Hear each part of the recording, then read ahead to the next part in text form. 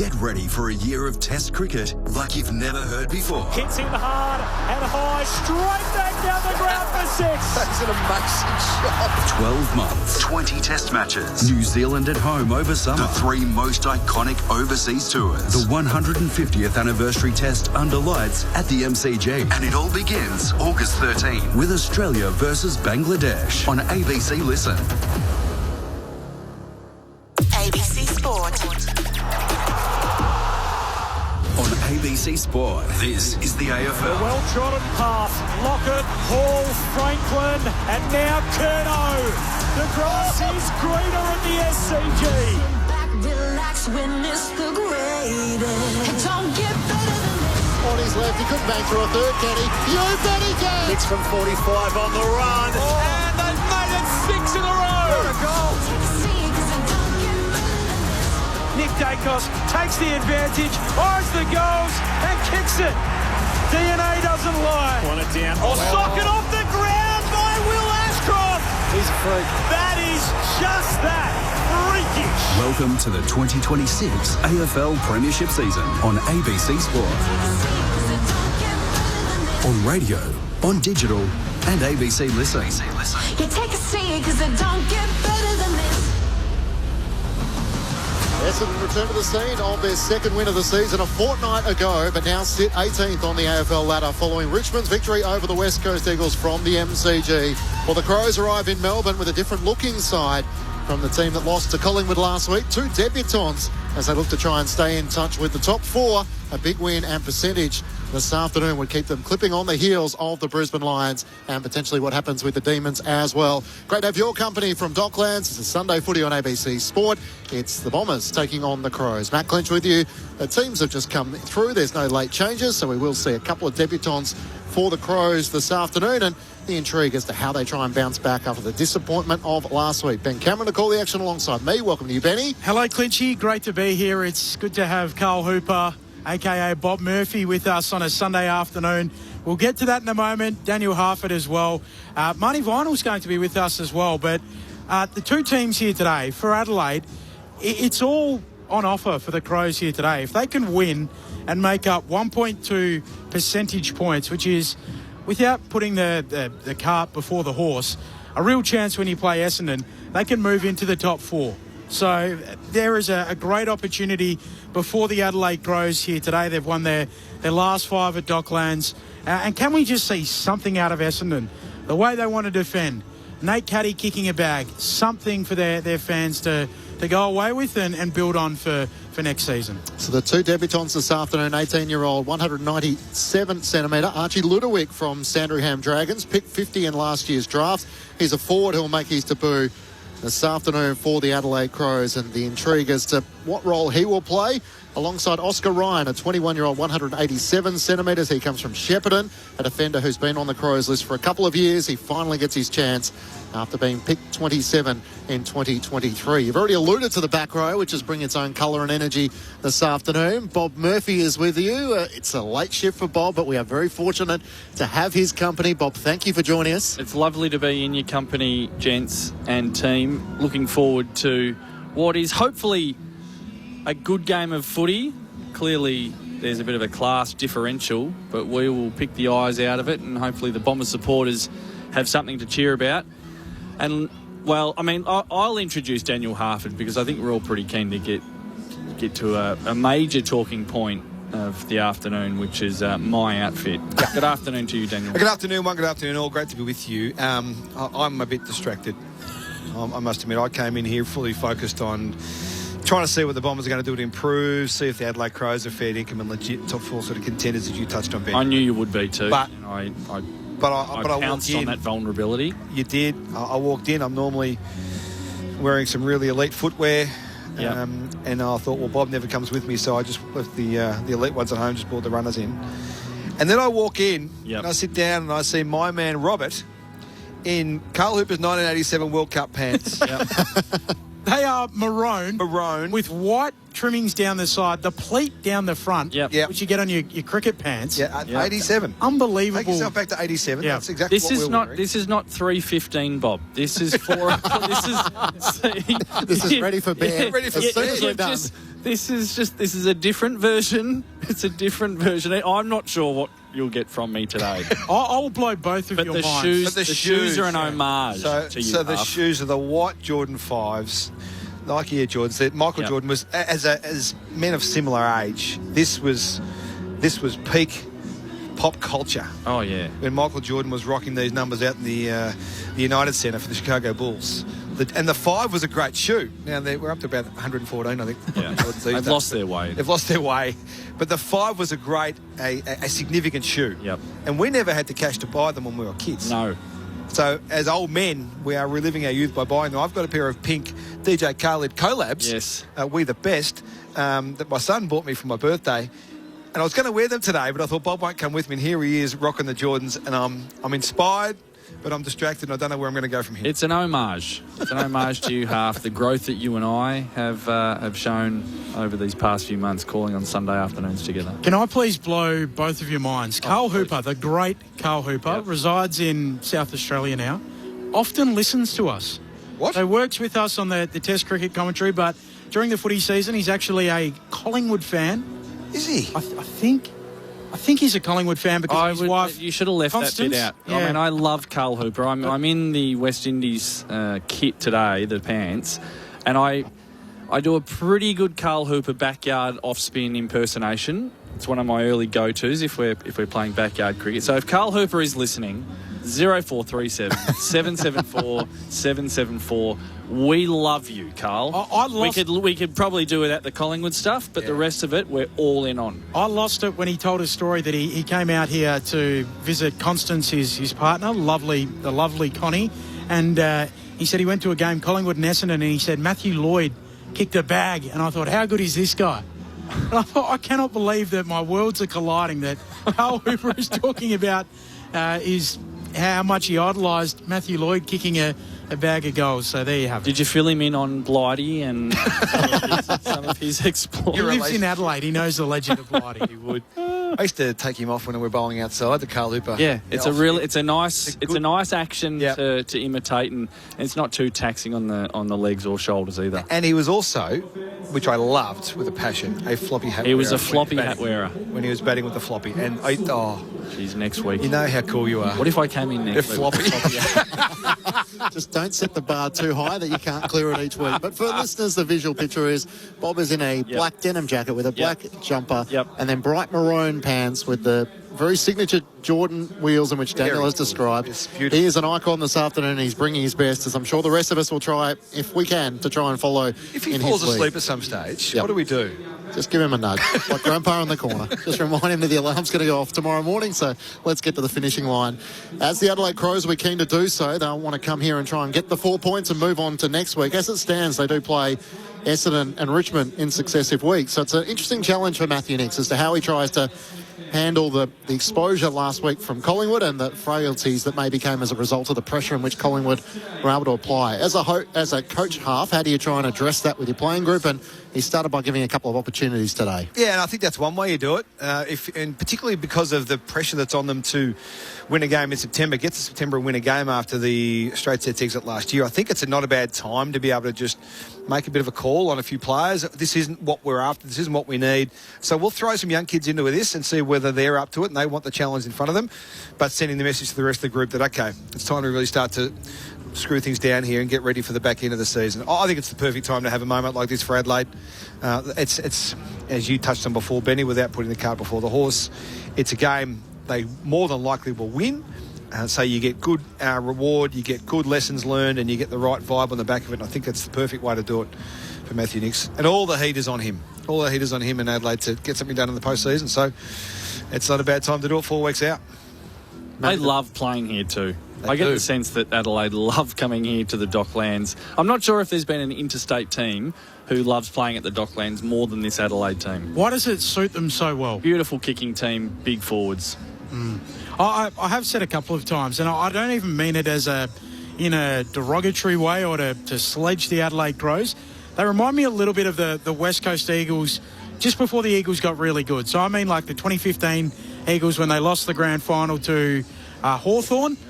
before they became the 2018 Premiership Eagles, and that was when they were better than a team, they really knew it and could run up a score and really bully them and be flat-track bullies. And sometimes that happens before you become really, really good. Yeah, well, and they've done that plenty of times, so that's a fair analogy, I reckon. I was trying to think did Simo coach that 2015 team as well? He did, yep. He did. Yep. I was walking the dog today thinking about that. I couldn't quite work out who the coach was. His second year, I reckon. Yeah, right. Yep. One of the more forgettable grand finals, that one. Yeah, it was. Depends who you back for, of course. Well, that's a very, very good point. As the third of three, it was a pretty handy one for the wasn't great for Carl Hooper, apparently. Embarrassed for Collingwood. We're going to get some correspondence with Carl before the day is out. If Carl's not listening, I'll be flat. I'll be so flat. But I guess with 6 changes for Adelaide, so Keane, Ryan, Kalachi gets another look at it, his 5th game for the season in AFL. He's had those constant soft tissue injuries. Cook, Dowling also gets his opportunity. He's been banging down the door at Samford level. His 4th year in the system, pick 43, 2022, has only played in the 11 games prior to today. That you're trying to work out to emulate the sides like Hawthorn, who had great depth. Who are the players that are going to be around for the journey, and who are the players we maybe need the cull to try and get that next step? Yeah, and that's the challenge when you're building a team for the now. You've still got to have a look to the future. And this is what I must admit admire about Hawthorn, what they've done this year with 8 debutants. It's a big number for a team that's performed so well all through the year, and Sam Mitchell has given these kids and young players, inexperienced players, great trust to go out and just go and play. We believe you're up to the standard. We think you can be up to the standard. Go and show us. And that is a gift for a footy club. Isn't it ever? Isn't it? You know, one of the things in football, I don't want to sidetrack the conversation too much, but you hear so many times of, you need to get 40 to 50 games into these young players. Well, if a good percentage of those 50 games you're getting absolutely wiped off the park, you can actually do a fair bit of damage to young players if they just never quite find their confidence and can't get their belief in themselves while you're getting whacked every week. So to introduce new players whilst you're making huge gains and winning regularly, in front of big crowds, that's a perfect balance for the Hawthorn Footy Club. So kind of like Richmond at the moment. I mean, sometimes their young kids aren't playing because they're injured, but they're losing so often that maybe even there's a little bit of damage there. I remember many years ago, Steve Hocking, very early on in Chris Scott's coaching tenure at Geelong, told me that they had 6. He had his own KPI, which he introduced, that they needed to have 6 players under 50 games in each game. It wasn't a hard and fast rule, like you might have 5 one week, 7 the next, average it out. But to work towards that. To work towards continually turning the list over, he would aim to have 6 players of under 50 games experience each week. There's an element of selection integrity that comes with it too, and not just giving players games because they've been here for a while and this is what they've done for however many years. You've still got to perform, and earning the right to be out there every single week is really important too. So that's just as big a factor as anything, I reckon, within the group, for the players to know that, I'm a regular player here. I've played 150 games in the last 8 years, whatever it is. But I'm not guaranteed a game. If I don't perform, I'm not guaranteed a game, because there'll always be someone that wants my spot or can play my spot. Well, there should be on a list. So if you've got that level of play coming through, but also selection integrity, you should have that level of turnover anyway. So the players who are missing this afternoon for the Crows, Wayne Miller, who would be in All-Australian conversations, Berry, Peatling, they're the 3 who are out through injury, and then Finbar Maley, Nick Murray and Toby Murray have both been Murray's left out. got a family birthday on or something. They couldn't make my mum's birthday today or something. Couldn't quite make it.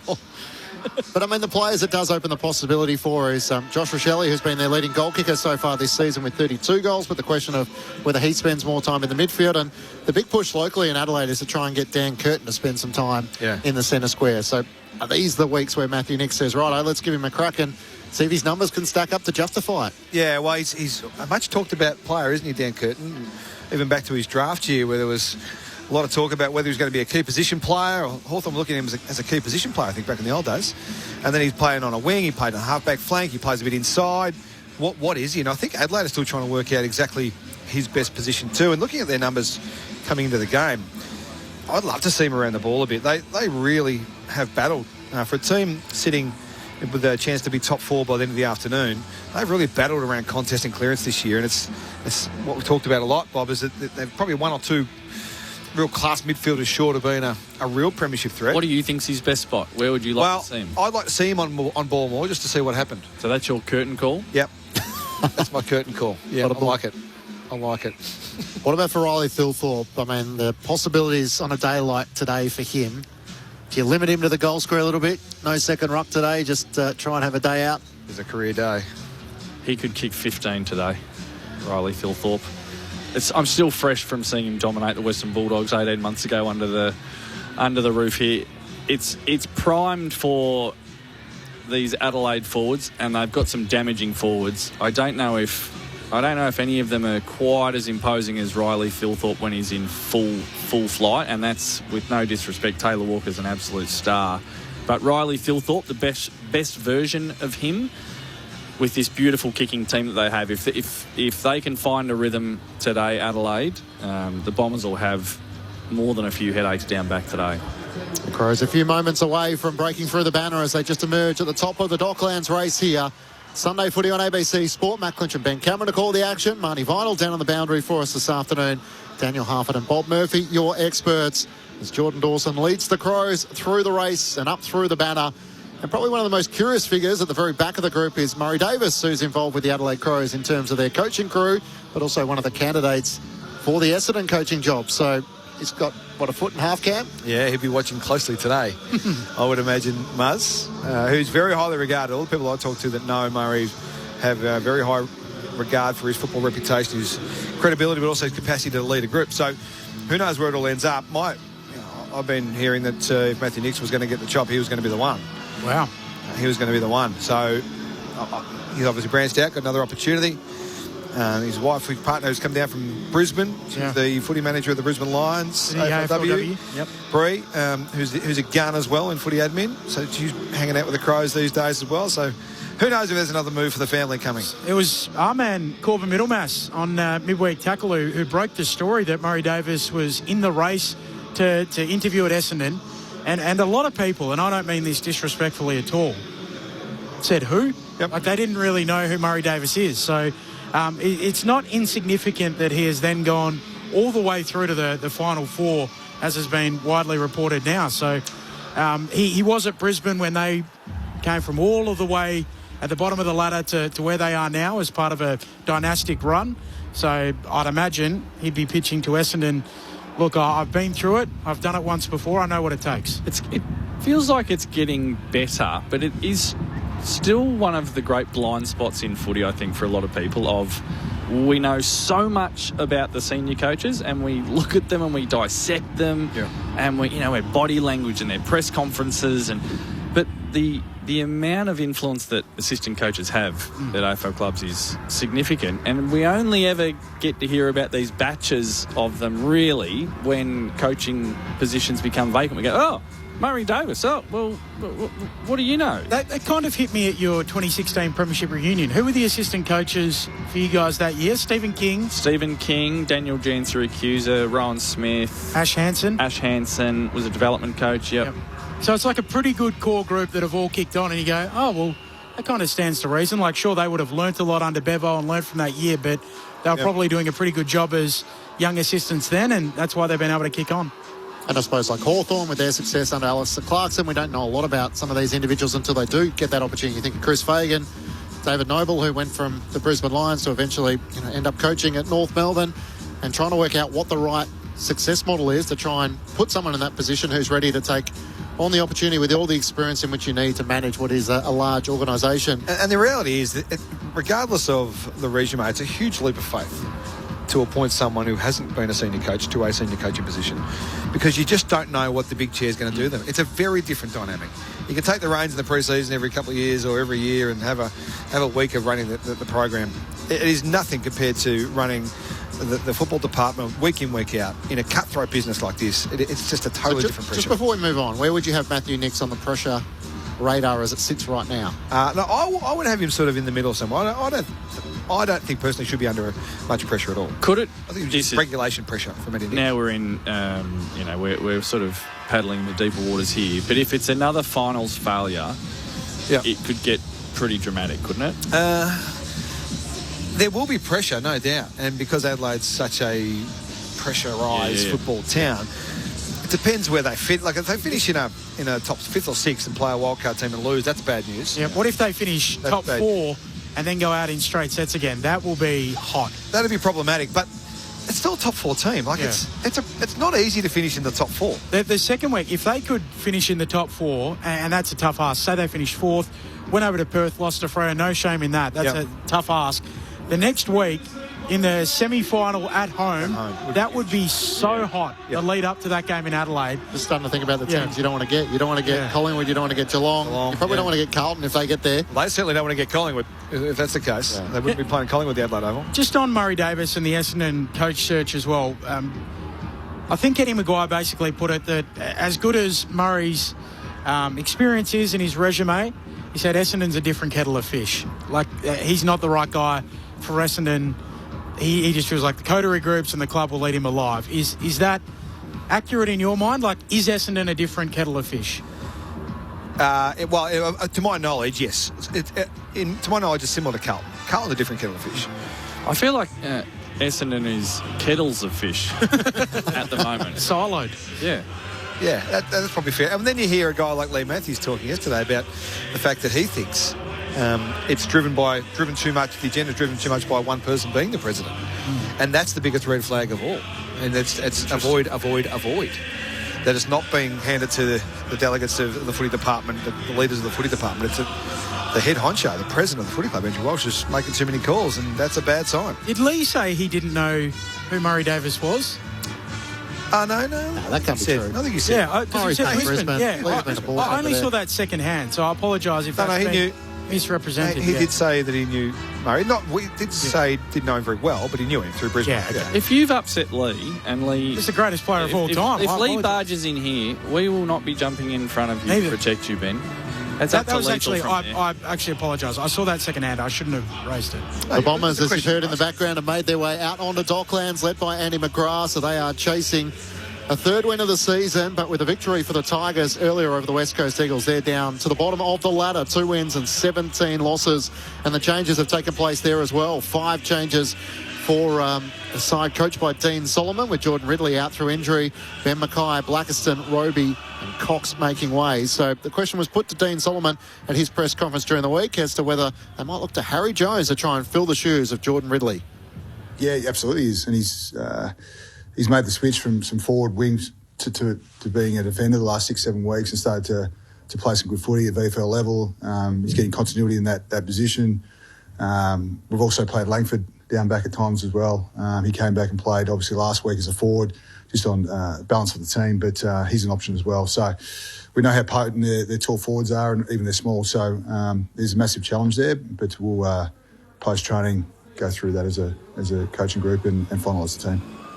Interim coach Dean Solomon chatting during the week. This is Sunday Footy on ABC Sport. You can join us on the SMS 0437 774 774 0437 774 774. There's plenty of love coming through for Bob Murphy, and also I named my cat the late cat Capel Dev in tribute to Bob Murphy, going with the Carl Hooper appearance this afternoon. Anything from Carl yet?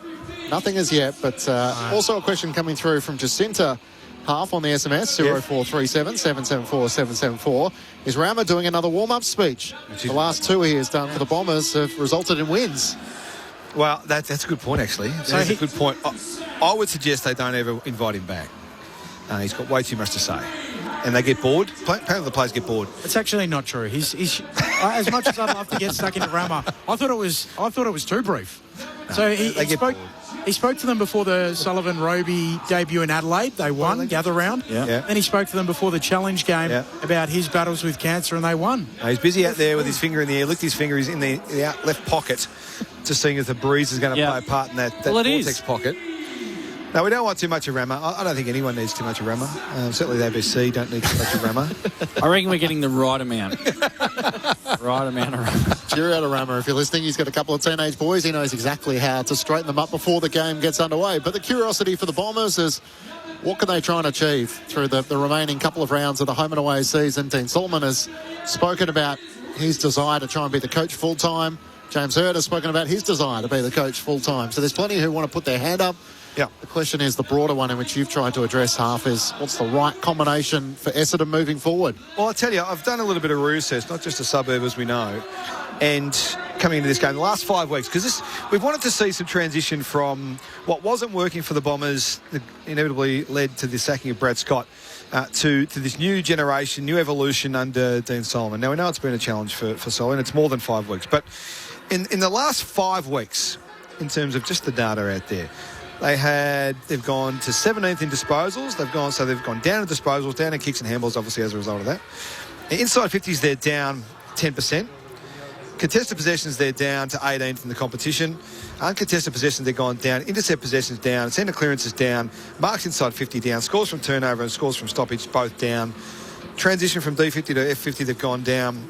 D50 to score, the worst in the competition, from 12th. Defensive half to forward 50, 18th. They've stayed at 18th. And defensive half to score, they've gone from 14th to 18th. So I just haven't seen any improvement. The only thing we've seen improvement in key stat categories of data is the fact that they've gone from 17th to 14th scores from forward half. So they're trying to play a bit more of a front half game, perhaps, or they've been a bit more efficient when they've got the ball in their front half. But they certainly can't transition the ball. They can't get the ball back from an intercept possession perspective, and they can't clear the ball. So there hasn't been a hell of a lot of development in the last 5 weeks, / however long Solly's been in charge.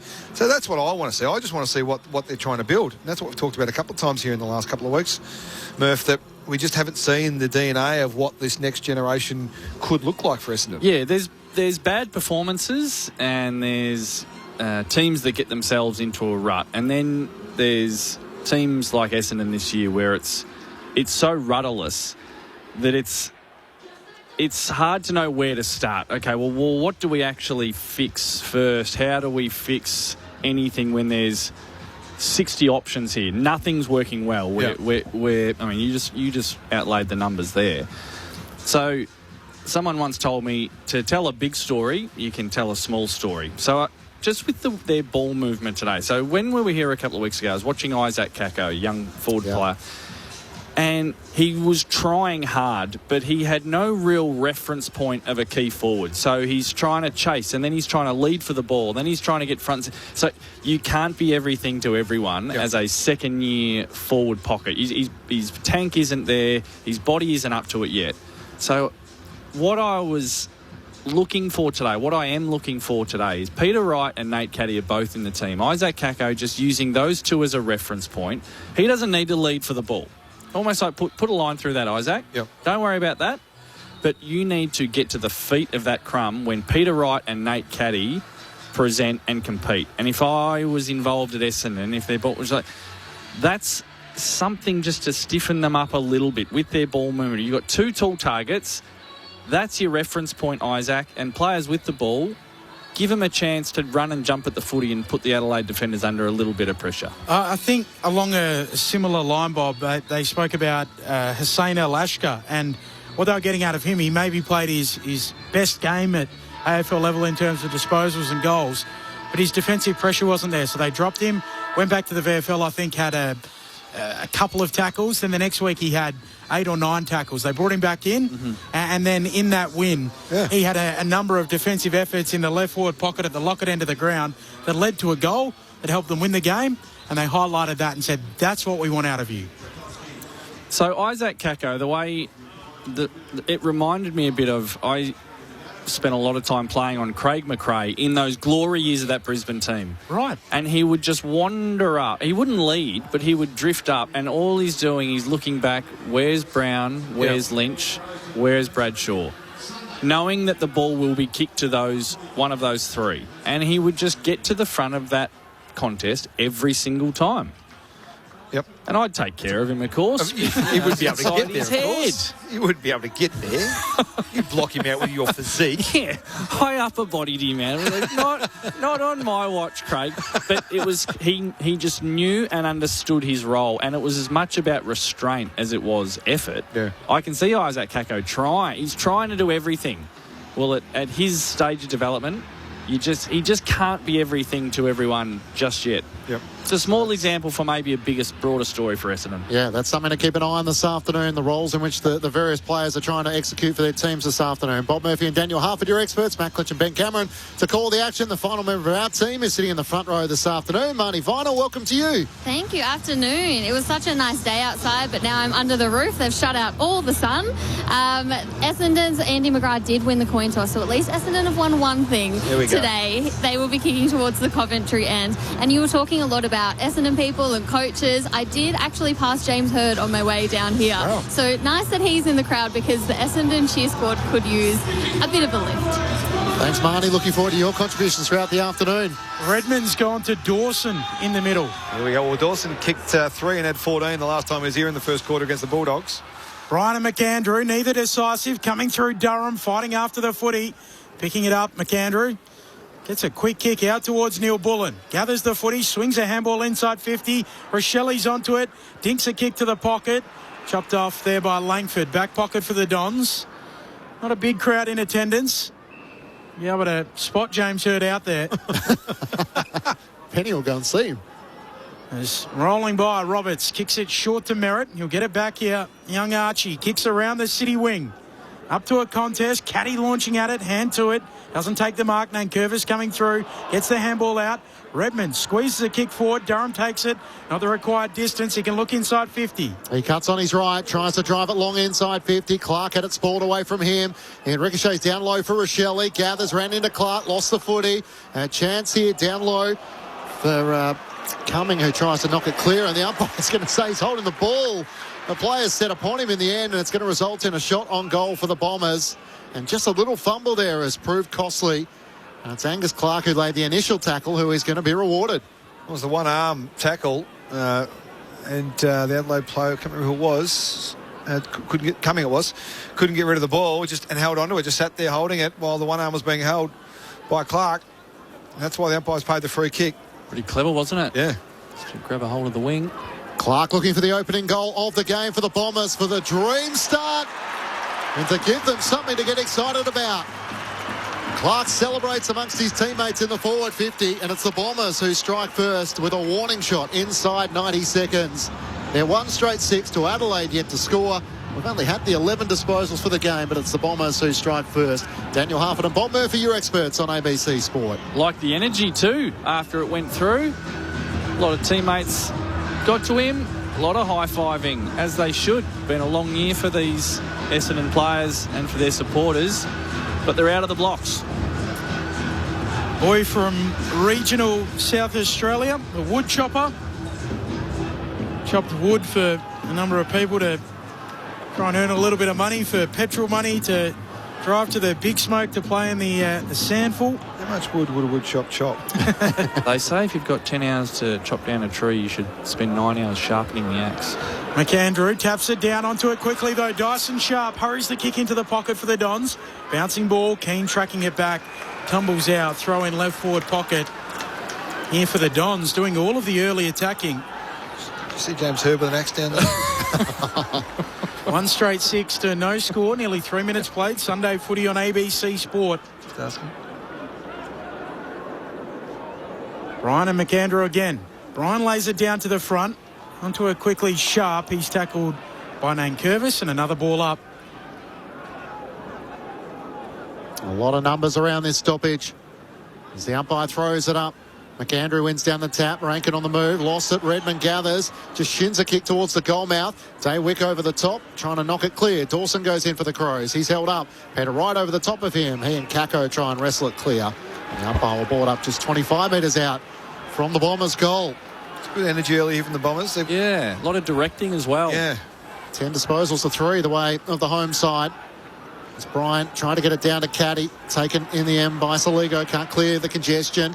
Merritt with a hand pass away. Durham, look away, hand pass. Didn't get to Daywicks, the intended target. Kako overruns the footy. A chance here for Rochelle. Feeds the hand pass back. Nankervis involved. Gets the hand pass to McAndrew and now to Cook. Finally a bit more room for the Crows. Sends it out towards half back. Numbers are still there with the Bombers. It's worked down. Comes the way of Farrow. Drives it inside 50. Dawson standing there in front of right. Free kick. Non-officiating umpires paid a free kick in the middle of the ground. And it's going the way of the Bombers. And Peter Wright has the footy, and he's going to have the shot on goal. get a look on this on the replay half to work out if there was much in this. In real time, it didn't look like there was a hell of a lot going on from our vantage point, but it's not to say that there wasn't. Keen to see a look at it, though. This was one of the talking points for Chris Scott on Friday night in his post-game about the non-officiating umpire overruling. Peter Wright comes in for the opening 2 goals of the game the way of the Bombers.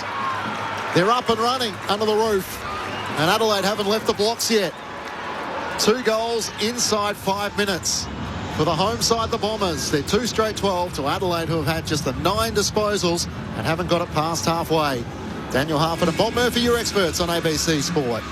Well, there's been good pressure, and we talked about that, and the energy's been strong from the Bombers from the start. Once they got the ball back inside defensive 50, that first entry for the Crows, it's been really positive. Oh, yeah, no, Keane had a good fist of the right jumper as he was trying to impact that contest. Umpire was in the right spot to see it. As soon as you see the jumper tug, it is curtains for defenders, so that's the appropriate decision. Tell you what, the Bombers are into it. Dean Solomon nearly went on the ground. He was trying to talk to one of his players, and he actually stepped onto the grass, and a Bombers staff member had to drag him back off.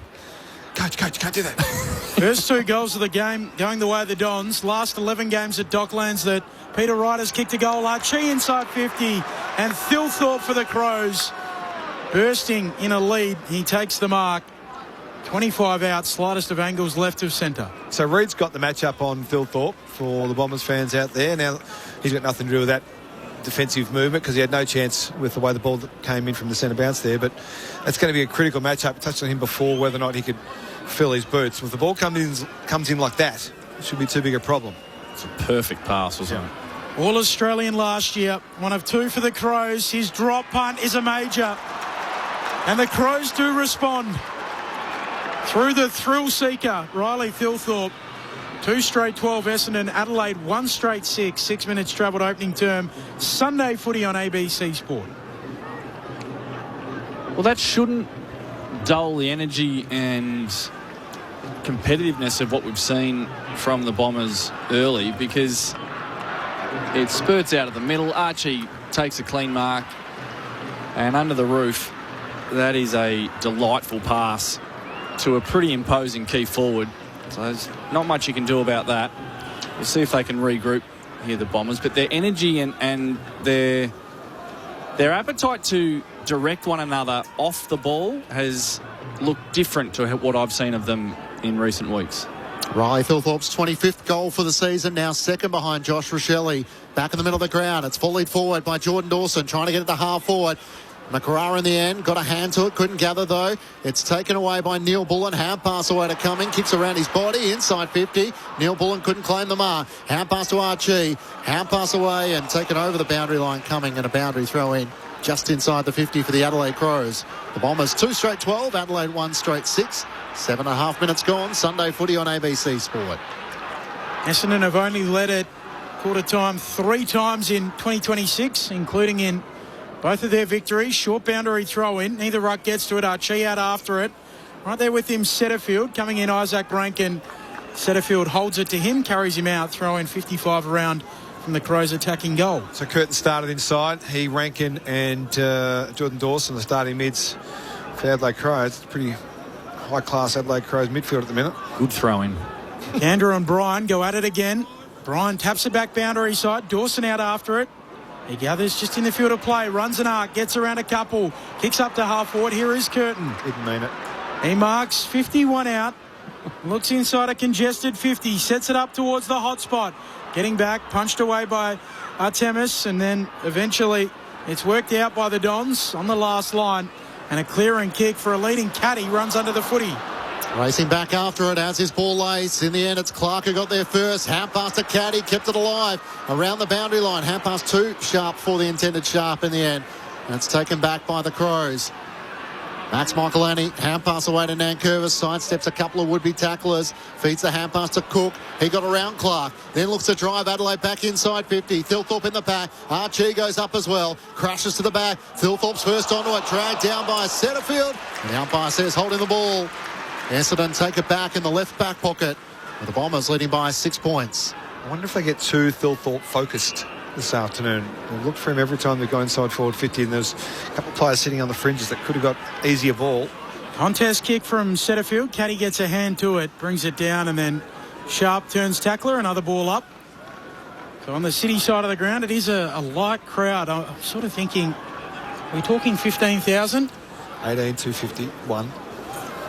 It's a low 17,000 crowd, I think. On the ball up, Redmond with the clearance, dropping the mark. Ball ace. Caddy overruns it. Keane comes to clean up for the Crows, centre half back, and the Irishman darts away with it, then kicks laterally. Sends it out to Dowling, who takes the mark. He can work it over the top. Here's Ryan on debut, sends it up to left half forward. And Ludovic gets involved. So the two debutants get a couple of touches here. Ludovic looks out wide. Thilthorpe's on the lead. That's a nice kick. Just weighted it beautifully. And there was little Zach Reed could do as he was trailing Riley Thilthorpe. But he's right on 50 out to the left. Has he got this half in him? Yeah, he has. It's not an easy angle, this side of the ground. But he's certainly got the distance, I would reckon. Tell you what, Zach Reed's going to go home kicking the ground. If that's going to happen all day, he's going to get laced out all day, despite the fact he's right up his jumper. He's going to have an awful afternoon. 4 minutes ago, Riley Thilthorpe kicked the opening goal for the Crows. Here he's trying to double up from right on 50. Sets flight. It's a nice-looking kick, and it is there. Thilthorpe has two. And Adelaide have restored order. We're back to level pegging.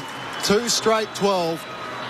Through 10 minutes in the opening term. Sunday footy on ABC Sport. Down to Marty Vinyl on the boundary. I don't know whether the Crows needed a reminder that they needed to throw another punch back, but just before those two goals, the Crows held up a big sign of a boxing glove. All right, throw some punches. I like that. Just get a couple of jabs in. Stick and move. Stick and move. Yeah. I like that. What that does mean. Get a bit physical maybe, who knows. But, well, whatever it is, it's worked in the last couple of minutes, Marty. They found their way forward of centre pretty well.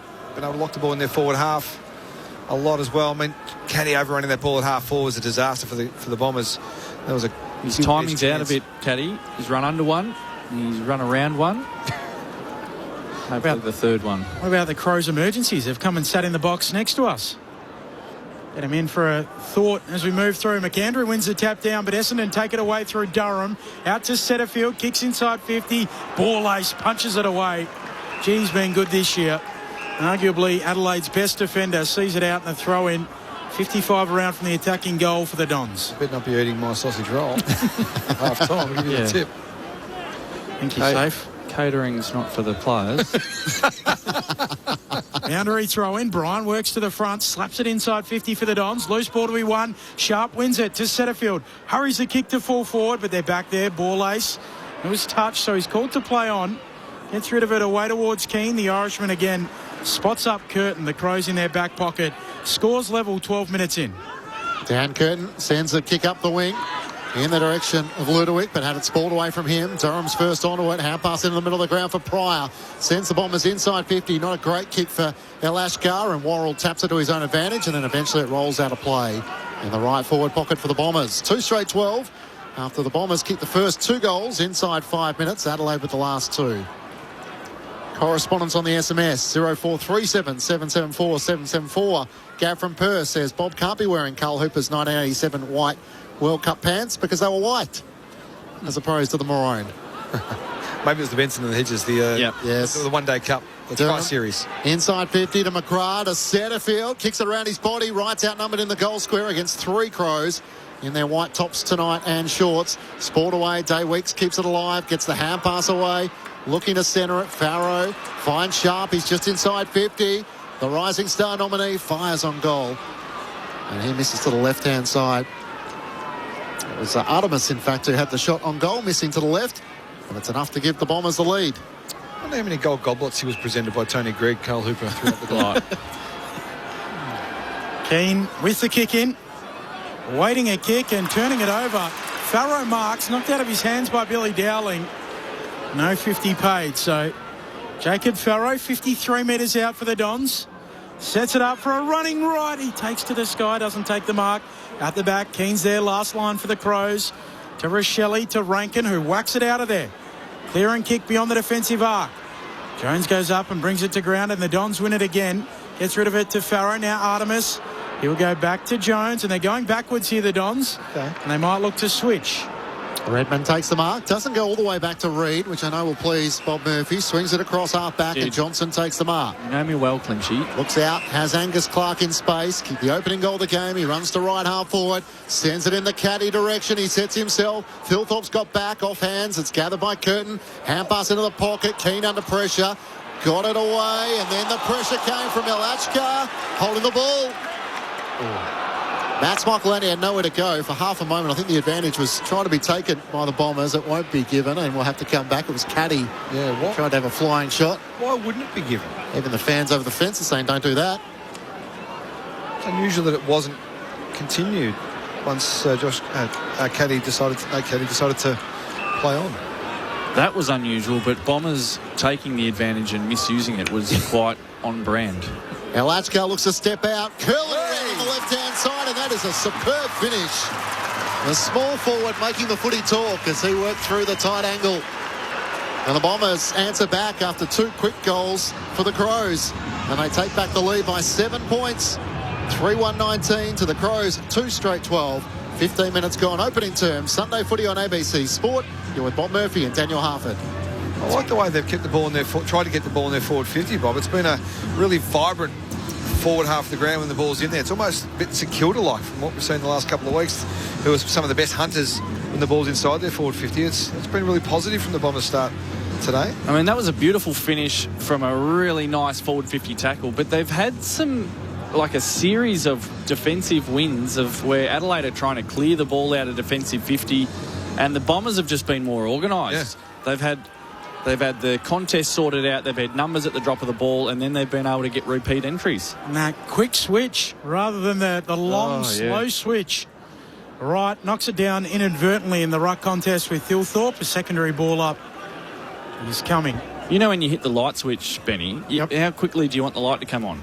Instantly, yeah. Just hit it. Yep. Flick it. Get it across to the open side quickly and get it moving. Hit the light. Let the light in, Essendon. Dyson Sharp over the footy again, and we'll try for a third time in the middle. Umpire puts it aloft. Thilthorpe winning the tap onto a Dyson Sharp, wrenched off the footy by Soligo. Curtin goes in, knocks it out. Soligo tackled by Sharp, enacting a little bit of revenge. Umpires Wetton, Bryce, O'Brien and Morgan in charge of this fixture. Still we try again with the ball up in the middle. Thilthorpe down for Curtin to Michaelani. Handball a turnover. Durham takes it. Tackled to ground. Bounces up. Tackled again. And the umpire says, holding the ball. So a free kick going to Ryan, the debutant. He'll have it on the wing here for the Crows. Essendon by 7 points. Oscar Ryan from Shepparton looks up towards half forward. Sends it in the direction of Taylor Walker. Who crashes into Harry Jones. And Tex is going to get a free kick. He was shoved in the eyes of the umpire, and I think that was right. Yep. Langford got him in the middle of the back, and Tex will take the free kick at right half forward. Game number 315 for him. Into the pocket looking for Thilthorpe. Can't take the mark. Oh, no way. A shot on goal. He's just across the face of goal, and in the end, Dowling just couldn't quite curl it through. Up behind, the Bombers leading by 6 points as we tick past 17 minutes gone in the first term. He needed a bit more turn there, a la Carl Hooper. Zach Johnson bringing the ball back into play, short to his namesake in Merritt in the back pocket. Anything from Carl on the text line? He mustn't be listening today, Carl. Flat. Merritt goes the big switch, gets it away to another namesake in Zach Reid, who chips it short in Setterfield. Just backward of the wing here for the Dons. In a slow play. Essendon leading by a kick. 18 minutes played in the first. Setterfield back to Reid. He chips it short for Roberts. Don's inside their defensive arc. He bites off the kick into the middle and finds Merritt. Now it could all open up. He just ambles back and goes back into the slow play here. He is now called to play on Zach Merritt, so looks long out towards half forward. Peter Wright comes out on the lead. Mats Michaelani sport in front. Thilthorpe trying to get back. He taps it across the boundary line. And a throw in the left forward pocket for the Bombers. Cheerio to Andrew, who's listening from Cairns at the moment, hoping for a Crows win this afternoon on the ABC Listen app loud and clear. Also from Andrew, who's tuned in, 0437 774 774. Lovely to hear Marnie's insights on the boundary, including her brush with the Hall of Fame member, the man himself, James Hird. Someone reminding us they were crystal decanters. Yes. Glad you saw that. That's fantastic. Durham trying to get a hand pass to Setterfield. He's dragged down, and the umpire will ball it up 40 metres out from the Bombers' goal. Hello. Graham has a question around some stage.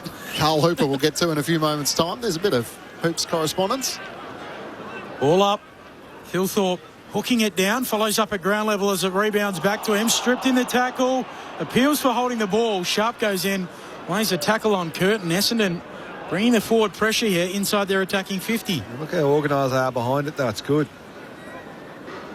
Put towards the roof. Right. Slaps it down. Setterfield. Slick hands for Zach Merritt. Pryor goes in and gets it. He's tackled down quickly by Taylor. And another ball up. 48 out from the Dons attacking goal. Coventry end. The structure and organisation is so much more improved today, Essendon. Thilthorpe down towards Cook. Hurries a kick into the middle of the ground. Keys knocks it down for Neil Bullen. Handball to Taylor. Under pressure here, the Crows. Gets it out to Curtin, the big-bodied mid today. He goes back to King. Hand pass to the Irishman who sidesteps a tackler. Hand pass up the wing. Hawker Hahn gets a hand pass back to Keane. They've worked this well over the top to Taylor. Now the driving kick inside 50. Tex won't need to fly because it's taken by Dowling in the right forward pocket. Just a good option in the end to drive it long and deep, and the Bombers' defenders were outnumbered. Hawker Hahn really good in the middle of the ground. Keane sort of was at 6 and 7 trying to work out what he was going to do. Had 2 or 3 decisions to make and couldn't quite make one until the pressure came. Hawker Hahn was really composed when he got the ball, received the ball, fed it out. And as a result of that, all the Adelaide players were allowed to had time to push forward to the contest. And we found ourselves with a 2-on-1 inside forward 50. Billy Dowling finally gets his opportunity at AFL level from only about 15 metres out to return the Crows to the lead. He puts it into the Adelaide fans at the Lockett end here at Docklands. And scores are level, 3-1-19 apiece after that shot from Billy Dowling. So Adelaide looking to try and wrestle back some of the momentum after the El Archer goal at the other end. Daniel Harford and Bob Murphy, your experts on ABC Sport. The pressure's been pretty good from the Bombers. Talked about that a bit. On that occasion, it was just the class and the poise of Adelaide, which you'd sort of expect from a team that's more experienced than them at the moment. And they're able to get forward to the contest. That's going to be the danger for the Bombers. If they can maintain possession, they do get forward pretty hard. That was Daniel Harford. Marnie Vinyl on the boundary.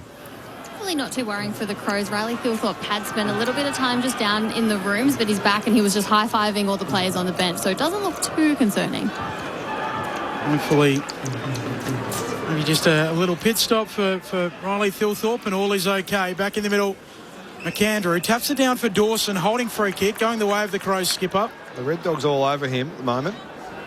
Dawson, long left foot kick inside 50 in the Walker direction. McAndrew's got down there as well, hands to it. Doesn't mark at ground level. Dowling coming through. Jones goes in.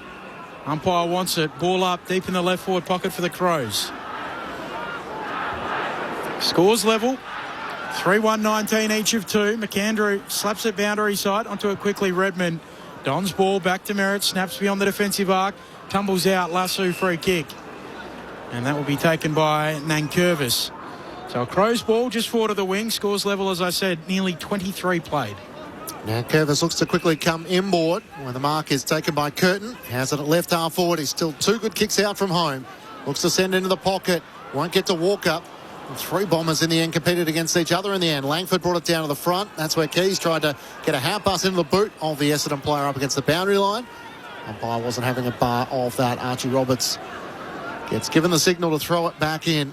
Scores level, 3-1-19 apiece. 23 minutes gone in the opening term. After the Tigers were victorious over the West Coast Eagles, so the Bombers down to the bottom spot on the ladder. Off hands, it spoils towards the boundary line. Racing after it, Cook. Can't get there, and it's going to be a throw-in.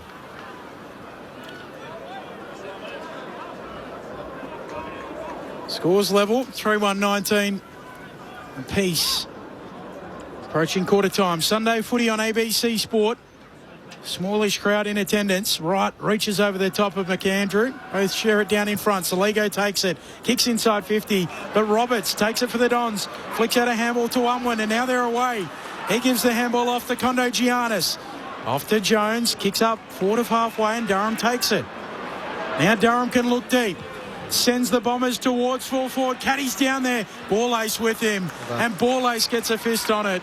Punches it out of play. And a throwing coming left forward pocket here for the Dons. I heard Mark Rasciuto, who obviously knows the Crows better than most. He said that he thinks Ball Ace has gone from their 4th best defender to their best this season. He's out of contract at season's end as well, Ball Ace, so he'll be one they'll be keen to try and lock up. Worrell gets the hand pass to Curtin. Adelaide run their way out of defence. Dowling gave it back to Curtin. Hand pass a little loose for Neil Bullen. Tackled by Andy McGrath, and that's where play comes to a halt. Centre wing on the outer side. Scores level, 3-1-19 apiece. Curtin's having an impact for the Crows. He's looked pretty good. Just watching him a little bit off the ball, the way he runs from contest. Looks like a natural around the footy, must admit. Leads the way with 8 disposals so far. Speaking of having an impact, here's Jordan Dawson. Gets the hand pass away to Saligo. Up towards Tex. A 2-on-1. As Reid is able to make the spoil with good support in the end from Harry Jones, and a boundary throw in still on the outer wing. We've known him for a long time, but he's just massive, isn't he, too? Like, he's big and he's well-portioned and thick. 197 centimetres. 21 years of age, Dan Curtin. Thick, well-portioned. Thrown on the wing. Well, taller people are normally sort of lanky. It just sounded like Sunday roast talk. I'm hungry. Here is Hawker Hahn running through the middle of the ground, kicking the Crows into the pocket, bouncing ball for Keys, gathers in the left forward pocket, dinks a kick back, and it is very neat. And he finds his target 40 metres out from the attacking goal. On the end of it, Dowling. A very acute angle in Bob Murphy's dead pocket. Well, it's not dead, it's just very windy down there. Possible. Gusty. Billy Dowling, it's a good name. Is a good name, isn't it? Yeah, it's a rock-solid footy name. Yeah. You go Hawker Hahn. What a find he's been as well. Absolutely. Pick 10 in the mid-season draft. Country and western sort of style. Billy Dowling, yeah. 3 chords and the truth. As Dowling comes in, boot the ball from 48. And that is not a bad effort, but across the goal mouth. Misses to the far side. The Crows' first lead of the afternoon. 3-2-20 plays, 3-1-19, 26 minutes into the first. Just 3 chords, are they? Bob will know, not me. I think it's B, D. D, C and A will get you there. I love that you said Bob would know and then you tried to answer. Roberts to Reid. Rigged if somebody wanted the ownership, but didn't have the courage. Finds Zach Merritt at left half back. Adelaide leading by a point, as Ben just mentioned. The kick into the middle of the ground. Bradford out position here, and another good strong mark taken by the Crows on the outer side. Ludovic looked to come inboard, didn't really hit the target. Taylor had to make it work. Feeds it back to Ryan. Adelaide trying to get hand passes away. Fed into the middle of the ground for Jordan Dawson. Now back to Ball Ace, and Ludovic will end up with it again. Try and use it a bit more successfully this time. Pops a kick over the top. And the mark is taken between wing and half forward for the Crows. Jake Saligo has it.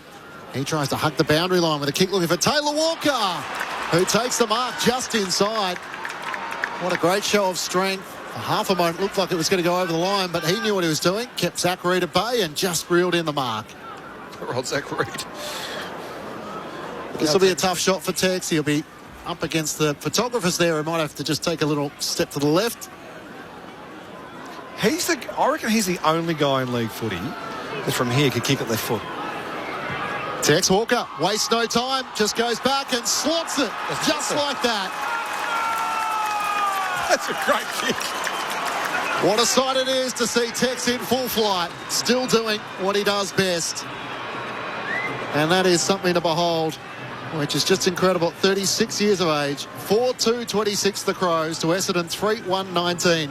The Crows now lead by 7 points, 27 minutes gone in the opening term. It still remains to be seen whether he could have kicked it on his left. I'm backing him in. But he went with the right, which is his preferred. He is a beautiful kick of the ball, isn't he? From the impossible pocket.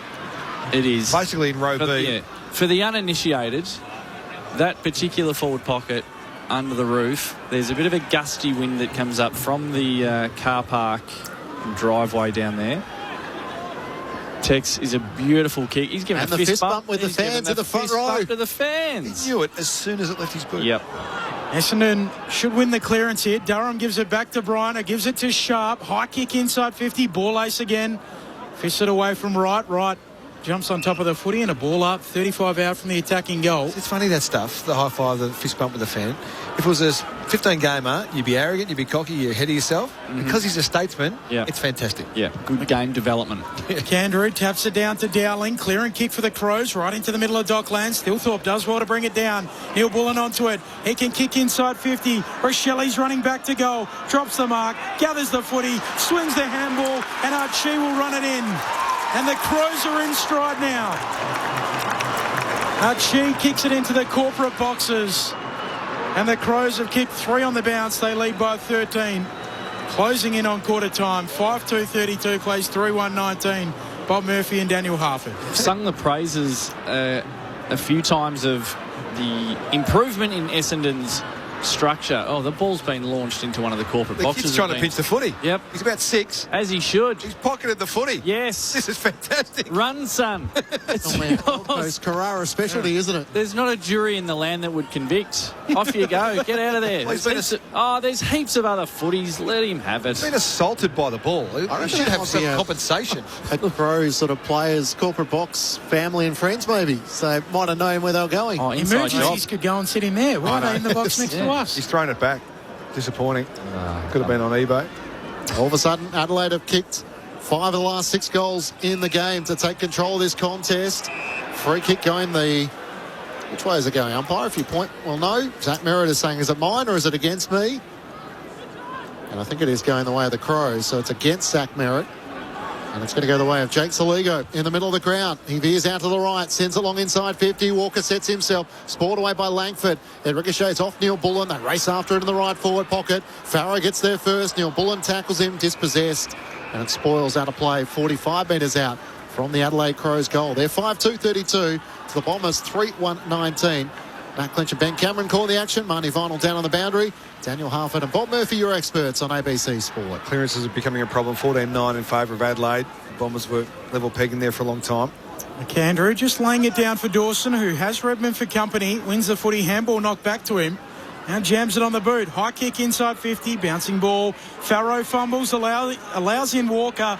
Eventually it gets out to Archie. Handball to Rochelli.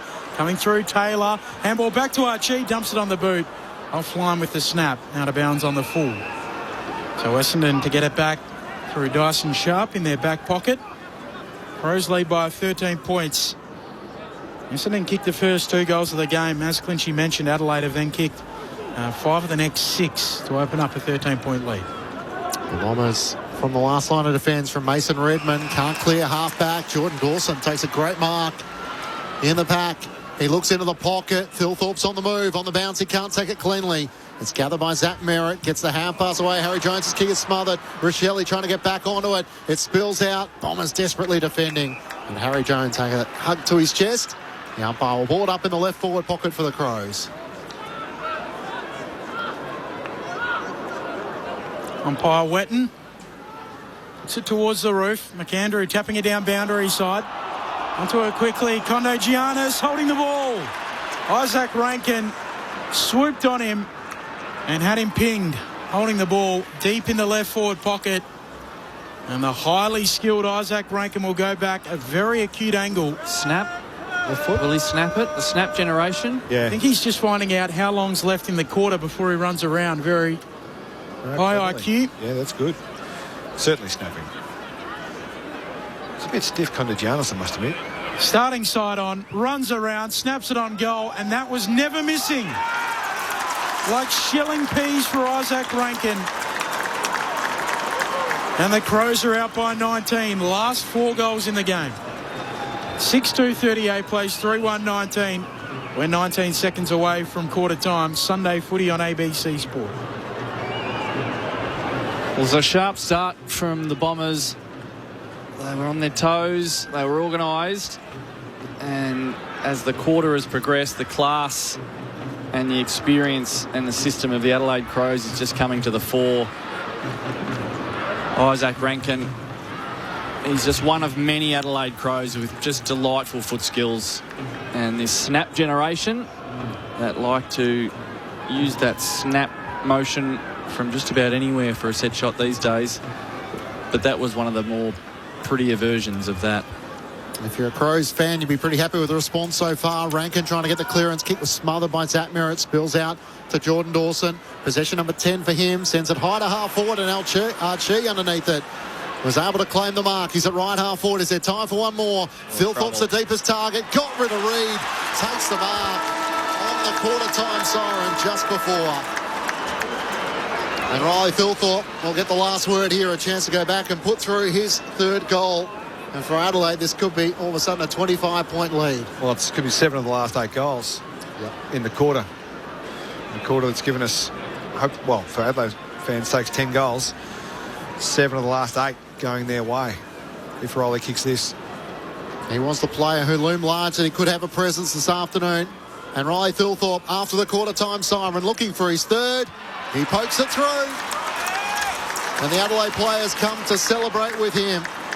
The Crows finished with 7 of the last 8 goals of the quarter after the Bombers kicked the opening 2 and got out by 12 points. But it's Adelaide who lead by 25 points, 7-2-44 to the Bombers, 3-1-19. Riley Philthorpe with 3 goals in that opening quarter. Individuals to Archie, Rochelle, Walker, Rankin and Dowling. While for the Bombers, their goals have come through Wright, Alachka and Clark. Quarter time here at Docklands. Adelaide leading by 25 points. While at the Gold Coast, it's a pretty interesting and tight tussle at the moment. So I'll just try and bring you the latest score there, with the Suns holding a narrow advantage by 5 points. They're 12-8-80 to the Demons 12-3-75. So at the moment, the Demons trailing by 5 points. 3 goals for Jed Walter, 2 to Ben King, while Bailey Fritsch has 2 goals for the Demons. And earlier today, it was the Tigers who prevailed by 11 points over the West Coast Eagles. So Richmond back on the winners list, and with that victory, they move up to 17th on the AFL ladder. So they snap a 8-game losing streak, their 3rd win of the season. Great to have your company on Sunday Footy on ABC Sport. Are there any winners in the cost of living crisis? What's causing the algal bloom? Questions. They've never been more important. So the one thing we'll never question is our duty to keep asking. ABC News. Keep asking. This is the 2026 AFL Premiership season with ABC Sport. It's worked down, comes the way of Farrow, drives it inside 50. Dawson standing there in front of Wright. Free kick. Non-officiating umpires paid a free kick in the middle of the ground, and it's going the way of the Bombers. And Peter Wright has the footy, and he's going to have the shot on goal. Peter Wright comes in for the opening 2 goals of the game, the way of the Bombers. They're up and running under the roof, and Adelaide haven't left the blocks yet. 2 goals inside 5 minutes. Ludovic looks out wide. Philthorpe's on the lead. That's a nice kick. Just weighted it beautifully. There was little Zach Reed could do as he was trailing Riley Philthorpe, but he's right on 50 out to the left. 4 minutes ago, Riley Philthorpe kicked the opening goal for the Crows. Here he's trying to double up from right on 50. Sets flight. It's a nice looking kick, and it is there. Philthorpe has 2. And Adelaide have restored order. He tries to hunt the boundary line with a kick looking for Taylor Walker, who takes the mark just inside. What a great show of strength. Half a moment looked like it was going to go over the line, but he knew what he was doing, kept Zachary at bay and just reeled in the mark. Tex Walker wastes no time, just goes back and slots it, just like that. What a sight it is to see Tex in full flight, still doing what he does best. The AFL on ABC Sport. On radio. ABC Sport Digital Radio. And ABC Listen. It was enjoyable listening if you're a Crows fan for the last 12 minutes as they put through 4 goals, including one after the quarter-time siren through Riley Philthorpe. That was his 3rd of the game. And Adelaide lead by 25 points after trailing by 12 points early. 7-2-44 to the Bombers, 3-1-19. Matt Clinch and Ben Cameron calling the action. Marnie Vinyl down on the boundary. The thoughts of our experts, Daniel Harford and Bob Murphy.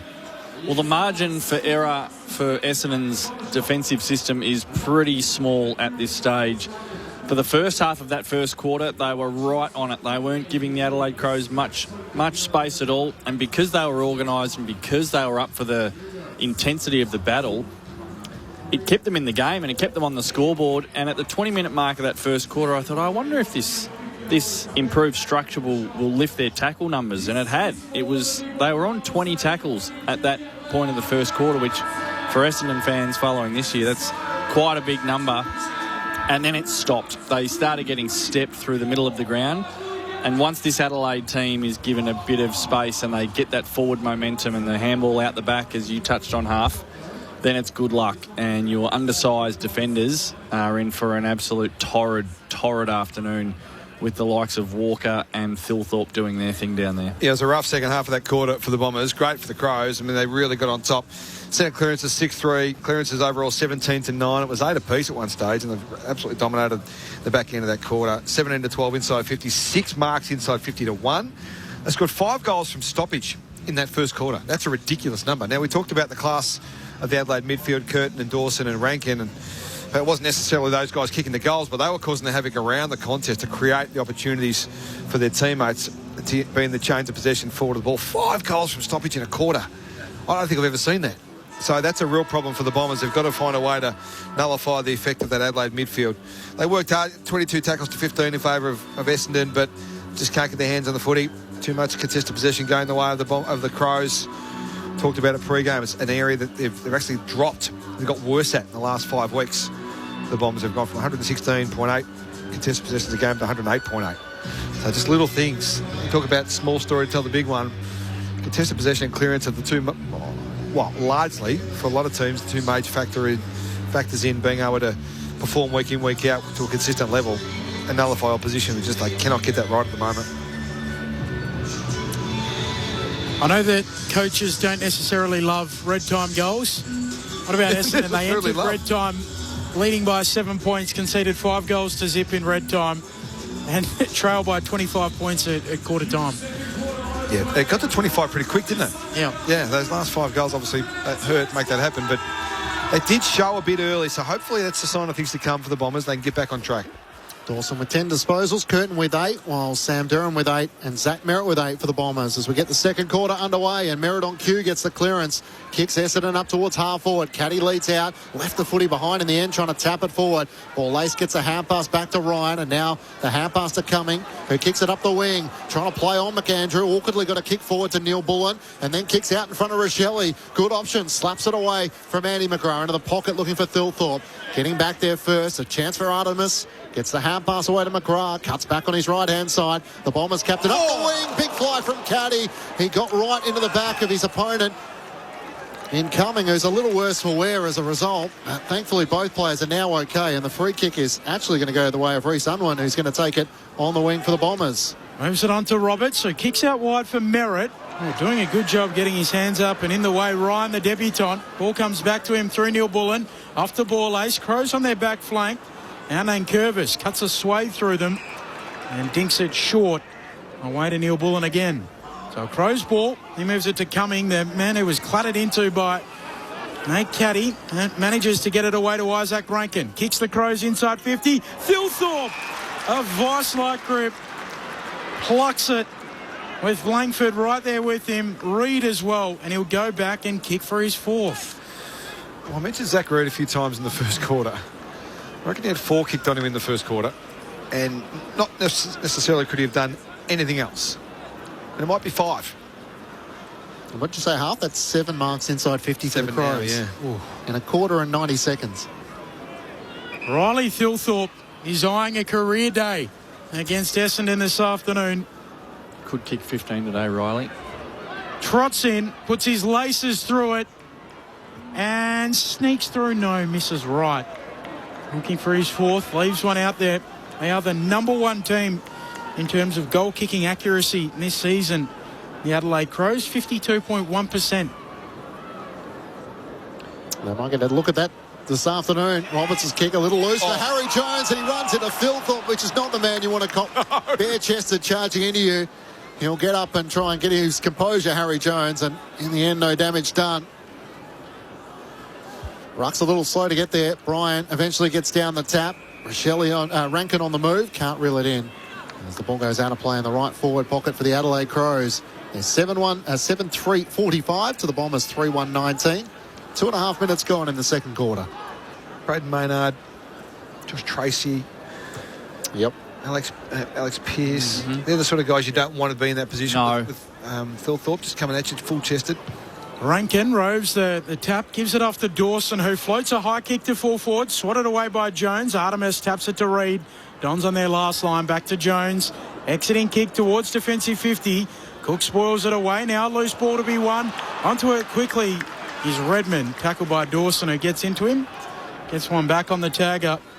It's early to be looking at this, but Riley Thilthorpe's career best day, 6 goals. Kicked 3 in the opening quarter. Had a shot for his 4th to begin the second. Free kick. I feel like Riley would have his steak like very rare. You know?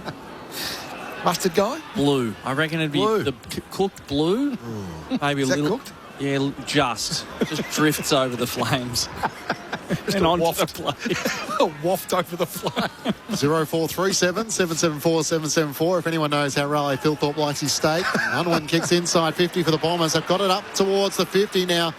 For half a moment, Kako is going to take the advantage. He won't. Peter Wright's going to get a free kick. Just too tall for Borlase, who's given away the free kick. And Peter Wright will get another look at trying to put through his second goal. The world's best defenders having some challenges today down there. And come up against a man the size of Peter Wright. He's going to attack the footy really strongly, which he's done a couple of times today. It's good signs for the Bombers.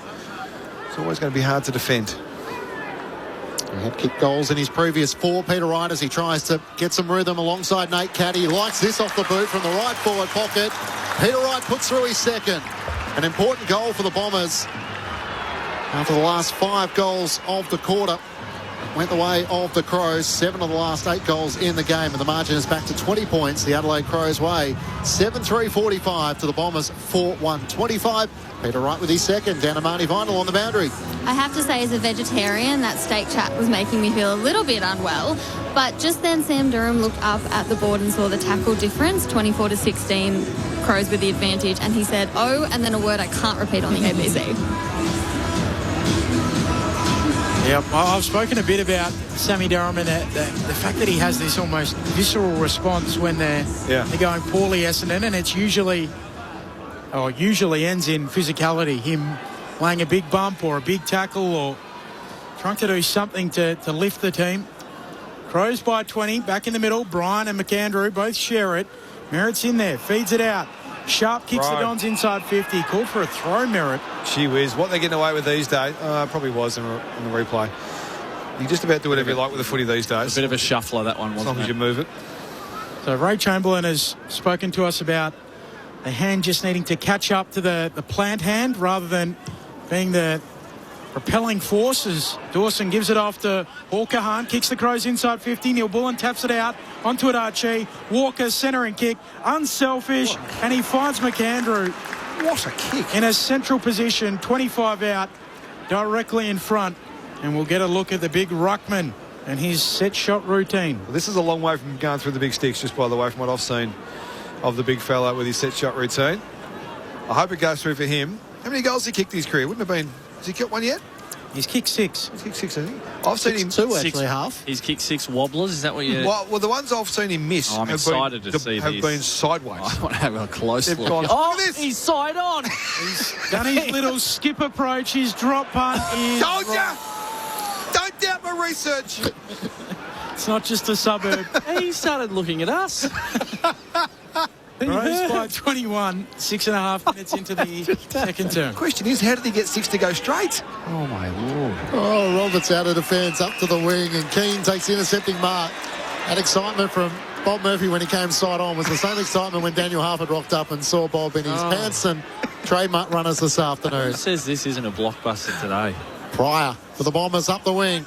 In the end, it's spoiled away by Worrell. Got it down to the front. Unwin tries to knock it on for the Bombers. That might work. Sammy Durham tries to do likewise, but Ball Ace gets down low. Gets the hand pass away to Ryan. On to Boo. Up and under kick for the Crows. Defender. In from the side coming. Couldn't do it. Now has to try and lay the tackle on Nick Bryan. Spills out. Only gains a few metres. Archie's desperate. Can't knock it clear. Pryor gets a hand pass out to Merritt. Not that pretty at the moment from either side. As this kick misses the target. Miss McGrath. Keys comes charging in. Tries to knock it forward. Tex Walker. Tackle brought down. Not sure he hit the footy. Play on's the call. Saligo slides in. The Bombers try and lock him up. This is at right half forward for the Crows. And the umpire will throw the ball in loft. Could have been a horrible turnover there for the Bombers. Yeah, dangerous kick, poorly executed, and even the skipper, Andy McGrath, would have loved him just to bodyline that ball. Crows by 21. McAndrew down, but taking it centre field, gives it off to Durham, who moves it on to Unwin. His kick dribbles along the ground and taken quickly there by Ryan, the debutant, who's taken higher. Crows ball, forward to the wing, feeds the handball away to Rankin. There's a bit of afters going on. Rankin kicks it high inside 50. Thilthorpe hands to it, no mark. Roving Durham snaps it clear, and Rankin takes it back for the Crows, 60 out from goal. Looks to the pocket. Guess who? Thilthorpe. He marks right on the boundary line, deep in the right forward pocket. I think I'll pay it. 25 metres out, and this will be a tough ask. Left foot snap coming from Big Riley. Let's have a look on the replay. He was certainly tight. You thought he was out? Yeah. Yeah, my initial response was in. I was in as well. Just in. Ironically, there's no breeze in this pocket, despite the similar circumstances to the left foot snap, curling back, not quite enough. This is across the face. Crows by 22 points. Sunday footy on ABC Sport. Marnie Vinyl. Josh Worrell at the bottom of that scuffle, and he looks like it took a while to get back to his feet, and they're still getting stuck into him, interestingly enough. Thanks, Marnie. There's a few little byplays to keep an eye on with the contest. Adelaide leading by 22 points. The Bombers in the back pocket. Farrow works it over the top, and Andy McGrath has it. There's Sullivan Roby this afternoon, and this is not a great kick. Rankin was fully awake where it was going, and he beautifully slid in front of Mason Redmond and takes the intercepting mark. You can't do that when Isaac is in the vicinity. He emailed that to Isaac this morning. This is what I'm going to do. Just so we know. It was that predictable what was going to happen then. The whole stadium knew it. And Isaac said, I'll take a piece of that. They played juniors together. very familiar about that whole setup. That was bad. Isaac Rankin is going to kick across his body from 45 metres out in the left forward pocket for his second. He doesn't let a good opportunity go begging. Taking the intercept mark from the McGrath kick and making sure Essendon paid the full toll, the Rankin toll. And Adelaide lead by 28 points once more after Peter Wright's goal at the other end. 8-5-53 to the Bombers, 4-1-25. Sunday footy on ABC Sport with Daniel Harford and Bob Murphy. It's the McGrath Foundation. It was charity, wasn't it? Oh, nice. Benny. That's good. That's very good. Just such a costly, bad read, obvious mistake, isn't it? From captain of a footy club. No shorts to 50-50s I used to get taught. Yep. I pass that on to all the players that I've coached. I think that's sort of lesson 4 after keep your feet. Yep. Probably a couple get the wings out when you're shepherd, but we've forgotten that. That's in the bin. No shorts to 50-50s. Certainly in your back 50. Restart in the middle, and the Dons come away with it through Redmond. Kicks up towards half forward, intercepted there for the Crows by Nankervis. Tumbles it up towards their half forward line, but it's just bobbled around. They play a little bit of volleyball. Redmond goes in, spits it out. Now Setterfield. Stolen by Taylor. Crows back with it. Out to Michael Laney. Kicks to a lateral leading Rochelle. And marks 45 metres out, very close to the boundary line. That's more poor defence from the skipper. He was just ball watching as that ball was bobbling around centre half back there for the Bombers. Rochelle just dropped out the back without him even knowing, then led to the pocket. He's always going to get that ball. Andy McGrath's had a poor quarter. He's had a minute he'd like to have back, I reckon. Yeah, he's had a poor quarter. Well, he didn't body line the ball a couple of minutes before the turnover by foot. So he's in a bit of a rut, the skipper. See if he can get himself out of it. Josh Rochelle has kicked 3+ in his last 2 games against the Dons from a very tight angle, right on the elbow, 50 in the boundary line. Look at him. He gives it the double teapot, nods his head and says, yeah, how do you like that? What a finish. Crows by 34, and you feel like they might be running up a score on the Dons. 9-5-59 plays 4-1-25. Bob Murphy and Daniel Harford. What do they call it? Flow state. Flow state, yes. That's what Adelaide, after the first 15 minutes of the first quarter, they have got themselves into that flow state. And you can see them having fun. And no one has more fun on the footy field than Rochelle. You're quite right, Benny. He gave it the double teapot. For those that aren't familiar with that, it's a red carpet manoeuvre. He's your classic forward pocket introvert, Josh Rochelle, isn't he? Shy and retiring type. He's a nice player to watch. This is threatening to get a double R ranking at the moment. If Rochelle and Rankin are going to start kicking goals like that, back in the middle of the ground, trying to break away, and locked up is Will Setterfield on the bottom of the pack. Mason Redmond alongside Jordan Dawson for this stoppage. Brian reaches up, wins down the tap. Saligo trying to get a half pass away, brought down by Setterfield. Umpire said holding the ball. That's a very quick whistle. A few of those today. So Saligo has been penalised, and Setterfield, in fact it's Sharp who's going to take the free kick in the middle of Docklands. He veers out to the right and laterally sends it, a safe kick out to the wing. That's where Redmond takes the mark. Can work it up to right half forward where Farrow does take it. Thought about the hand pass. Artemis kept running, ignored that. Now back behind his mark, momentum's lost. So veers out to the left, Farrow, and drives it inside 50. Daywicks flew, spills to the back. Caddy trying to spin out of traffic. Worrell got him. By the letter of the law, that should be holding the ball as well. The umpire will ball it up though. There was a couple of bobbles of the ball, and maybe in the end he didn't have that much of an opportunity. Up it goes. Brian ends up soccering it on. Caddy takes it. Dispossessed in the tackle. Coming through Alashka. Now Setterfield. Able to snap it back to a central position. Big launch from Clark. Drops the mark. Daywicks at the fall of it. The Crows are there. Worrell does well. Gets it out. Now on the last line. Cook. Away to Dawson from his defensive goal square. Penetrating kick. Keys does well. Keeps it in front of himself. Gets rid of it to Nankervis, who takes them on. Runs off the back flank and kicks up to the wing. Walker's there and he outpoints a couple of marks. Looks long inside 50. Trying to get it towards the debutant in Ludwig. Clark's in trouble down the other end after that big hang. He might have hurt his left knee, Clark. So Essendon back with the footy and McGrath at fullback. Crows by 34, quarter hour mark. He's trying to get it up to Brian on the wing. Thilthorpe in from the side. Spoils it out of play. Quarter hour mark of the second term, I should say. Crows by 34. The players are lined up, ready to come back on. And Curtin has one for the Adelaide Crows. The Bombers have all four ready to come back on, including Zach Meredith. Angus Clark slowly gets to the field. He's jumping leg, that left knee, just a little worse for wear as he heads straight down the race in front of Marnie. We'll keep an eye on that. Adelaide are led by 25 points at quarter time, lead by 34 here in the second quarter. Rankin off hands, gathers on the wing, sends it up towards 50. Oh, Rochelle went back with the flight. Ludwig spoiled it down. In the end, it's into the middle of the ground. That's where Johnson's over the footy, and in the end he can't knock it clear with Billy Dowling locking him up. Edge of the centre square for the Crows, just short of half forward. Nice high ball up from the umpire, and Thilthorpe gathers at ground level, hurries a kick inside 50. Too hot for a Shelley. They keep it moving forward. Reed's got a problem. Plays a little bit of tunnel ball. In the end, Rochelle picks it up. He's tackled. Can't fight through the tackle. Ball upcoming. Right forward pocket here for the Crows. The Rucks take their time to get down there. Right taps the boundary side and out next to the behind post. So throwing coming. Adelaide by 34, 16 played, second term, Sunday footy on ABC Sport.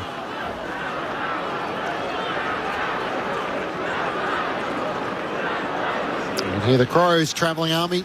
They're here in numbers at the other end of the locket end. Thilthorpe wins down the tap for the Crows. Tex Walker lays the tackle at the bottom of the pack, giving the ball back to the umpire. As the Bombers defender, Kondo Giannis, gives it back. Thrown up, Thilthorpe taps it down, but straight to Farrell, the Bombers. Clearing kick up towards half-back. Caddy has to present. Back with the flight. Couldn't take the mark. Max Michelani spills the way of Nankervis. Hand pass to Hall Kahan. Hurries a kick inside 50. Intercepting mark taken by Artemis, and he feeds Farrow. The Bombers away on half-back. They're just chaining handballs, and Farrow goes back to Reed, who kicks it back to Farrow. Very wide out. Footy-loving kid, Jacob Farrow, had every club's jumper as a child, all 18, as he kicks around the wing. Really? Yep, drafted out of West Perth in the WAFL. Oh, there it is. There we go. Turnover with his kick, though. Intercept mark for Worrell. Put that down for WA mention number one. Worrell kicks around the city side of the ground for the Crows. For the contest, Curtin sticks up a hand, doesn't mark, and the Dons are there. Through Sharp, back to Farrell again. Feeds a handball back to Sharp, who pokes it short. Finds Daywicks. Expensive exercise too. They're not cheap nowadays, footy jumpers. Crows by 34 points, 18 minutes into the second term. Daywicks sends it as long and high as he can up the wing in the direction of Peter Wright and Caddy, and spoils towards the back. Racing onto it, Rye Thilthorpe. That's a great pickup from the big man. He dribbles a kick up to Ben Keys. Gathers for the Crows. Hand pass inboard. Dowling's hand pass never got to the intended Cook, and it's taken away by Merritt. Draws an opponent, hand pass to El Ashkar, dribbles a kick looking for Kako. He's beaten for it by Max Michelani. Hand pass to Keys in the back pocket. Gets the hand pass to Nankervis, links the kick over the top. That's where the mark is taken by Josh Worrell. Adelaide by 34 points. Worrell kicks around the wing, trying to get it to Hawker Hahn. It's just broken up by the Dons, but the Crows are still live. Picking it up, Saligo. Left foot kick, short for Hawker Hahn again. Who pokes it on for Archie. Oh. He's bumped into Artemis, going flying in now. Jones picks it up. He's tackled to ground. And a ball up, centre half forward here. He's got a cook too from his teammate. Who was that who kicked that ball there? Archie. Walker and Philthorpe were out the back of their opponents. Get it in deep. Philthorpe taps it down, leaving it behind there. Setterfield. Now Wright goes in. He's stripped of it. All bobbling around inside 50 here for the Crows. Great handball from Saligo. Out towards Taylor. Rankin bumped off his kick by Day Wicks. Rankin goes again. Still an ugly, scrappy footy to be won. Taylor does win it. Gets it out to Saligo. To Curtin. Fires on goal. Misses right. It wasn't the prettiest little passage of play. Done a pretty good job to hold on here, the Bombers. It's 12-2, I think, inside 50s this quarter. Might be 12-3. Crows by 35. Wall, feels like the dam wall could burst at any moment. On the Gold Coast, it's Melbourne who lead the Gold Coast Suns by 2 points. 11 minutes remaining in the final term, so I'll keep you across the action of that. Zach Merritt kicks the Bombers up towards half forward. Caught behind Peter Wright, brought down by Ball Ace. Wright gets a hand pass looking for Kako. As he held when not in possession by Michelani. Umpire doesn't think so. Cook got a hand pass away. Worrell a little casual. Got it away to Philthorpe in the end. Up against the boundary, kicks up towards Ludovic. Can't juggle the mark. Bumped off balance. McGrath gets a hand pass to Sharp. Down low for Merritt. Dribbles a kick up to El Ashkar. Hand pass back to Merritt. 65 out from home. Kicks looking for Peter Wright. Good centering ball. And despite Adelaide having numbers getting back, Wright was just too tall in the end for Dowling, who tried to get back to support. Good play in the end by Zach Merritt. Good vision once he got the ball with a little bit of time and space. They did their best to turn the ball over and make it really hard for themselves there, the Bombers. They're getting numbers to the contest a lot. Not owning possession enough, which is the problem, because once they get the ball turned over in those situations, Adelaide have the space to work into, but when they get it right, it looks okay. Peter Wright has 2 goals so far tonight, looking for his third. An important kick for the Bombers. And he steps up and delivers. Reduces the deficit back to 29 points the way of the Crows. 9-6-60 to Essendon 5-1-31. 21 minutes gone, second quarter. Down to Marnie Vinyl on the boundary ahead of Bob and Half. Just got word on Angus Clark. It's just hypertension, so they're taping it up and trying to get him back out on the ground. So that knee concern for Angus Clark. Some good news there. That's good news. Nothing major there for Clark. It did look a little bit dodgy when he was hobbling off, but that's okay. Good from Big Peter. He's been a presence in the forward half. It was a 3-on-2, a 3-on-1 against him, really, in that space that the ball went into, but it was a well-weighted kick to his advantage. And when you're that big, you don't really need too much advantage if you jump at the footy right like he does. Back in the middle. McAndrew gets high, hooks it down beautifully for Curtin, who runs away with it. Thumping kick inside 50 for the Crows, bringing it down Ludovic. But onto it, Jones for the Dons, to Roberts, to Langford. They're going backward. Crows swarming. Roberts gets it away towards Pryor. Look out, McGrath has to hurry a kick. Clearing kick is a good one. And Day Wicks gets back to mark on the back flank. Off to Langford, back to Day Wicks. Running off that back flank. He'll kick around the wing and he'll find El Ashkar, who spins after taking the mark, looks inside 50. Caddy, not quite. Lands at ground level. Kako's onto it. Kako, front and square. Snaps and misses. It was good ball movement from the Dons. Just needed to be finished off by Kako, who, listen to you pre-game, Bob. Well, it's his first touch for the day, Isaac Kako. And I just watch him. He tries hard. He tries really hard. But he's always front on looking at the ball carrier. He needs to reference what his key forwards are doing so he can pick up more of those crumbs that we just saw then. Ball Ace long up the wing. Ludovic competed. Dawson knocks it on. It gets towards half forward. Dowling with the hand pass away to Cummington. Neil Bourne lost his footing. He was taken high, though, by Setterfield. Oh, he went to ground. Yeah, it's a little unfortunate for Will Setterfield because Neil Bourne lost his balance and tumbled forward. And as a result, the tackle just lingered over the shoulder Gets the hand pass away to Cumming, drives it inside 50. Walker at the back. Takes the mark in the right forward pocket. He's not 5 metres out from goal. And just the presence in the air for the Adelaide Crows forwards. Just stood his ground in the end. He had position, which was always the way it was going to be. Knew exactly what was going to happen. It shouldn't have been a free kick. Once you decide to go to ground when you've been upright. I agree. For goal number 704, Tex Walker opens up the angle, curls through his second of the evening. And Adelaide answer straight back after the Peter Wright goal at the other end. Back to a 34-point lead, 10-6-66 to the Bombers, 5-2-32. So Riley Thilthorpe has 3, Rochelle has 2, and Tex Walker has 2 now as well. Yeah, we've seen the replay of that free kick to Neil Bullen. He just slid. He knew he was going to get tackled, so he slid as the tackle came from Setterfield, and he got him high. I reckon that's your prior. You've made a decision to do that. It's like taking the player on. He does that a bit, Neil Bullen. It's sort of a strategy that he has in his kit bag. I'm okay if he does it, but don't get a free kick. Yeah. That's okay. That's his proof. He gets tackled, he should be holding the ball. Neil by name, Neil by nature. Couldn't work the Bullen in. No. I just thought about it. Bullen the umpire. There we go. 1-2, Harvard Murphy. Bang! Ryan down to Durham. Essendon out of the middle with the clearance. Hurried kick inside 50 in the mark taken by Ryan for the Crows. On debut, flares his kick out wide to the back flank. Finds Fleming. Dangerous kick, chopped off by Merritt. Well done. Don's at half forward. Feeds it back towards Durham. He'll kick deep. Has a man down there in Clark. Overshoots him. Bouncing ball just in play. Throwing coming right forward pocket. Crows by 34, their biggest lead of the day, 35. We're 3 minutes of game time away from halftime. Teased by 8 points over the Gold Coast Suns up at Carrara. Final quarter action there. And earlier it was the Tigers who defeated the West Coast Eagles. So Richmond's 3rd win of the season. Flying shot on goal.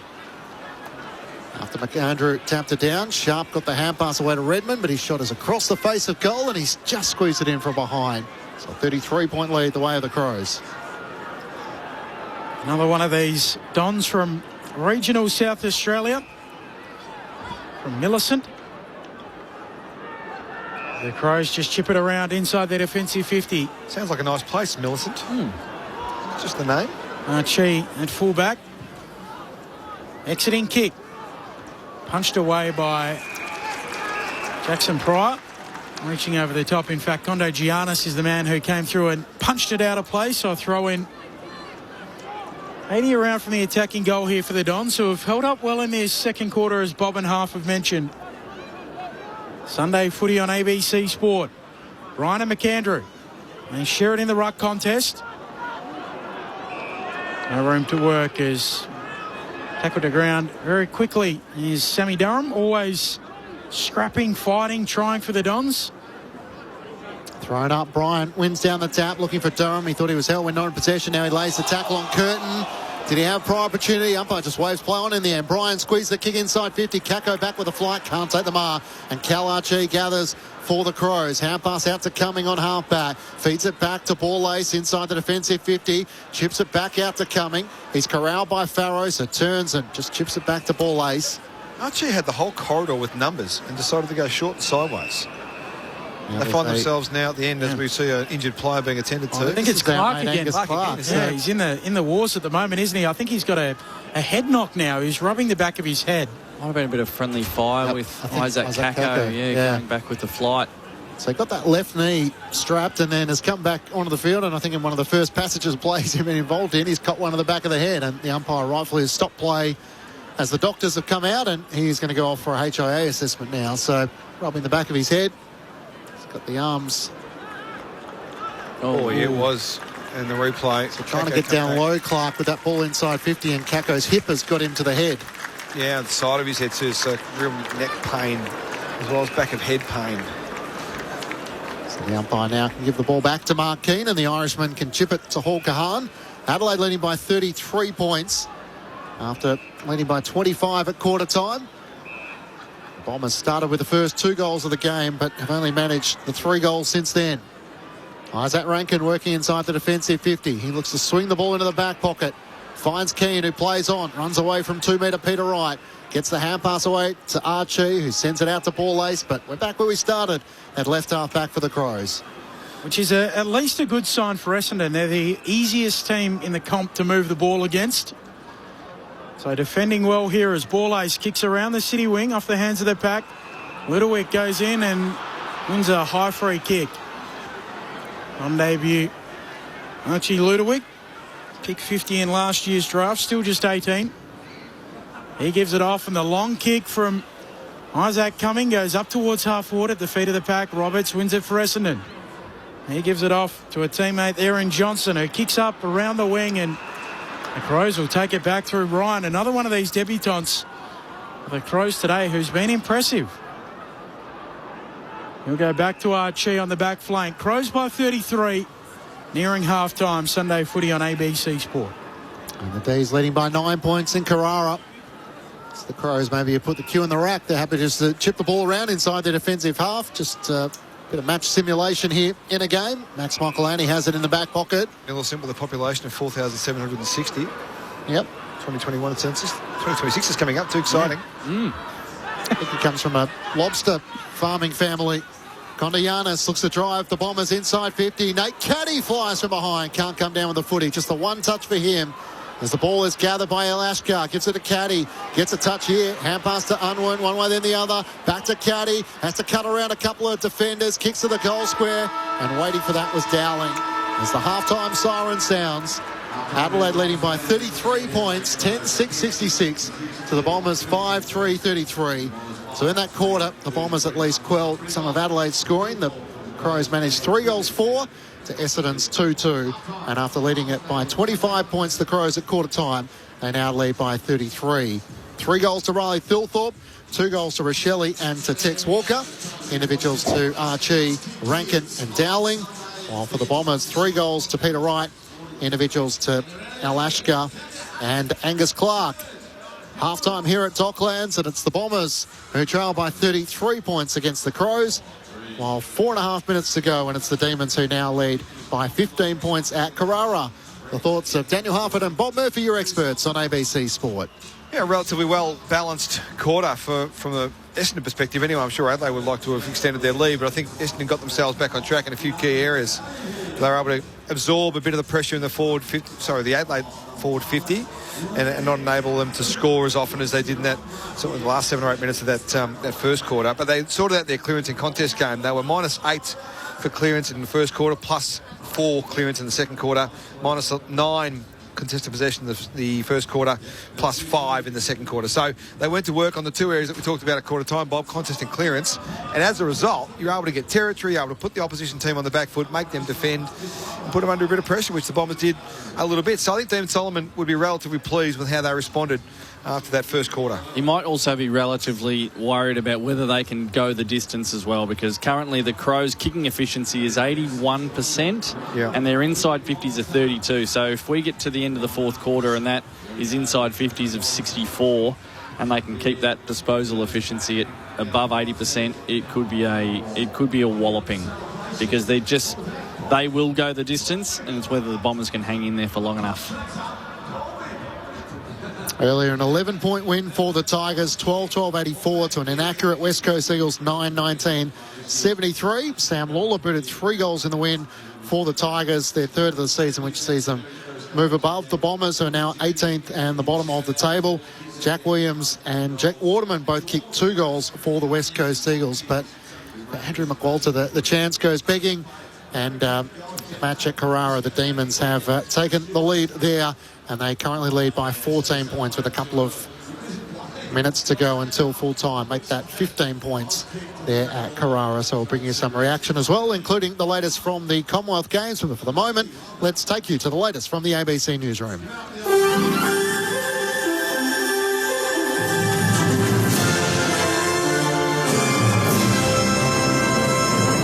ABC News. Hello, I'm Noni Edwards. US President Donald Trump says he'll order his country's forces to hold off on new strikes against Iran. Larry Buttrose reports. In a post on his Truth Social platform, Mr. Trump says the US has been asked by Iran and other Middle Eastern countries to hold off on any attack, claiming what he termed the parameters of a deal have been reached to end the 5-month-old war.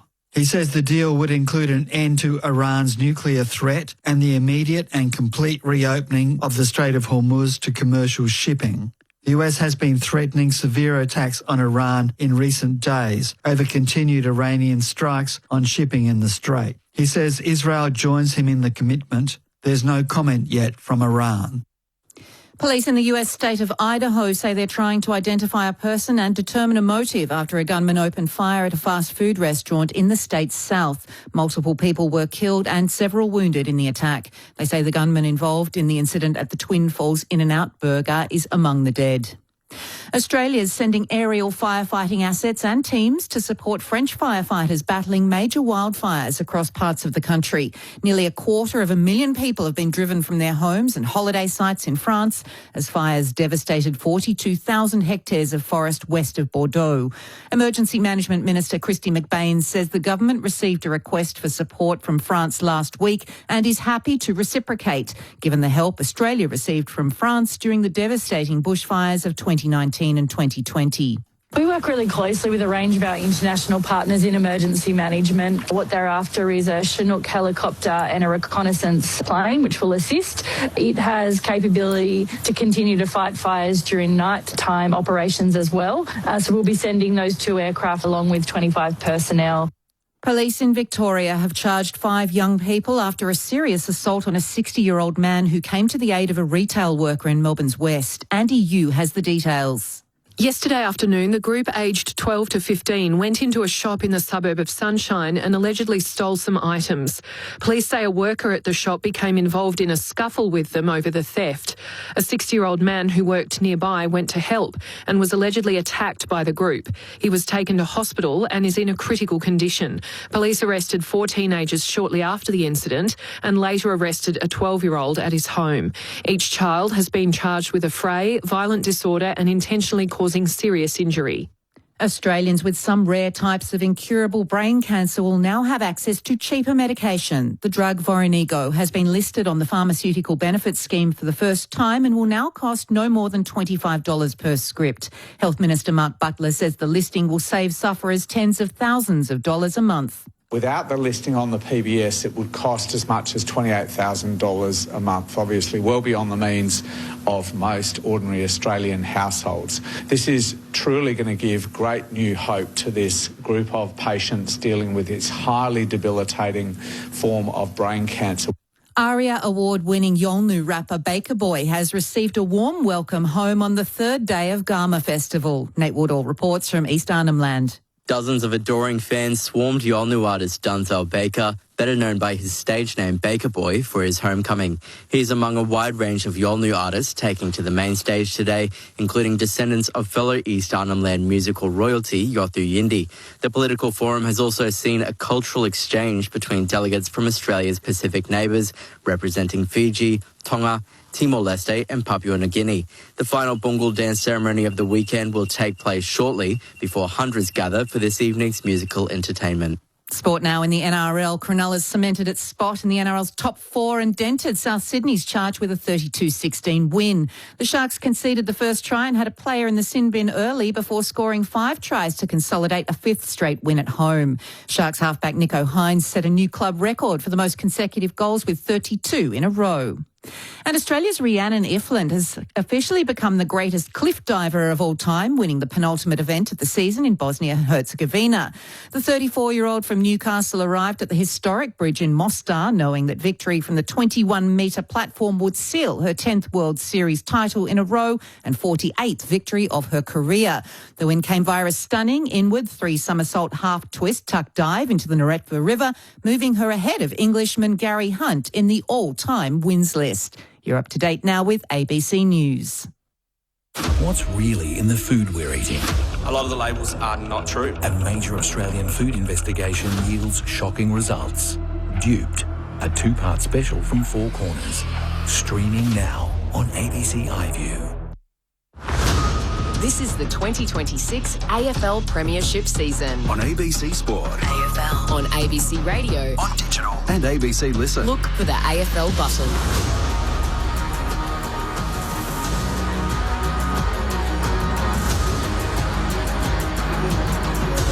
And Ned Hall here with a Com Games update for you on the final day of competition at Glasgow 2026. Tonight we will see the closing of things in the Sir Chris Hoy Velodrome, and there's more medals up for grabs for the Australians there. From 6 p.m. Australian Eastern Standard Time, it's the women's Kieran getting underway. 3 Australians going there: Lilia Tatarinov, Alicia McCraig and Christina Clonan, all in with a chance of picking up medals there. That'll be followed by the men's 40-kilometre points race. Conor Leahy, Blake Agnoletto and Oliver Bledin are all competing for Australia.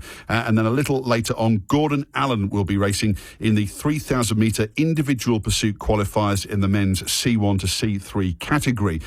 The events will be finished off in the Velodrome by another opportunity for Lee Hoffman to add to his already extensive medal collection at these games. It's the men's 1,000-metre time trial. Thomas Cornish, Tate Ryan and Lee Hoffman all competing there for Australia. Also getting underway at in about 30 seconds or so from now, it's the netball bronze medal match, which features obviously Australia. Having lost to Jamaica last night, they'll be taking on England to see if they can pick up a medal and not go home from these games empty-handed. A big shock for them last night, going down to defeat by the Jamaican team. A couple of judokas are in action. The judo takes place all over the course of one day, and the women's under 78 kilo category sees Maria Swan competing for Australia. She's straight through to the quarter-final stage. Her opponent is yet to be decided. And then the men's heavyweights, the 100 kilo plus category. Kayan Osijek Takagai is competing for Australia, and again into the quarter-final stage, yet to find out who he will be competing against. And then there's a pair of para pairs going for gold as well tonight. In the women's category, Louise Hoskins and Serena Bonnell are competing against New Zealand for their gold medal, and Damien Delgado and James Reynolds are also up against New Zealand as they try and finish on a high for Australia and come away with some gold medals from that event. The medal tally as it is already sees Australia pretty much out of sight of the rest of the competition at this year's Commonwealth Games. Currently going into the final day of competition, Australia on 65 gold medals, 41 silvers, 52 bronze, a total of 158. England are the closest competitors there, 26 golds for them and a total of 102. It's about 20 medals down on the 2022 Games in Birmingham, but obviously far fewer events have taken place at Glasgow than we saw 4 years ago. And then the closing ceremony later on tonight, taking place at the Hydro after the netball wraps up in the same facility there. Sandy Tom amongst the performers, but the headline act tonight will be Simple Minds, closing things out at the Commonwealth Games in Glasgow for 2026. So back to you guys now out at Docklands. Matt Clinch for the rest of the evening. Thank you, Ned. Great job as always. So Ned Hall bringing us right up to date with the latest at the Commonwealth Games. The Diamonds, big slip up for them going down to Jamaica in the semi-final there. So they'll play off for the bronze, and Jamaica and New Zealand going at it for the gold medal over their half. That's have to be the biggest disappointment of the Games from an Australian perspective, would be, surely. Yeah. I woke up and saw that scoreline. What has happened here? This is an April Fool's. And it's not April. I thought it must have been a joke, but they'll be devastated, the Diamonds. They've been enraging gold medal favourites. There's a line in there somewhere about diamonds and pressure, half, but I just can't quite put it all together at the moment. But it was my criticism for a long time of the Diamonds under Lisa Alexander that they won 85% of their games, but they lost all of the big ones. They lost the Commonwealth Games finals. I think back then, I think it was still a part of the Olympic program. They were losing there. The Constellation Cup finals, they were losing the important ones. Champs, that has changed a little bit recently, but this is a bit of a slip up for our Diamonds. Have you watched much of the Com Games? Yeah, bits and pieces. I'm not a massive TV man, so I have a problem with getting to the channel, and I've got to press too many buttons on TV these days. Yeah, so I watch. You know how to get sport. to the footy, but everything else, yeah, I've got those channels covered. I've got to work too hard for the other ones. So I still watch bits and pieces. I have made a bit of an effort in the last week to try and. So I like the track. I saw the 4x1, the men 4x1 do a great job and win the first gold for 52 years, whatever it was. So that was pretty cool. But I love Worlds. I love the best of the best competing. So if I can find it, I'll watch it. Yeah, it hasn't captured me quite as much as I might have imagined. I don't know whether, as a kid of the early 2000s, like I loved when we had the Melbourne Com Games, but... Is that 96? 06. 06. There's a lot of medals, though, isn't there? Yeah. It's almost been too dominant from an Australian point of view to try and keep up with which of the achievements actually deserve the recognition and which they're not probably getting because there are so many medals being won. Like if you look at the medal tally, we are like 4 times as many as anyone else. 4 times. That's sort of... Now, please don't think I'm trying to disrespect it. It's like inter-school sports sort of stuff. The dominant school just wins and dominates everything. Well, we're the dominant school.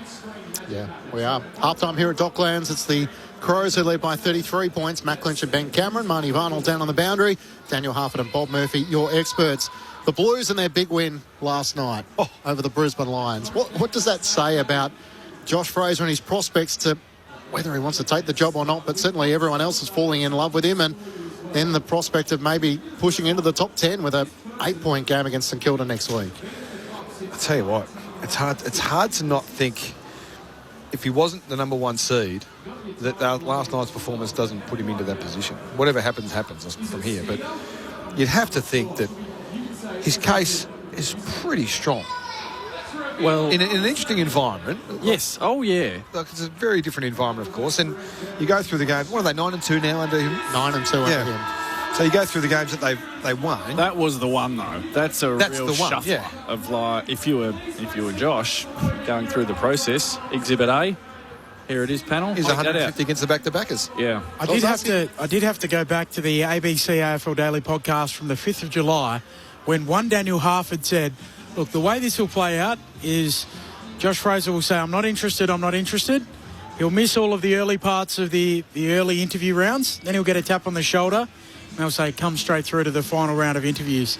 And sure enough, Daniel Harford has read this book before and picked it from a long way out exactly how it would play out. So flowers to you, Harf. Well, it wasn't that hard to read that. No, Nostra Harfus. Nostra Harfus. Us SAC coaches, we know stuff at times. But wasn't that hard to the David T 2019, 5 wins and 6 losses from the last 11, and that's the narrative they're going to have to try and push against. But then you pose the question, Bob, about the process in which they've started, and it feels like there's some clear candidates there as to what that process will look like now if Carlton get into finals, and then their number 1 candidate might be the man doing the job. I'm not sure if there's been a more unusual season for a club than what Carlton's enduring this year. It is quite something. And still with plenty of chapters to be written, perhaps. Absolutely. No caretaker has taken their team to the finals. So we're counting wildcards as finals, and language is important in this. Whether it counts as a finals win, should Essendon get there next year, etc. Unlikely, but if they were to. It would be significant if he does that. Well, it's not just the performance, it's the improvement in the players. Yeah. Now, it has the free hit, so to speak, quotation marks, allowed them to just go out and be a bit more expressive. We're past that, though, aren't we? The sugar hit, free hit. It's been more... It's more. I think it's more substantial. It does feel more substantial. Yeah, but there are people who are saying, well, it's still, there's been nothing on the line, and they've ridden the wave of energy and momentum and all sorts of stuff. So, and I sort of get that to a degree. I think it's more substantial because he's getting unbelievable improvement from players that were either severely out of form or hadn't been seen yet or been rarely seen. And that's what we saw last night. Now, it was a one out of the box night last night. That's not going to be replicated too often. You wouldn't think. But I tell you, it goes to show what he's been able to do with his coaching staff, although a lot of them have obviously been there with Vossi, and he was there with Vossi. It does show what he's been able to do in terms of the mindset, but also the framework of play, offensively and defensively. It's been super impressive, and last night was just the perfect night. So the significance of Patrick Cripps' milestone game last night alongside Nick Haynes, and then they don't leave Docklands for the rest of the home and away season. So 8-point game against the Saints, and they take on the Western Bulldogs, and they have the Fremantle Dockers here at Docklands to really test their mettle. And by that stage, the Dockers will have probably secured the minor premiership, so they're just waiting for the preparation of finals, knowing they have the week off after that. Yeah, well, next Sunday, Carlton Secures. Yep. Is that us? Sunday night game. Sunday night. Oh, probably too late for Bob. We'll see how tonight goes. Bedtime Bob's got a... No, it's like a 7 o'clock start. It's a 7:20 start. In trouble. I'm as much judging you three this evening to make the judgment call myself. As to whether it's worth your time. You can rate me, that's fine. This is the panel we're working off. We just know it's coming back the other way as well. Freo and Melbourne, Saturday Arvo's big as well. As much as the game that it is for Fremantle to have a full dress rehearsal going to the MCG and winning a big game there, isn't it, Bob? Well, interstate clubs who want to have a tilt at it, they want as many opportunities to play on the MCG as they can. And in the lead into a final series, they've ticked off just about everything else. Fremantle, so to be given more time on the MCG where they'll be hoping to play a big month of footy is a pretty rolled gold opportunity for them. They haven't put a foot wrong for a fair while, the Dockers. What did you make of the media byplay with Ross Lyon and the journalists of the Blues improved in more ways in 11 weeks than what the St Kilda side has improved in 20-odd rounds? Well, it's hard to argue with the fact. I mean, the facts are pretty clear. The answer is yes. The answer is absolutely yes. So when you're inside the camp, you're obviously going to get you back up a little bit on those sort of things. So that's cool. I understand that. Represent your people. But the facts of the matter are, they are. They've improved more. How could you deny that? Well, I think it's more the questioning about the role of the journalists and whether Ross is giving adequate answers for where they sit at the moment, which is a side which hasn't beaten anyone above them in the top 9. Yeah, well, but they did beat the Blues, though, last time they played them. That was against Michael Voss, though. That was the irony last night, wasn't it? The win for the Blues meant they had beaten their team in the top 10. The bad news was that St Kilda were now out of the top 10. Second half underway. Adelaide by 33 points. It's Jordan Dawson who gets the clearance, feeds off the hand pass. The kick from Rankin up inside 50. The Bombers have the numbers. Langford's able to gather. He sends a kick up towards half-back. Merritt in the end, spoils it. Cook keeps it alive, though, for the Crows. Kicks an end-over-end ball up towards half-forward. Roberts gathers at best. Hand pass away to McGrath. Keen to redeem himself after a couple of poor moments in the second quarter. Kicks up to Unwin. Gets the hand pass inboard. Not great there on that occasion. And the turnover takes place. Jordan Dawson takes it back for the Crows. Hand pass away to Cumming. They're out now. Archie takes 2 bounces. He gets to right half-forward. Thilthorpe's in the square. Pushes Reid underneath, and you know how it ends. Riley Thilthorpe marks just a metre out from goal. In fact, it wasn't Reid. I've got to apologise there. It was Max Kondoyanis who was the one in the goal square, but it didn't matter who it was. You weren't going to win that battle. Doesn't matter. You're not big enough and strong enough to take on Big Riley in that one-on-one situation. Read the drop. He read the ball beautifully. That's the art of that. So it's not so much the strength. He knew where the ball was going to land, so he positioned himself and his defender who was in front of him in the appropriate position so he could be the one to leverage off him and get back to the ball first. So that's craft as much as strength. Does lend the question why Reid isn't playing on Thilthorpe, but this is for his 4th. He has 3-2 tonight. Now put him down for 4. Riley Thilthorpe, having kicked 3 in the opening quarter, starts on the right tone for Adelaide fans in the third quarter. And they now lead by 39 points. 11-6-72 to the Bombers, 5-3-33. Just 2 minutes gone in the third term on ABC Sport. A warm welcome to our listeners who have joined us from Carrara. The Demons with Victoria there. Matt Clinch and Ben Cameron call the action. Marty Vinyl down on the boundary. Daniel Harford and Bob Murphy, your experts. Adelaide led by 25 points at quarter time, by 33 at half time. The Bombers kicked the first 2 goals of the game, but Adelaide really has had command since then onwards. It was Reid. We just had a look at that replay again. Clinchy, you were right the first time. I was right. Don't doubt yourself, Clinchy. I shouldn't have doubted myself. It was Reid. He's had a rough night, but he's not getting a lot of help. Just got a bit of mail that Thilthorpe, ribeye, blue steak and no cutlery. Just bare hands. Brian taps it down in the restart. Onto it, Saligo. Gives it out to Dawson. Crows ball. Out to Hawker Hahn. Kicks inside 50. Walker marks. He thinks about giving it off. 47 metres out, but he'll go back and kick for goal. Marnie Vinyl on the boundary.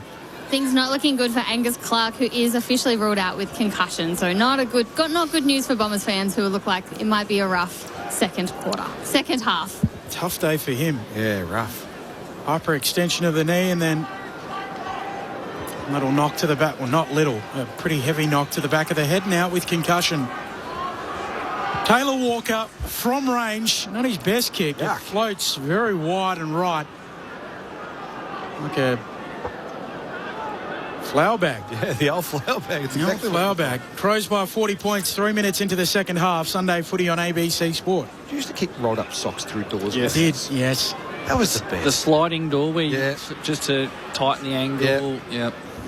Roberts into Andy McGrath. Sorry to interrupt your conversation. Sends it up the wing. Wright can't take the mark against McAndrew, but he does gather it. Hand pass to Setterfield.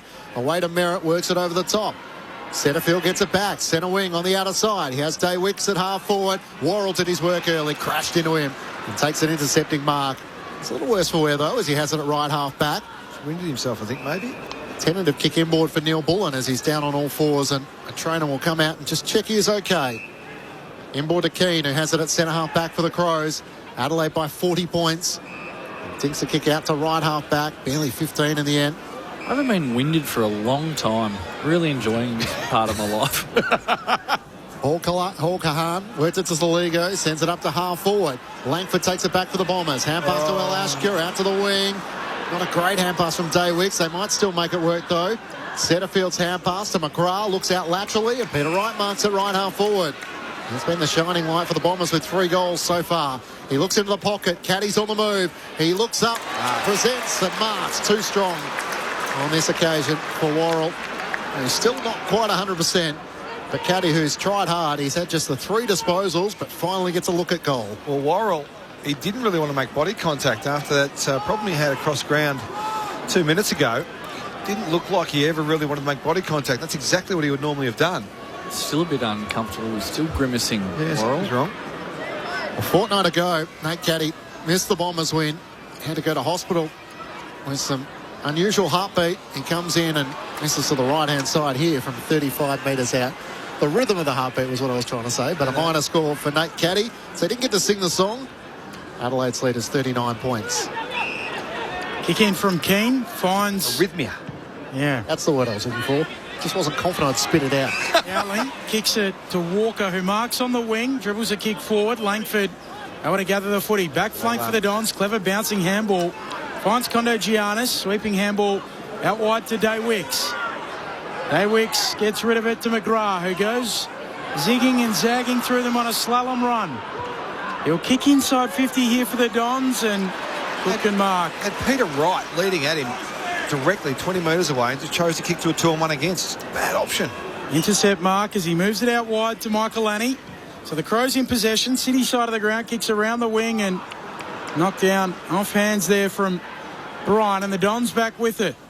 Quickly back the other way through Setterfield. Shorts it to Merritt, and the Dons with it on the wing. Gave it away to Peter Wright, trying to pull his kick at the last moment because he spotted Sam Durham free at half forward, but resulted in a turnover, and the intercepting mark taken by Isaac Cumming. It's fatigue. Yeah, there's fatigue set in here for the Bombers. They're just losing their shape and their structure, and it's starting to look a little bit wobbly off the ball as much as it is in the contest. Only 6 minutes into the third quarter. Keane feeds it around the back.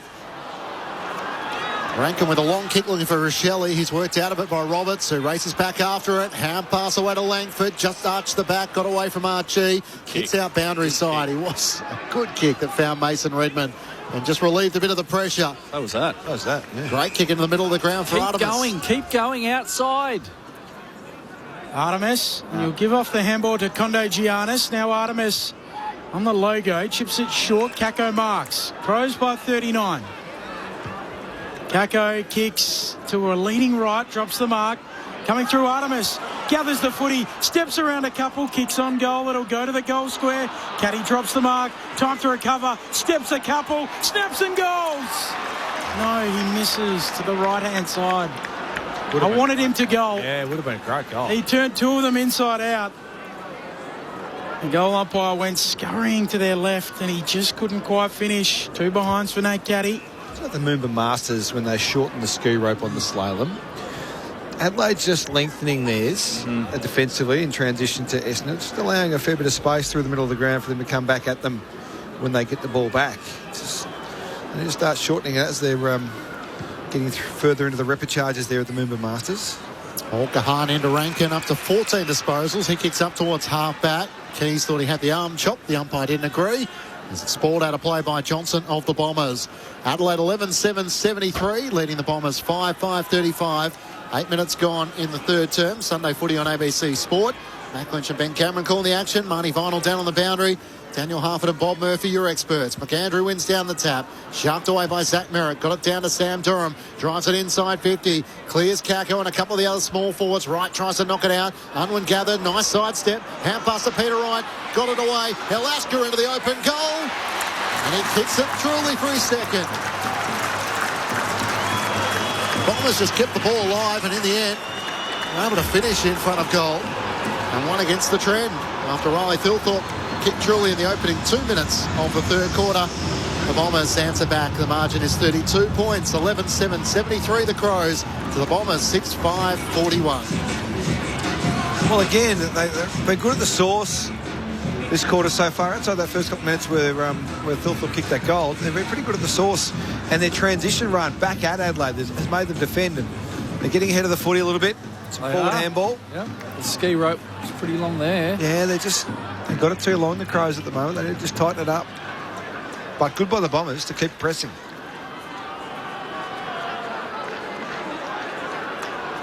Dean Solomon was happy with it, down on the bench. Apart from the first 2 goals of the game, they haven't been able to kick back-to-back majors, the Dons. McAndrew slapping it down. Durham just dribbles a kick forward. Ball ricochets away, taking it Curtin. Tackled to ground there by Durham. Ball jars out. Merritt squeezes a kick forward, smothered away. Onto it, Dyson Sharp. And a ball up, attacking edge of the centre square. You're right about Durham. Whenever they play with real intensity and vigour, it's often Durham's in the thick of it. Sharp wins it again for the Dons. Goes backwards with the handball to Johnson, who gives it to Merritt. Now to Pryor, right foot kick for Kako, 55 out. Kako can look inside 50, trying to get it to Wright. Off his hands, comes down for Ryan, and then it's flicked away for the Crows to McAndrew, to Dawson, who chips it to Dowling. 60 out from his defensive goal for the Adelaide Crows. 32 points to the good, 10 minutes into the third term. Sunday footy on ABC Sport. Josh Worrell seems to be okay now as he swings the ball into the back pocket. He's able to find Michael Annie, who looks out wide, coming as the target. Artemis works him underneath it and then races back after it. Hold on, for the Bombers. Good really one-on-one victory. Really good. Hand pass back to Roberts. Tries to get it over the top to Durham. Knocking it forward, Artemis once more, having a couple of good moments. Hand pass boundary side to Durham. He sidesteps Keane, the Irishman, and then gets past Keys. Hand pass over the top to Farrow. Back to Sammy Durham, just inside 50, and Worrell says enough of that. Tackles him out of play. He's trying to work the tightrope up against the boundary line, and they gain an extra 15 metres there. Adelaide by 32 points. Positives here for the Bombers fans. Playing with spirit. Yep.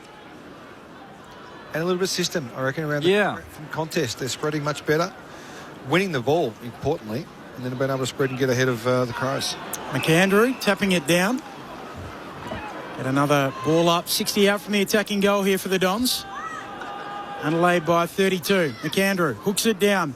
Onto it quickly is Cook. He'll feed the handball forward to the run of Rankin. Slaps it on. Does well to get it to Keys. Been quiet today. He's caught.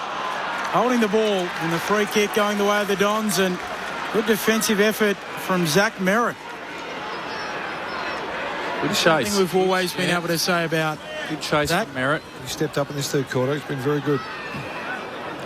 The Dons back with it as they go back to Reed and go with their big arcing switch back inside defensive 50. Slowest switching team in the history of the game.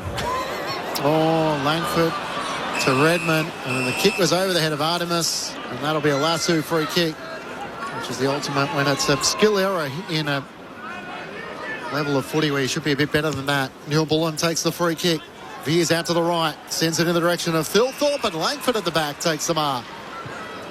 Thilthorpe underneath it. Langford looks to switch it this time to the left back pocket. Farrow takes the mark. Roberts is on the run. He chips it out wide in front of him at left half back, and he marks in front of Taylor. Both of them work extremely hard to get there. They try to leave the space for players to run into, but it just isn't executed all that quickly as Kako runs into that space at left half back, but Adelaide is set down the line. So there's no real other option but to go back and retreat. Johnson's the target. Go quick. 35 metres out from his offensive goal. They swing it back inside defensive 50. to Reed at half-back. Now up the wing. Better. Good kick. In the direction of Harry Jones. He marks. Hand pass to Redmond running boundary side. Worrell tries to corral him. Pierces a kick down low looking for Ryan. It clears him.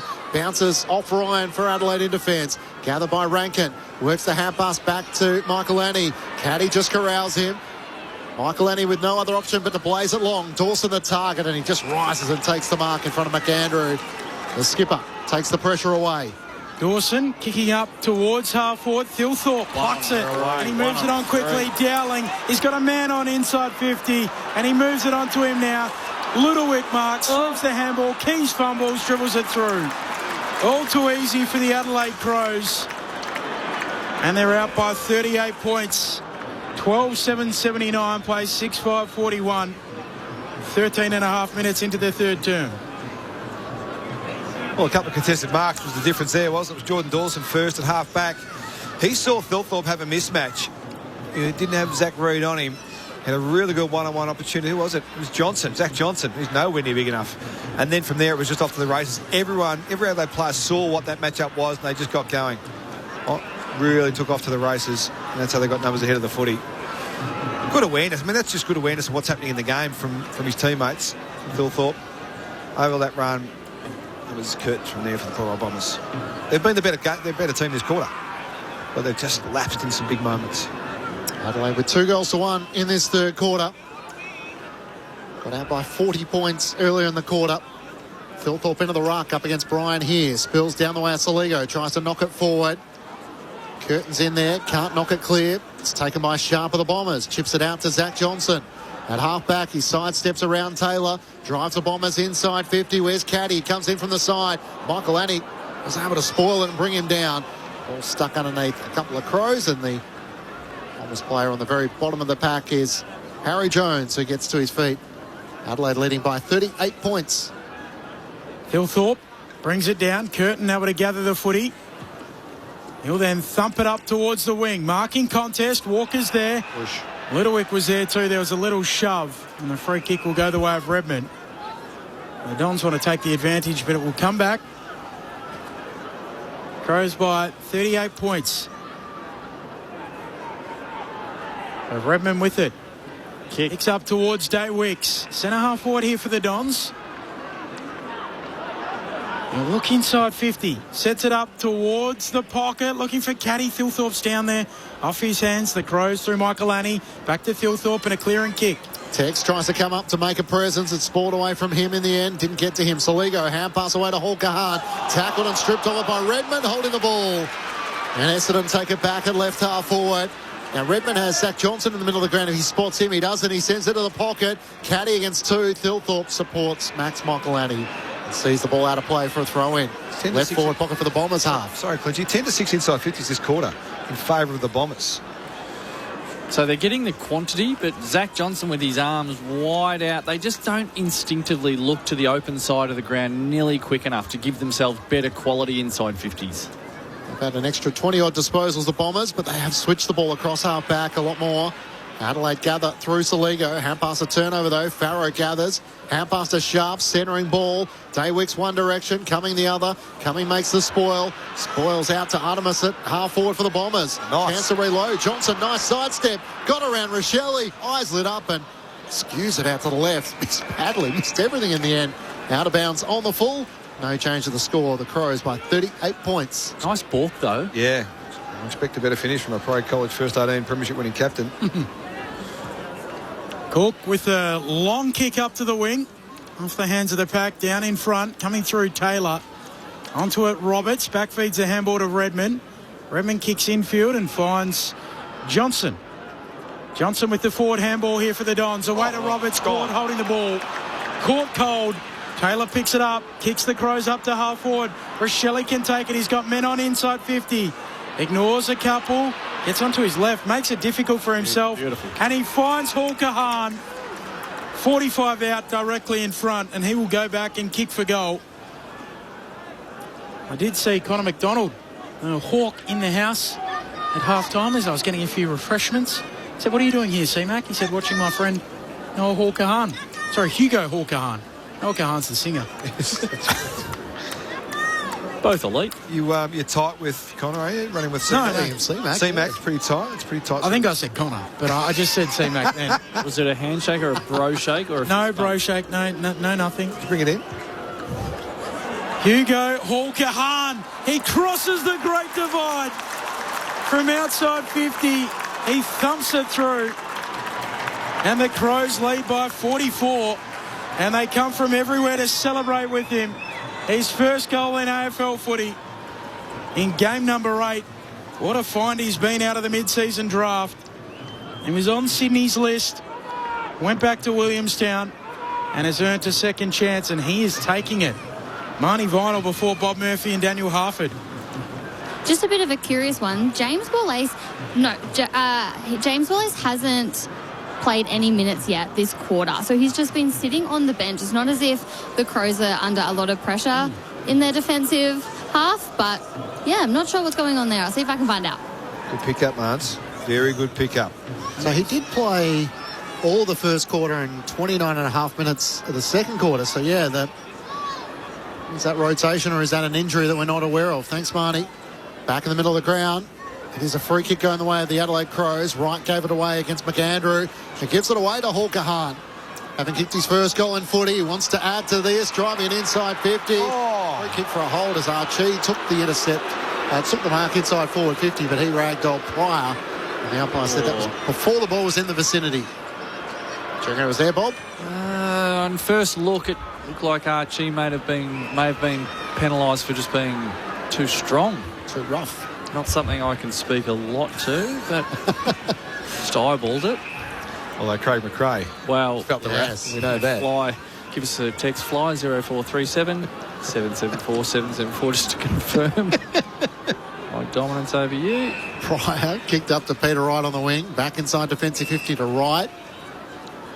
Now to Roberts, who has it on the paint of the defensive 50. Pryor runs around the back. Why not? Give him the hand pass. And he trots away from Cal Archie. Looks into the middle of the ground. Kick. Good sharp. At full stretch. Was just able to hang on. He's between wing and half forward for the Bombers. They have shown better intent in this second quarter. But it's 3-1 now, so not much on the scoreboard. McGrath inside 50. Wright presents. Can't take the mark. McAndrew's got back. Got a spoil in there. Then clear and kick up to Curtin. He's tackled. Spun 360. Eventually got a hand pass away.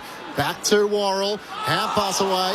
Pressure came on Ryan. The debutant got it away to Nankervis, who fends off the tackle from Isaac Kako. Kicks up towards Rochelle. Reads underneath it and he takes the mark.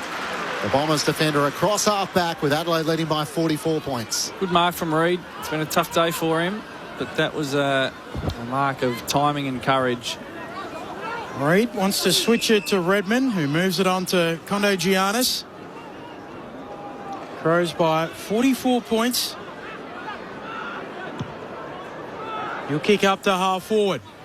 Looking for a marker, but getting back. Worrell intercept marks for the Adelaide Crows, back flank. Pretty confident going back with the flight there, so seems to have gotten over his little ailment from earlier. Nate Caddy doesn't get a lot of easy touches, does he? No. He really does rely on that athleticism. Crows quickly now bouncing off that back flank as Dawson goes to key, centering kick. Rochelle bursts through his hands and McGrath takes it for Essendon.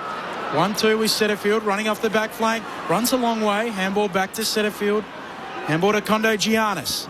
Kicks around the wing, up towards Unwin. Worrell there with him.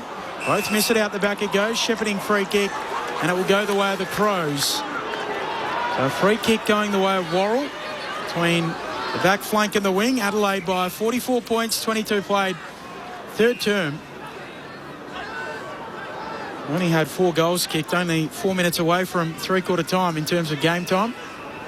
Nankervis into the middle of the ground. Rankin has it. A couple of goals. 1 goal for him so far. Hall-Kahan kick smothered. In the end, Adelaide are able to work it back through Hall-Kahan. Gets the hand pass away. Ryan drives it inside 50. Alchi. Great one-handed catch. He just flew at the front of the pack, got his right mid up to it and was able to hang on to it. And that is what he can do, but Adelaide fans, they wouldn't have felt like they've seen enough of it. Just his 5th game for the season. Yeah. But with finals on the horizon, he is an important piece. Yeah, I reckon you're right, Clinchy. They would have been very excited about that signing to get Calamachi's part of the roster at the Adelaide Crows, but just hasn't seen enough of it. But it's not a bad time to get rolling. A month to go. 4 goals in the grand final last year. Kalachi from directly in front, 35 metres out. Celebrates with a love heart to the Crows fans as he puts through his second. And the Crows are looking to get a move on. They move to 14-7-91 to Essendon 6-5-41. The margin is now 50 points. And I'm interested half in the coaching challenge for Matthew Nicks. So 4 goals to 1 in this third quarter. Trying to get a side to boost their percentages. Probably not the most appealing thing, but Brisbane losing last night. Yeah. Adelaide with victory today will move into 4th spot on the ladder. They've got a better percentage than the Demons. They have the Tigers next week and then Fremantle the week after. So 2 sort of relatively easy games, then Fremantle in Perth. You've got to make your hay when you can, when you've got the opportunity to do so. And it's one of those today for the Crows. I mean, they're a superior team. We've seen that. Credit to the Bombers for why they fought this out. The second term and more so in this third term. I think they've tried to control possession and take the energy out of the game from the Crows' perspective. But if you are the Crows, you've got to find a way to get your foot on the throat pretty quick here. McAndrew wins the tap down onto it. Curtin, who gives it off to Hawker Hahn again. Flower bag inside 50 with a kick. Low down Langford takes the mark for Essendon defensively. His nickname. Low down Langford. Low down Langford. Cole Langford kicks laterally out wide to our man Jacob Farrow with all 18 club jumpers. Shorts it to Sharp. That's broken up. Short to a 50-50 half as the Crows work it out through Cook and Rankin. Now Dawson off to Ryan. Steps around a few. Fires on goal. First goal in AFL footy. How about that one? Some candy and the finish. Got around 4 Dons. And Scholl and Murray next to us love it. They were up and about, the boys. Emergencies next door are sitting in the box, just having a bit of a look at the game. They were up and about when they saw it off the boot. They knew as soon as he kicked it, like he did, that it was going straight through the middle. What a nice piece of play from a young fella. Just cut through 4 Bombers like a hot knife through butter. And that finish, that was delightful. Jeez, he flushed it, didn't he? He flushed it. You can hear it from here. Pick 27 in 2023. The national draft, so it's been a little bit of a wait for Oscar Ryan. 15-7-97 plays 6-5-41. Here's a watch from my 2 first names team. Years to come. It was a great finish. He really did flush it. Thumped it. Darren Jarman thumped. Bright pink boots in his first game. Not for everyone, but good on him. 21 years of age from Shepparton. He's had to wait a while to get this opportunity. He's not wanting to waste it. McAndrew sockers it off the ground, does the clearance work as well up to Neil Bullen. Tackled and brought down by Durham. Spills the way of Jordan Dawson. On the ball. He's brought down by Setterfield. Good show of strength from 2 bigger athletes there. And in the middle of Docklands, the free kick will go the way of the Bombers. Setterfield has it. That was a metres gain tackle. Yes, it was. Drives it inside 50. Nate Caddy comes charging out. Can't take the mark with Michael Lanny right there in tow. Coming. Didn't do his teammate any favours in Nan Curvis. Hand pass it straight to him. Tackled immediately, holding the ball. And the Bombers will get a shot on goal here. And it's Harry Jones who gets the footy.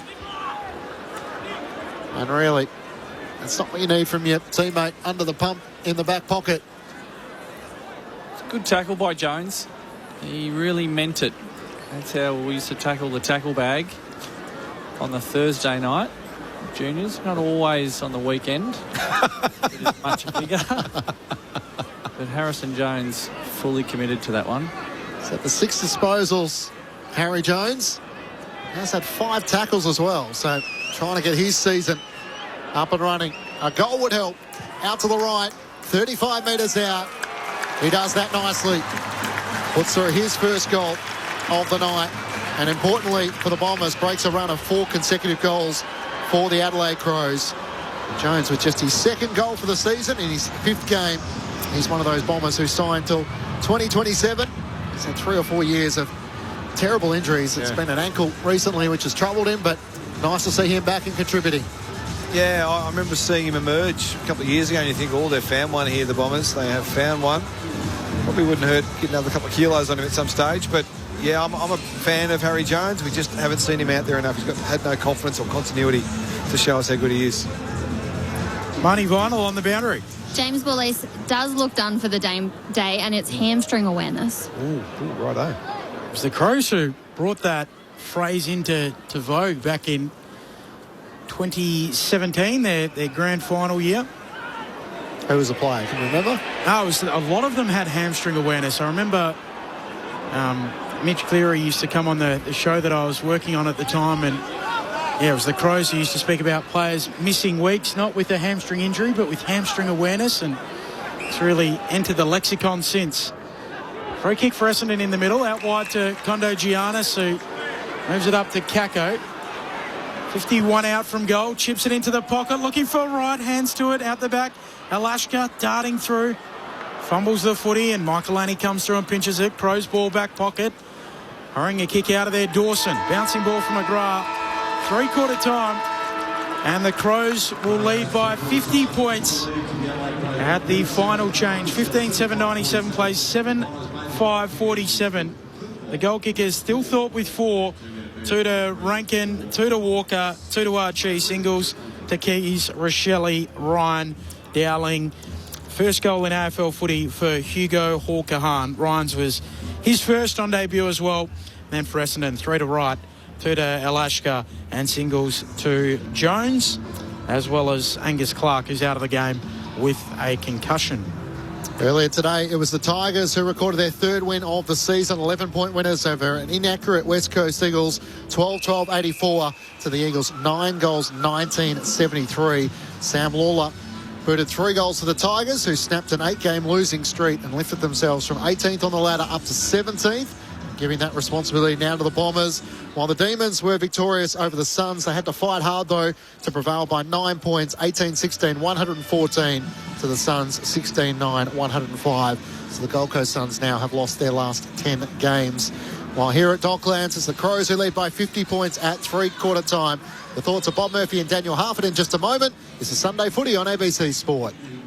I'm Sana Kadar. Join me to explore the psychology behind the biggest questions in our lives, from relationships to stress levels to solving crime. Your lie detection ability approximates chance. Search All in the Mind on ABC Listen. This is the 2026 AFL Premiership season with ABC Sport. Archie takes 2 bounces. He gets the right half forward. Thilthorpe's in the square, pushes Reid underneath, and you know how it ends.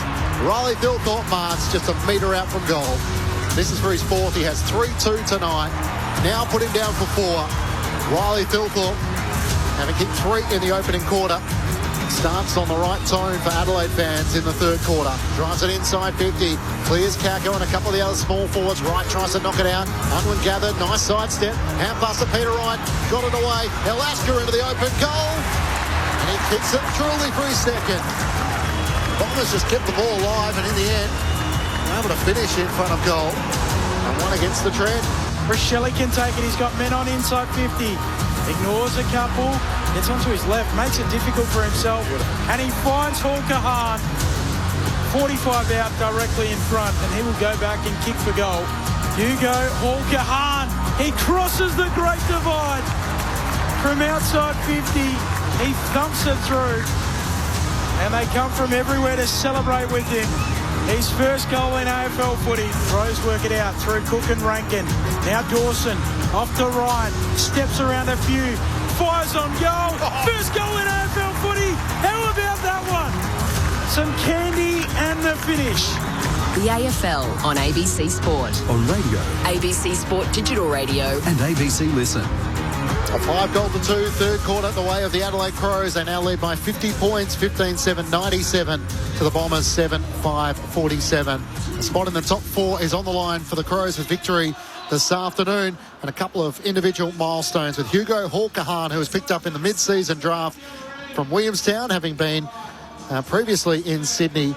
So he actually used to be driven to school by Josh Worrell when he was living in Adelaide. So the boyhood dream of getting to play in Melbourne in the AFL, kicking a goal there, and that was backed up by Oscar Ryan in his 3rd year on the Adelaide list, picked 27 in 2023 from Shepparton.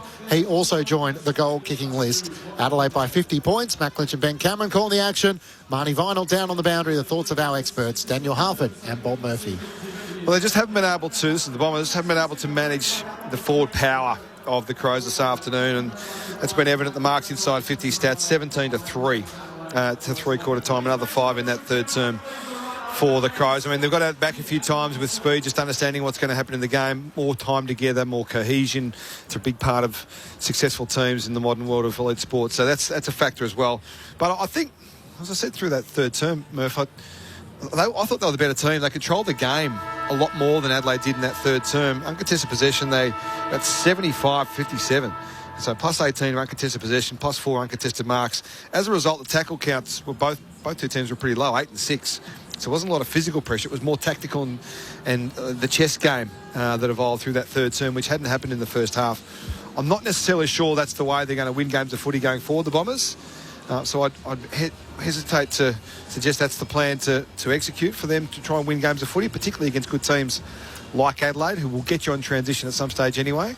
But I thought they showed a fair bit of fight and resilience in that third term, the Bombers, but just they're outclassed by a quality unit in the end with that 5-2. It was class. Class was the difference, wasn't it? Yep.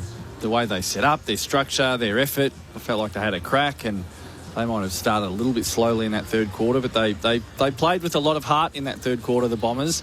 But the class gap is just so vast between the two sides. So if the Crows get a decent look at it, and if they're moving forward with their shoulders out, then absolutely good luck with the amount of quality forwards they have. It's tough for the Bombers out there. I just feel like with their forward line in particular, I've mentioned it a couple of times today, just watching Nate Caddy, he's solely reliant today, and he does rely a lot on his athleticism, and he's got a rare ability to fly at the ball, but it's hard work for him. Yeah. And Isaac Kako, who's making his way in the game, the only real impact he's had on the game today is as a lead-up forward.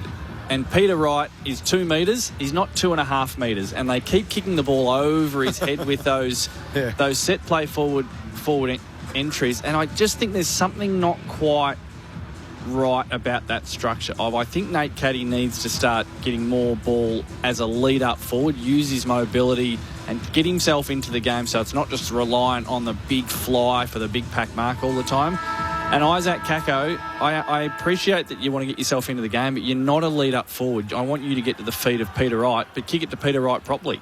It's a good shout, Bob Murphy, with his assessment at three-quarter time. Final quarter underway, Adelaide by 50 points. A free kick going the way of the Bombers. That Merritt is going to get it. He was held by Saligo when not in possession. Nate Caddy, for what it's worth, 5 disposals, 2 behinds this afternoon. As Merritt loads it up long in the direction of Sammy Durham, and that's what he can do. Rises and takes the mark on the back of Warren. Now he played on, he's tackled and dumped. Holding the ball, Neil Bullen got him. He didn't want to have the shot. He has had some issues in front of goal.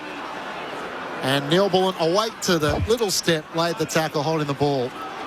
Sammy Durham is quite vocal in his constructive conversation with the umpire. It was just he's befuddled. I think it was the right call by the ump. Yeah, it was. Sort of visceral disappointment when things are not going his way as to whether you can be a captain if you do display those qualities. Oh, all right. Stand up for yourself.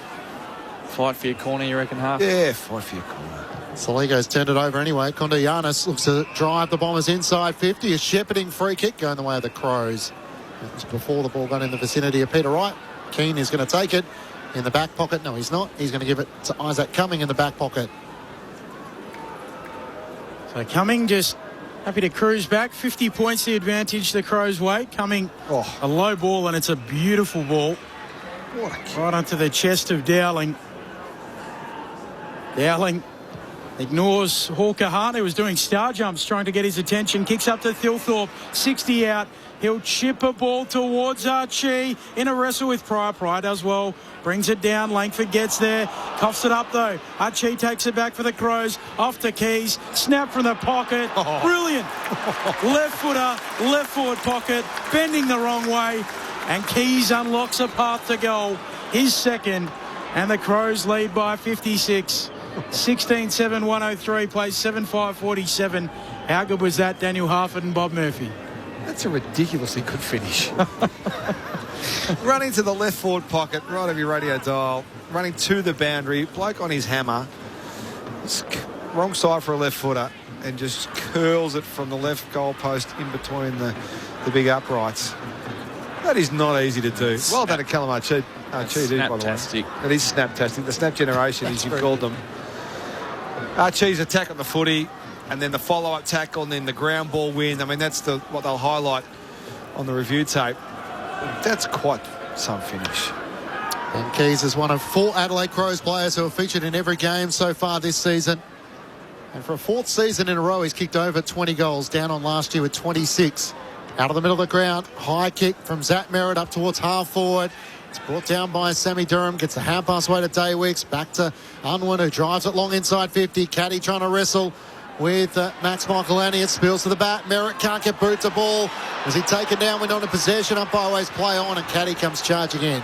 Ball stuck underneath a couple of players now. And a ball up 15 metres out from the Bombers' goal. Adelaide have got out by 56 points on a couple of occasions. Bryant tries to tap it down, looking for Merritt. Hawker Harnred at best. Tucks the footy under his arm. Drives the ball out of defence. Up towards Jordan Dawson. Langford in from the side. Non-officiating umpires blowing the whistle for a hold. It's going Archie's way at half-back. Archie gives it off to Dawson, running by. He kicks towards the attacking arc here for the Crows. Keys does well to bring it down.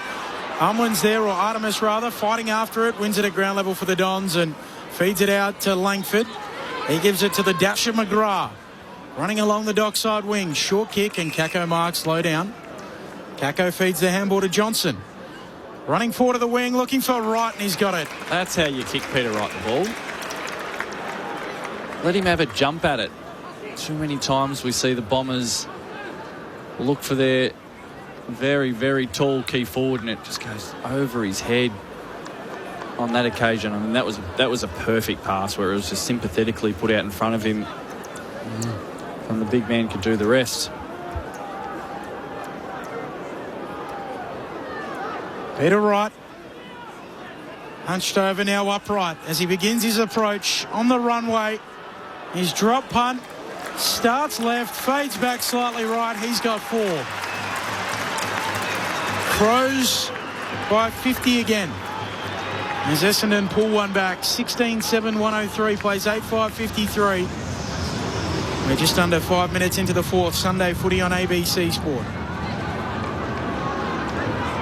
He's had a good day in front of the big sticks, the big fella. It's nice when the ball comes in like that, Murph. You're spot on. There's a beautiful little drop into the bucket. A bit of correspondence, half from Dave in Sydney. Is Peter Wright underrated? A good forward who also plays ruck. Definitely big enough to play ruck full-time, and if Archer May returns next season with Nate Caddy, could Peter Wright be a full-time ruck? Obviously with Nick Bryan still learning the craft. I don't think he's a full-time ruck. No. I don't think he has the tank for that. He's had a hard career to rate. Yeah. Peter Wright. He's a Crichton medalist, best and fairest winner at the Bombers a couple of years ago. Everything was playing in the 2s. That's what I mean. All last year. The good has been very good, and there's been a fair bit of the other. Signed till 2027. Bryan one down the tap. Merritt out of the centre square. Kicks inside 50. Bombers free kick. Here's Wright again. Keane gave away the free kick in the eyes of the umpire. Peter Wright with a chance to go back and put through his 5th. Maybe it was high trailing contact on Peter Wright. Didn't look to be much in it from Keane. No. In the one-on-one situation. But one of the Adelaide Crows players came in late. It might have been Nankervis. Might have just got the trailing arm as he fell to the deck across the chops. Maybe? Three goals on a couple of occasions, so it's already a season best for a handful for Peter Wright from directly in front, 40 metres out. He puts through back-to-back goals. The price is right. Adelaide's lead cut back once more. And it's now back to 44 points as they look to try and boost their percentage here. With a win, they'd move to 4th on the ladder, but a couple of good moments for the Bombers. 16-7-103 Adelaide to Essendon 9-5-59. Need to make up percentage as well to move into 4th, I think. 1.2 percentage points, but in there, if they can do that and win today, which they're going to be winning. Well, somebody will have the live ladder, I'm sure. Get the abacus out. The abacus percentage out. was 113.7. It's up to 116 at the moment. So as it would stand, they're up to 4th at the moment. Brisbane is 114.8. And Melbourne's is a little worse than that with a narrow win over the Suns, 107.8. They want to be careful here. Just make sure they don't let Essendon climb back into this game too much late. Percentage could be important late in the season. McAndrew taps it down to Rochelle. Hooks a kick to half forward. Thilthorpe brings it down. Langford's there. Handball to McGrath. Hutchie's caught him. He manages to get it out to Setterfield. He gives it to Pryor. Exiting kick. Turnover. Coming. 3 bites at it. Drops the mark. We'll kick the Crows back to the wing in Nankervis. Adelaide by 44.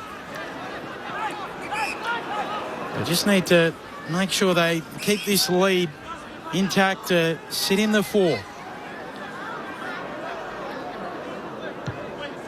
Shelley pokes it up towards forward. McGrath runs and takes the mark, and now he's dashing away with it for the Dons. Handball to Durham. Away to Roberts, flicks it over the top, gets it to Sharp. And he's working down the dockside wing, lifting a kick for Kako. Kako, 80 from home, has it here for Essendon. He waits for Peter Wright to lead and then cuts around Nankervis. Wright's already led to the pocket, so Caddy's against a couple, and in the end, strong mark is taken, but it's going to be a free kick. We'll get another look on that on the replay. Oh boy, at 3-on-1. Adelaide Crows is a bad option for Kako. Should have gone to Peter Wright leading up at him again. Hasn't missed all day, and he goes to a 3-on-1. Somehow, Nate Caddy, kick on him, Josh. So Worrell had the mark, but Dowling has been deemed to have given away the free kick, and Nate Caddy looks to open up the angle. Hits the post. 3 behinds for him as he curled it around his body into the left goal post. It just has not been his afternoon. 6 disposals, 3 behinds. Adelaide lead by 43 points. So I know this is all very technical, and trying to describe it on radio is not always the easiest to understand. As we'll add a bit of colour for it. Ryan brings the kick in to Thilthorpe at centre-half back for the Crows. He kicks up for a Shelley. Launching at the footy, doesn't take the mark. Roberts brings him down. Free kick to the Crow in Rochelle. Whereas he didn't take the mark, he's being hauled down. Handball to Rankin, looks inside 50, getting back. Good defensive mark there for the Dons from Johnson, who zips away with it and kicks long up towards a leading Caddy. Juggling it, no mark, and right there with him, Michael Lanny. Going in Nankervis, and nice and sharp. Monkey's diving for the try line, carries it out. I like that, though. That's Nate Caddy working high up the ground on a long searching lead. Good contest, keeps the ball in front. Isaac Kako at the feet of the contest. That's something you can repeat and build on. They're up 2.2 percentage points, Adelaide. They needed to go up 1.2 with a win today to get into 4th. So that's a difference of 1. Yep. There's the colour for you. Yep. Setterfield into the pocket. Caddy caught behind, brought down in the end by Michael Annie. Gathers for the Crows, chips it over the top, looking for Curtin. He hangs on to a strong mark in front of Setterfield against the boundary line. I think the crux of it is, don't turn your toes up here in the final quarter and let this be a 20-point win when it could be a 65, 70-point win. Yeah. Curtin's been relatively quiet I was since going to ask you about him. So 14 disposals so far. Spent a little time in the centre square, but not much in the recent quarter and a bit. The kick from Jordan Dawson up towards half forward. No mark claimed. Good work in the end by the debutant. McAdowell got a kick away. The turnover though. Durham missed the hand pass. It was a little loose and it's taken back by Neil Bullen. Quick hand pass away to Rankin. The 1-2. Now Dawson looks out wide and Dowling sliding in. Takes the mark out to the left.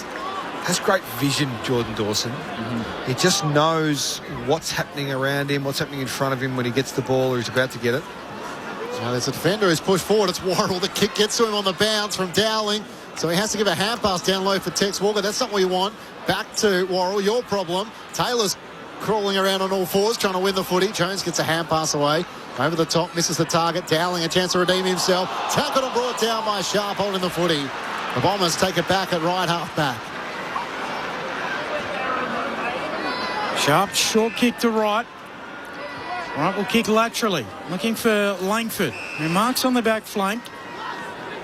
Just lifts the kick onto Setterfield. Crows by 43. Lead did get out beyond 9 goals as Setterfield turns it over. Rankin takes it, finds Rochelle. He marks in the pocket, considers playing on, elects not to. He'll go back and kick for goal and have a look at his second. Tex is desperate to get this ball.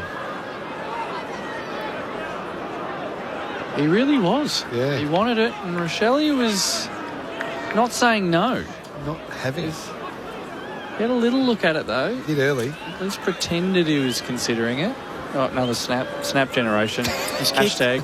3 or more goals in his last couple of games against the Dons, and now he's got a couple today. As nonchalant as you like, on the left, curling it home. Crows back out by 49. But for the percentage, they're in the 4 on the live ladder. 17-7, 109 plays 9-6-60. 12 and a half minutes into the Final term, Sunday footy on ABC Sport. He's a silky skilled footballer, isn't he? Wasn't that just, as you call me, nonchalant? Nonchalant. Left foot, round the corner, 30 metres, no worries. How long's this been going on? That's okay, yeah, away from home, that's all right. A lot of people watching on TV, and there's a few in the ground. Looks like you kick it in the warm-up when you've just strolled onto the ground. Even for the warm-up, I'd be like, hey, yeah, come on, take it seriously. Big game coming up. Let's sharpen up a bit. James Borlase out of the game with hamstring awareness. Angus Clark was out in the second quarter with concussion. Curtin out of the centre square, gets the clearance for Adelaide, inside 50. Walk at the target, brought down in the end.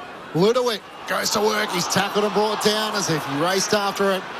And the Bombers take it back through Roberts. Hand pass to Durham around the boundary line to Sharp for Farrow, and off hands it goes out of play. There's a story going around yesterday in the captain's run that Ludovic told Tex to get out of the way. He was in the way. I think it was the other way around, wasn't it? Tex told Ludovic. I understand it was the other way around. Other way around. The young fella stepped in and said, out of the way, old fella. Surely. From what I know of veteran key forwards, they don't love that. Well, it's happened a couple of times. Ludovic has been in Tex's way a couple of times. On that occasion again, I reckon he'll be getting some feedback upon review. Sharp with a high kick up towards half-back, Dowling in from the side, and off hands it goes out of play, a boundary throw in. Adelaide 17-7, 109 to Essendon 9-660. On the SMS, 0437 774 774. One listener wants us to have a watch at the ruck craft of Nick Bryan, since he's looking to grab the jumper and tangle every time, so we're on notice now. Right, reaching over the top of Thilthorpe. Saligo comes in and gathers on the bounce. Kick goes straight up and down. Coming, reaching for it. Takes the mark. In front of Kako.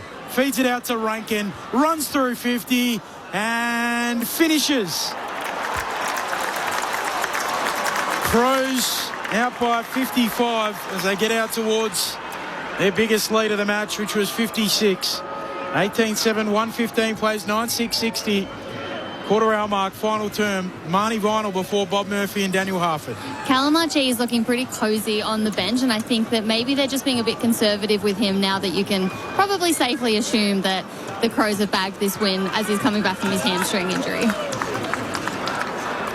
There might be some cosy players on the bench, but just the commitment that Isaac Cumming had to that 50-50 balls, a skied ball, and he just had eyes for the footy, totally committed himself to it, took the mark over young Kako, and then as soon as he got it in the man's hands, Isaac Rankin, put your glasses down. He does not miss those. So 3 goals for Isaac Rankin. He is the X factor for the Crows. Thilthorpe wins down the tap, looking for Curtin, who now becomes the tackler. Throws his opponent sharp to the turf, and the ball is stuck underneath them. Simon from the York Peninsula asked the question, are we putting too much emphasis on percentage given how Adelaide finished their season in finals last year? Setterfield's hand pass to Merritt, got it to Roberts, across half-back. Benny might be, I don't know. Pryor has it at left half-back for the Bombers, looks up forward to Nate Caddy, good mark. I don't understand his point, though. Chips it into the pocket, looking for Peter Wright. Was that chopping of the arms? It was. Like, if percentage is what decides whether you finish in the top 4 or outside of the top 4, don't you want your percentage to be as good as possible? To make sure you finish in the top 4? Yeah. It's quite possible. Yeah. I just like his target. It brings out the best in you, Benny. On the back foot. They'd prefer to be in the top 4 than not, wouldn't they? Yeah. That's the short of the story, Adelaide. I think the two things are true. You know, Adelaide need the percentage to be in the top 4, and they still need to prove it to everyone that they can do it in September. Is the subtext of the question, they get wobbly in the finals, might not matter where. Peter Wright has a career-high 5 goals. He misses out to the left and a minor score. So, the other stat, which I was just having a bit of a look at half, is Essendon have kicked 6 goals to 1 from free kicks. So they have had the better of their 6 of their 9 goals have been with a bit of support. That was a good stat, Richie. I think I understand that point from Simon now. So I'm a bit more with him that he is saying that they finished top 4 last year and went out in straight sets. I think that was the point, that we're thinking about it quite logically. Well, he'd be an ABC AFL Daily podcast listener, no doubt. All days? 5 different flavours. Yeah. Crows working it down the city side of the ground. Saligo. He'd know that was a big part of the conversation for Adelaide for the whole year. Saligo goes inside 50 to a contest coming through Langford. Back feeds the handball Away to right, who gives it to McGrath. Handball to Artemis. Through his legs it goes. Picked up by Setterfield, who gives it off to Sharp. Back to Setterfield. Don's in there. Defensive 50, right. Goes back to Langford, who kicks from the goal square out towards the back flank. Up goes Reid off the hands of the pack. Thilthorpe gives it off to the young man. Ludowick, his shot is off target. I don't know if to that's go with the check side from 40. Yeah, I don't it's know if ambitious. That's it. Just on the surface of that style of left foot banana under pressure and the story of captain's run, get out of my way, Tex. my confidence might not be the issue. Setterfield looks to send it up towards Peter Wright. Off hands is kept alive by Taylor, only for a moment as Wright shoves him over the boundary line and a throw in. Right half forward for the Adelaide Crows. They lead by 54 points, 18-7, 115 to Essendon 9-7, 61. Plenty of correspondence coming through on the SMS line. 0437 774 774. Bob Murphy and Daniel Harford are here for it.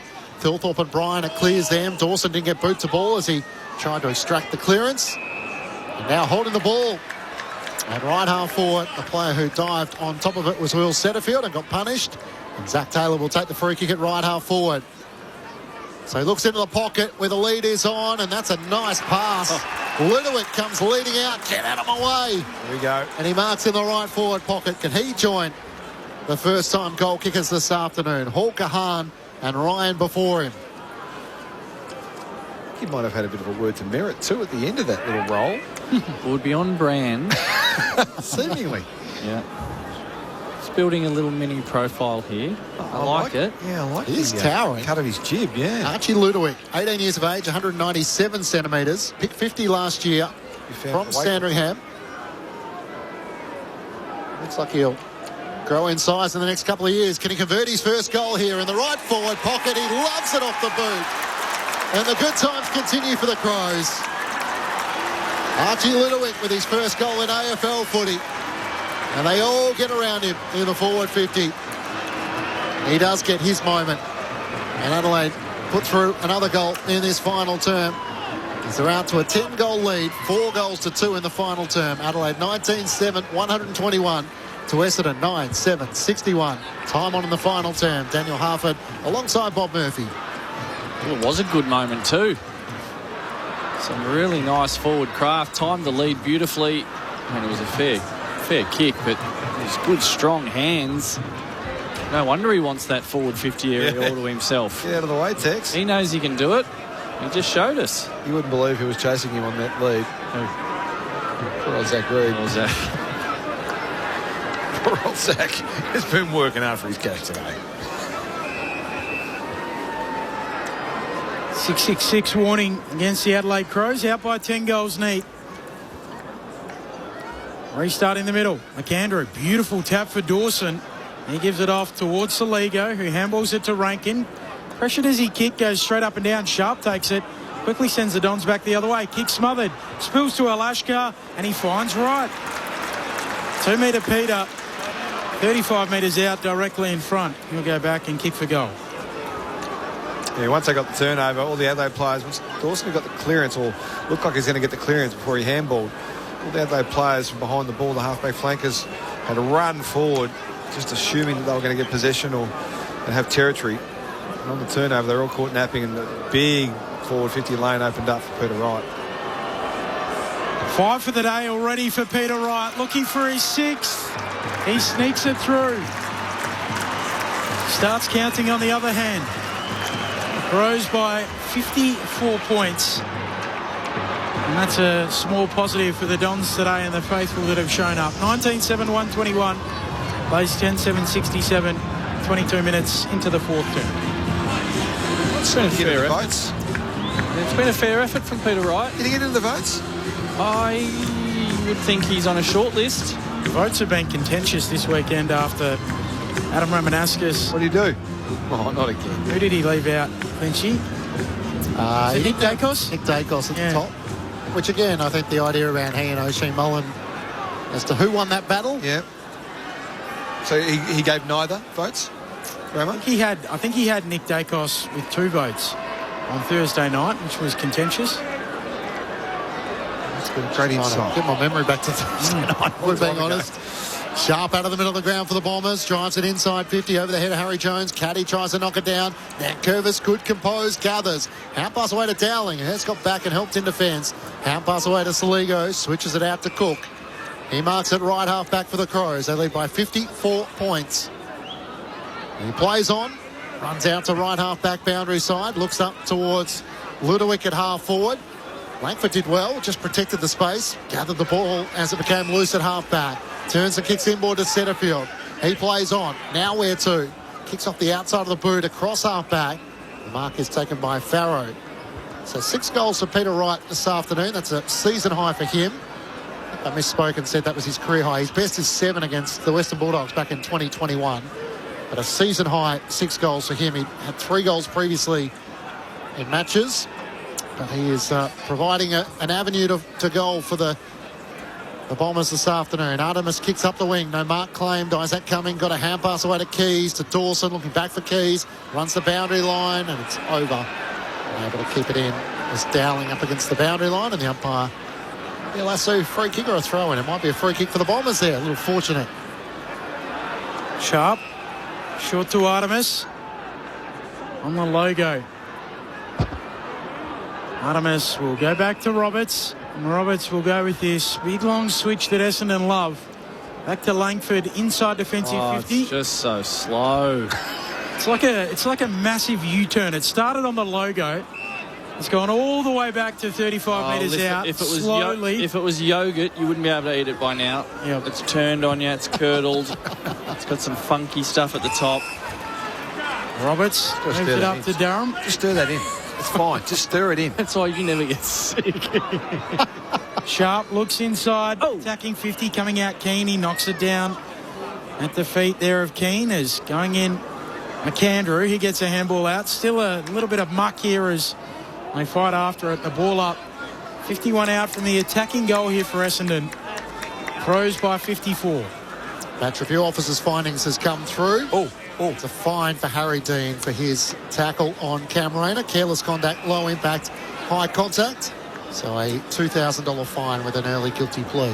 His dad, Peter, will cover that, no problem. The great Peter Dean. Kicking that goal last night, there might be a few Carlton fans who are happy to spot him. Jeez, he was good. Free kick going Jordan Dawson's way. His head was over the footy. He was taken high by Setterfield. It's hard to make an argument how the umpire wouldn't see it that way. 20,518 in the building today. It's a bit more than what we thought there might have been. They came late. Bit of padding in those numbers? Yeah, the bars maybe. A little bit of padding.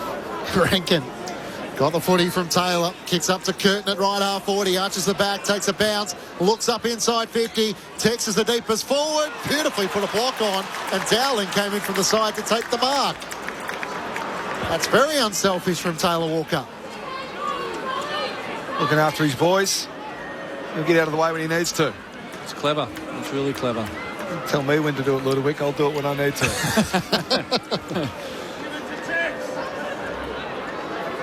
Dowling, who has kicked a goal already this afternoon in the first quarter. The South Australian boy in his 4th year in the system, playing just his 12th game from 15 metres out for a second. Puts it up into the second tier. And Adelaide continuing to finish here with a little flurry. 5 goals to 3 in the final term. It's back out to 10 goals. 27-127 the Crows to Essendon 10-7-67. 26 minutes gone in the final term. Bob Murphy and Daniel Harford with you on ABC Sport. It was really nice timing there from Dowling as he drifted across the pack. And you're quite right. If you watch the replay, Tex Walker has kicked a lot of goals. He just was able to sum up the situation. He had the direct opponent. He saw that Dowling was unchecked, so he created a path for him. Good team footy on the eve of a big finals campaign coming up for the Adelaide Footy Club. Oh, I see that Rex has texted in and had a few issues with the getting of the ABC AFL Daily podcast. I'll help you in a moment. Rex, as the Crows are out of the middle again. Ryan shorts it to Dowling. Do it again, Dowling. He kicks on goal and does it. He slots it, just sneaks it through. The Crows back out by 66. 21-7, 133 plays 10-7, 67. He's got 3 Billy Dowling, including the last 2 in the game. Daniel Harford and Bob Murphy. For Rex, the easiest way on ABC Listen. Go to the magnifying glass, type in ABC AFL Daily. There will be a cascade of all 5 flavours 5 times a week. Friday morning, ready for the round ahead with 1 game reviewed. Saturday after AFL Saturday. Monday morning for your commute to work. Yep, that's the best one. Myself, Bob and Corbin on Tuesdays. I like that one. That's my second favourite. Reviewing the footy. And there you go. It's all there. That's my second favourite one. So where do I get that again? Go to the ABC or ABC Listen, magnifying glass search, ABC AFL Daily. Tuesdays is very good. Sammy Durham lays the tackle on Curtin in the middle of the ground. No chance to clear it. Adelaide leading by 66 points. I almost said, that's not me saying that. It actually literally was me saying that. That's the only way it came out, unfortunately. Adelaide try and get a hand pass away. Hawker Hahn out to space. Numbers the way of the Crows. Dowling and Keys lays the tackle.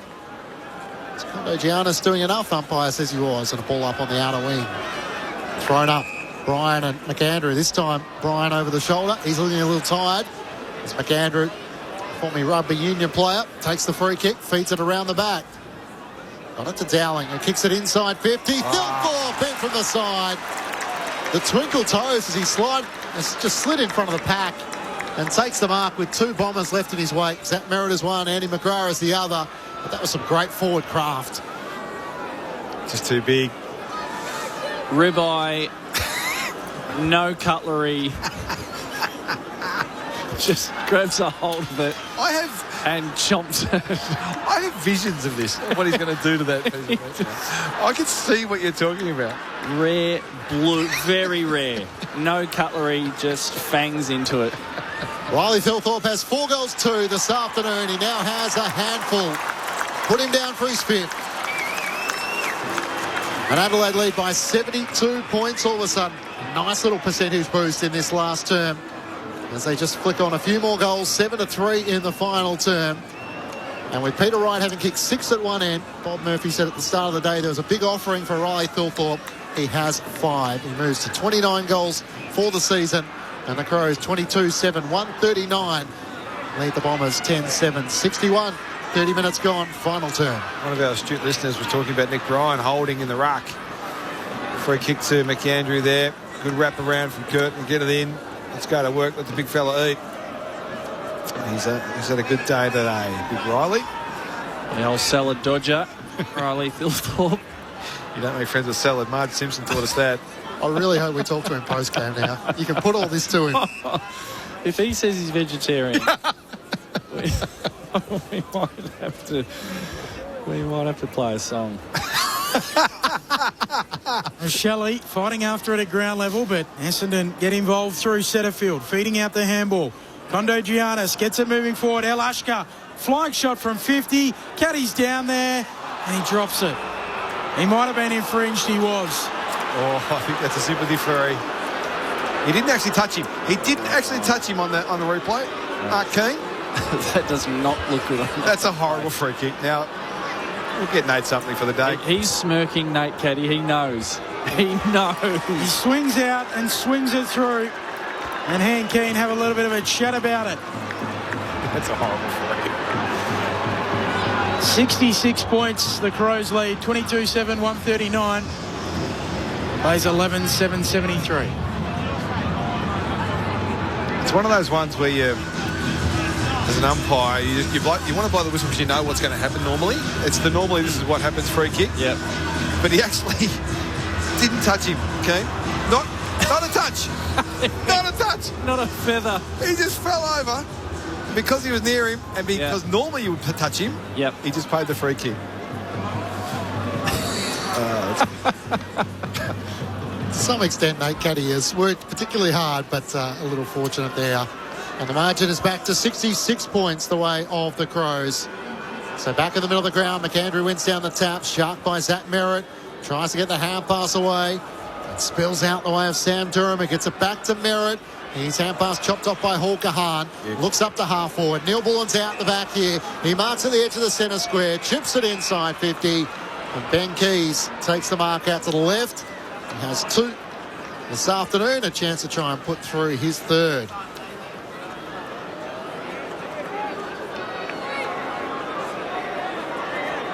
And the last kick of the day is what he'll have. A high half forward. And now we'll kick after the full-time siren. Adelaide record their 13th win of the season. And they bounce back after their loss against the Magpies last week. Ben Keys looking to finish with a 3rd. The stunner approach from outside 50. He comes in and shoots from just inside and keeps the good times rolling. 8 goals to 4 in the final term, the way of the Crows, as Ben Keys puts back his 3rd goal of the night. And Adelaide, with that victory, jump to 4th on the AFL ladder. We're courageous, stronger, faster, and respected by our foes. Admiration of the nation, our determination shows. We're the pride of South Australia, we're the mighty Adelaide Crows.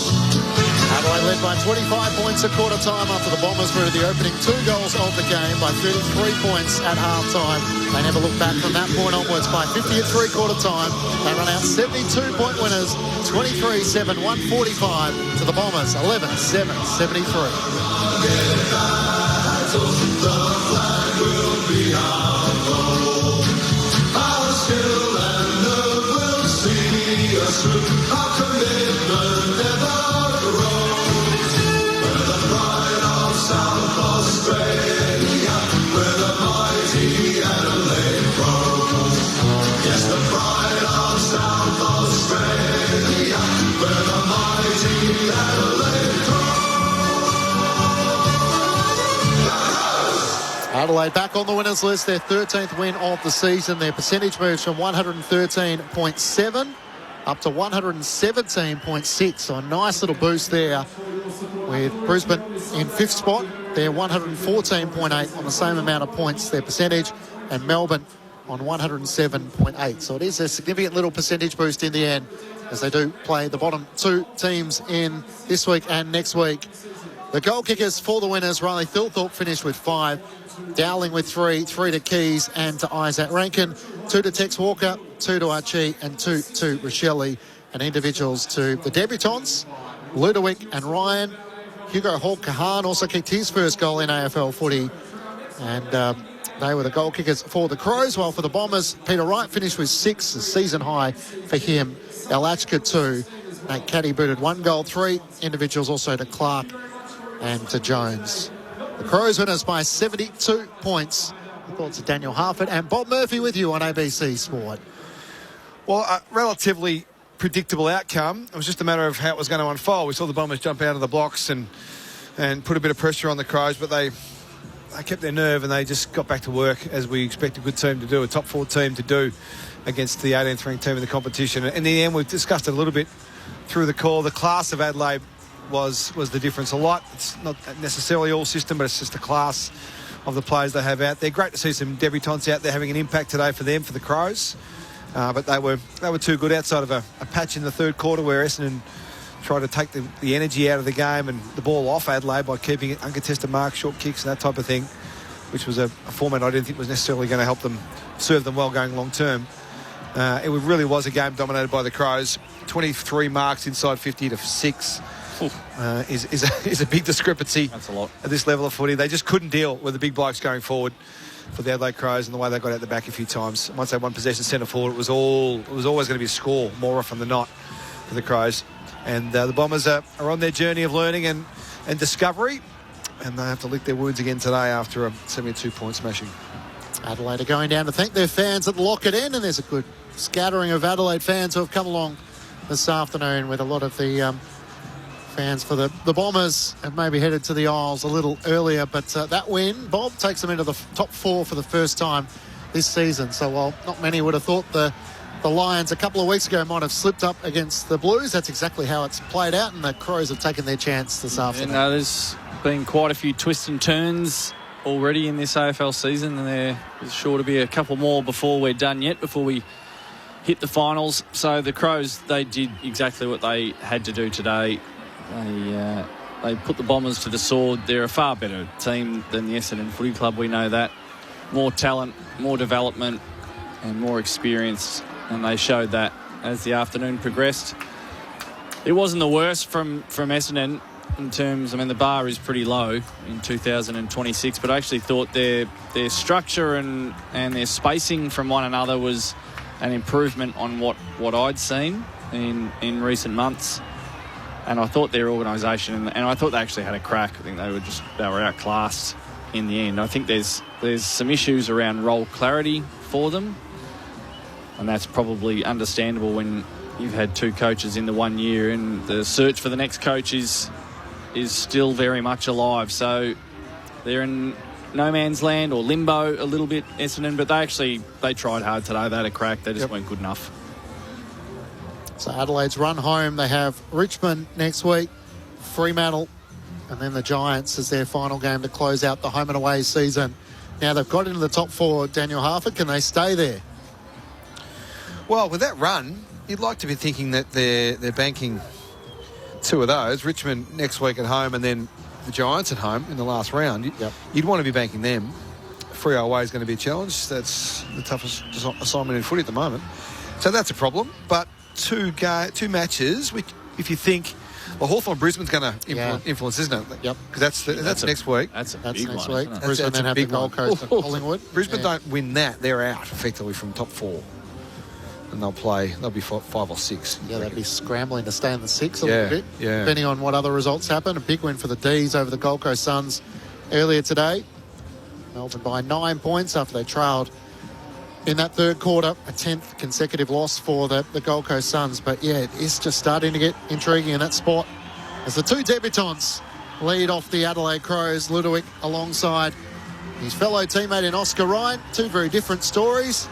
Archie Ludovic, the first-year Crow, picked 50 last season from the Sandringham Dragons. And having to wait a little bit longer, Oscar Ryan from Shepparton picked 27 in 2023, the third-year Crows. And both got on the scoreboard today. But it is just starting to get interesting in the jostling for positions while Fremantle are out in front on top of the ladder. Everyone else is trying to scrap for where they can get to and how high can they finish. Well, the wild card becomes interesting, and regular listeners to the ABC AFL Daily podcast on a Monday morning on your way to work, it's the first of the 5 flavours, would be aware that I'm not necessarily a massive fan of the whole wildcard concept, but it is a little bit intriguing as we get to the back end of the year, and talked about Hawthorn and Brisbane and what that does to the top 4 next week, but Carlton St Kilda is obviously very, very interesting. So philosophically, being not such a fan of the wild card for wholeheartedly in the game, but do you think this season the teams we've got, the way the ladder has shaped, kind of lends itself to it kind of working more than maybe other years? Fire. We'll come back to that. Adelaide winners by 72 points, down to Marnie Vinyl in the Crows rooms. Oh, we are just seconds away from the song.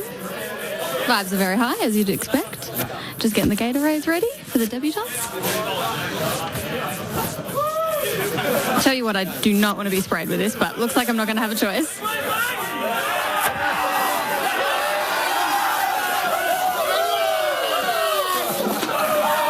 Stay low, man. Stay low.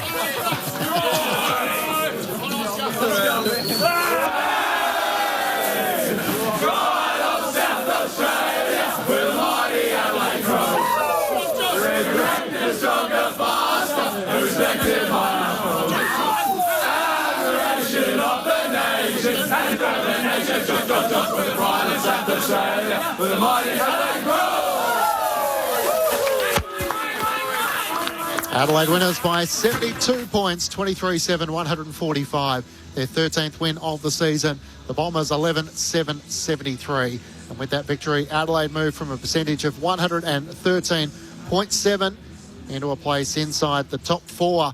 And that's for the first time this season, 117.6. So they move ahead of Brisbane and Melbourne, who are locked with them on 13 wins and 7 losses. And a game further back, the chasing pack, Geelong, Western Bulldogs, and a half a game further back, Collingwood. So we are starting to get shape with 3 to play, but we still have a fascinating end to the home and away season. And how will Adelaide go in terms of trying to qualify for finals? As we touched on throughout the call, can they boost that percentage to stay inside the top 4. And then the challenge of September, it all starts again, having been knocked out in straight sets last year. But they did what they had to do this afternoon, Half and Bob. And for Adelaide fans listening across the border, I'm sure they'll be satisfied with the response after the loss to Collingwood last week. Yeah, and that's probably the story that Matthew Nicks will talk about in the post-match press. I reckon he'll give the debutants some love, but also the rebound from the players from last week's disappointment. Now, very different opposition. We understand that. And Collingwood, one of the great travelling teams, let alone a bit of a nemesis for the Crows, full stop. And you come up against Essendon, you expect to perform, but you've got to go out there and do it. And sometimes the little man on the shoulder can play havoc with that next game, and especially when it's a lowly opposition. But outside of the first 5 minutes when the Bombers kicked the first 2 goals, they really did have control of this game for most of it, as you would expect. And they showed some things that, and some intent to try and put the foot down a bit late in the game, that last quarter and a bit. They tried to do it. Sometimes you get scored against and you lose the ball and you make yourself look a bit silly sometimes when you go too hard with that phase of play. But I reckon they did try and put the foot down and really exert their authority in the back end of that game. I like seeing the combination of Archie in that forward line too. I hadn't seen that live too much. So Walker, Thilthorpe and Archie as three targets is a pretty imposing trio. They've got Darcy Fogarty, of course, to come back as well. So that mix of that forward 50 is going to be interesting in terms of how much time does Isaac Rankin spend in the midfield, given he's just such a great ball user for them. Well, that's the beauty. But that's the whole thing with Dan Curtin too. Try and find another role for him so he can use the Rankin magnet as your real wildcard, as your moment magnet. What do we need here? We need a bit of a spark in the forward half. Right, let's get Isaac back in there. What do we need? A spark around the ball. Right, let's get Isaac on the ball. He's that guy. It's Cozzy Pickett. It's Nick Watson. It was my outfit today. It was your outfit today. The spark that got us all going. Yep. And I think the game reflected that. Yep. There was a real spark from both teams in the back of your unbelievable attire. Yep. So I think that's the beauty of these sort of games where you can not have a play, not flirt with it, but just try a few little things and have something up your sleeve. Chris Scott's the best at this. He'll play a game in round 7 with an eye on pulling a lever in the finals. Yeah. Like it's being able to do that for Matthew Nicks, which he hasn't had the luxury of being able to do too often. So I think that's a positive for them. You go through their forward half. I mean, Thilthorpe's kicked 5, Dowling 3, Keys 3, Rankin 3, Walker 2, Archie 2, Rochelle 2. They kicked 23 goals, 7. And Benny was talking about their accuracy, the most accurate team in the competition. There was some real quality in those 23. Yeah. Their finishing is elite. So they've got power in the forward half. The challenge will be for them in the finals about can they match the contest and the clearance of other teams.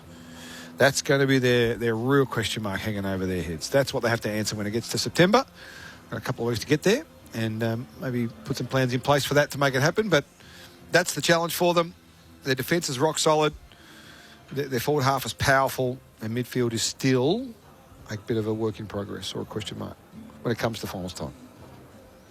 Yep. The downside today was the hamstring awareness for James Paul-Lace. He didn't finish the game and was out in the third quarter. The other injury was Angus Clark, who had a horrible day. He got a knock to the knee and then suffered a concussion, some friendly fire from his teammate in the second quarter. So both of them were out of the game by half-time. Peter Wright finished with 6 goals and Riley Thilthorpe was able to lead the way for the Crows with 5. And he's the player, Bob, as we look down at Adelaide. If their finals hopes are going to rocket, if he can be that presence for them inside the forward 50, he's a game changer. Oh, yeah, totally.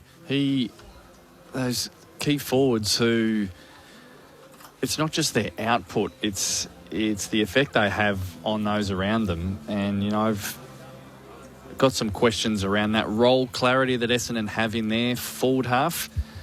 I feel like the Adelaide Crows, in terms of their role clarity in the forward half, is very, very clear. So they know exactly how to get to work. They just need some time together. So Riley Thilthorpe being out there, we'll see what happens with Fogarty, whether they bring him back in. But when they have it how they like it, there wouldn't be too many back lines that would be jumping out of their skin to take on the Adelaide Crows, because there's match winners all through it.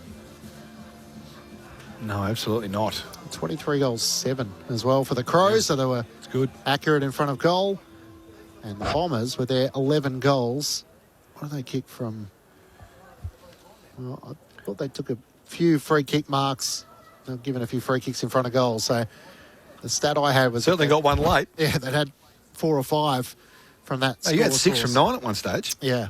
And so with Caddy's one late, that's 7. Yeah. So they had the right side of some of the umpires' views as to how they saw it in Adelaide's 72-point win.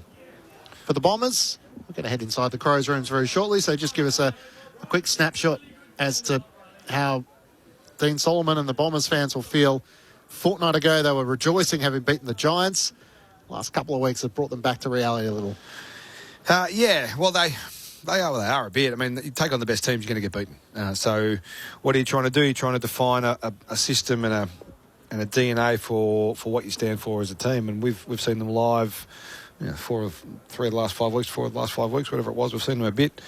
And I'm still yet to understand entirely what they're doing. They did look, back into the second quarter, third quarter, they looked to be a team that could control the game. Mm-hmm. And I hadn't seen that in the last month or so from them. So that's a step in the right direction. And then you're relying on talent and class to actually pull off what you need to pull off in those moments.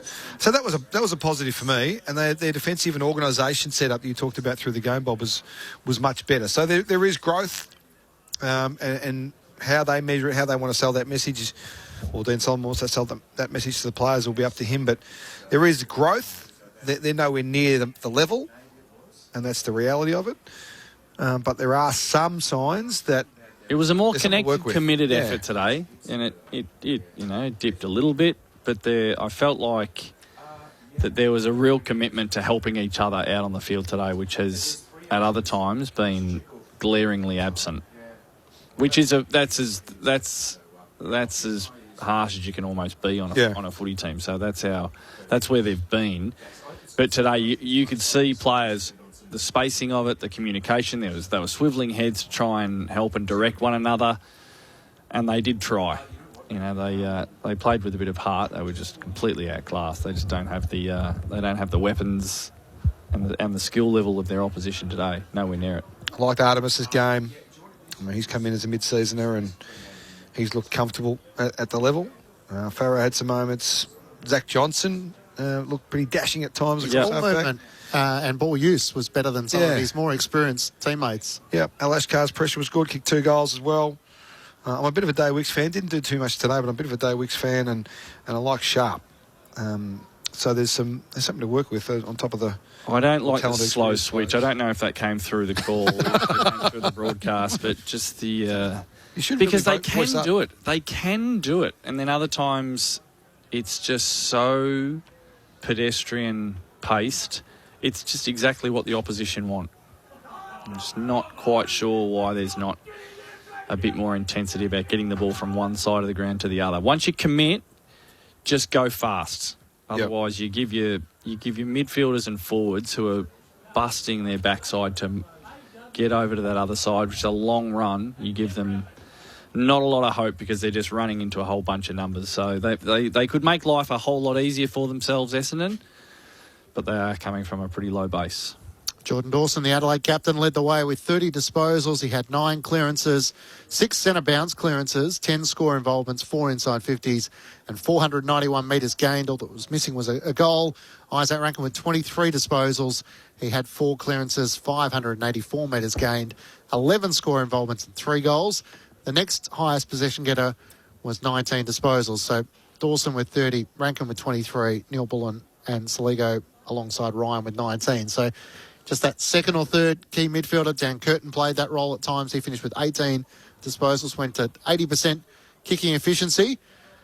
Is that midfield still a bit of a concern, though, for the Crows as to the depth? Yeah, I quite like him in there. I think he's a natural mid, just the way he moved. He just probably doesn't have the tank yet. I'm not sure he's got the aerobic capacity, having not played there clearly a fair bit in the last couple of years. So he's going to need some time to build up that tank. That's why Rochelle doesn't play there often. It's why Rankin's had to take years to get to that point. You've got to build up the capacity to do it. It's not an easy job. But he did look a natural around the contest in the way he moved from it. So I quite like that as a spare parts player there now, to have that up your sleeve if you're Matty Nix. But, yeah, it's just... and even Rankin's sort of a spare partser. not probably better than spare parts part-timer, not spare parts part-timer. So those real class mids, the Dawson's types, and he's a fantastic player, so it's probably a high bar, but one or two more of those would be absolutely a bonus for the Adelaide Crows. So they covered the injuries for Miller, Berry and Peatling relatively well this afternoon, with Darcy Fogarty not set to return until round 23. So they'll get better. Yeah, I wonder what they'll do with that forward structure. Because it looked all right. And yeah, I'm not sure. The confident kid, Ludovic, I quite like what he did. No, it's Taylor Walker had 7 kicks for his 7 disposals, kicked 2 goals, 1, kicked a superb goal in the right forward pocket in the first quarter. But he was more unselfish Tex tonight, trying to bring in his less experienced forwards. He might have been a bit sheepish from the captain's run. From the feedback, he just trimmed his ego back a little bit. Yeah, we wonder what they do. Do they play the 3 talls, 3 bigs? I don't know about Or do you that. play the 2 in the mobiles? What would you do, Huff? I think I'd play the 2 in the mobiles. Me too, I'm with you. So who misses out? Fogarty. Fogarty for me, yeah. I play Walker before Fogarty. And I have been a significant fan of the Darcy Fogarty fan club, a paid-up member. Last 18 months, I'm not sure he's been the player that I thought he was going to be. And in a big final, I know who I trust. I'm getting the sense you have a different opinion, Clinchy. No, I think it's an open conversation at the moment. I just thought, Darcy Fogarty was one of their better players in that win over Sydney, and that carries a bit of influence. He kicked 4 goals. Riley Thilthorpe kicked 2-3. I probably feel like those two are maybe, and then Texas might be the one who misses out, which is the hard conversation they've wondered if they had to have at some stage. And But if it's the right call, if they think it's the right call, they have to make it. They can't play Tex on sentiment. but they're out of time now to experiment, really. No, I know, but even if you get to the finals and he's played, the last month of footy and he's been okay, he's kicked 8 goals, say, in the last month. Yeah, but he's hitting form at the right man, time, isn't he? Taylor Walker, what's he? He had 5 a fortnight ago, 3 against Collingwood, and then 2 today. So he might just be coming into form at the right time. But that's the problem with a team like Adelaide, isn't it? Is they get enough goals, so they kick 25 goals tonight. Yeah, they can score. Yeah, their scoring power's not an issue, although it was a bit last week. But is their pressure an issue and their ability to no doubt. work up the ground? And that's where you're wondering is that the missing piece that they haven't been able to unlock, is that maybe they have to give up a little bit, whether it's Taylor Walker or Darcy Fogarty, one of their talls. Well, that's why I think it's the 2 and the mobiles, because then you can... Because you're not asking your keys to put a heap of pressure on. They'll do it naturally every now and then when they're in the vicinity, but you're not asking them to make that part of their job description. Yeah, they're trying to create the environment where the ball's in tight that can allow pressure from those around them. That's right. I'd be really surprised if they didn't play them all. Yeah, well, you might be right. I tend to agree with you. But I think that'll be the path they go. I'm just not sure. But if it doesn't work, again, the Wolves will be at the door, won't they? Then there'll be some knocking at that door. So you do want Fogarty in. So it took Benny. Didn't take my bait, but then Benny drew it out of you. Good work, Benny. It's just so we ended up back where we started. Whether they play all 3 is questionable, but we probably all think they will at the end of the day, and they'll live and die by that sword. Yeah, I don't know if they want to. Anyway, we'll see. We'll see. They'll get the chance. That's the thing. They'll get the chance, which is what they've needed to do all the way through the season. It's been a relatively, in my view, and not very exciting season for the Adelaide Crows, because it actually didn't matter. Doesn't matter what they do, they have to get to the finals and win. They're the worst scenarios, aren't they? When it doesn't start until September comes around again to try and redeem yourself, and yet you still have to qualify as high as you possibly can. So the way it stands at the moment, Fremantle clear on top from Sydney, Hawthorn and Adelaide. Do we think Adelaide is the 4th best side at the moment, with Brisbane and Melbourne scrapping for that position? No, I've still got Brisbane. Yeah.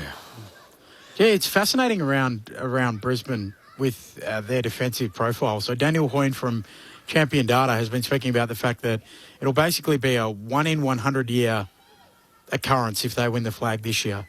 A premiership side who is bottom 4 with their defensive profile. Yeah.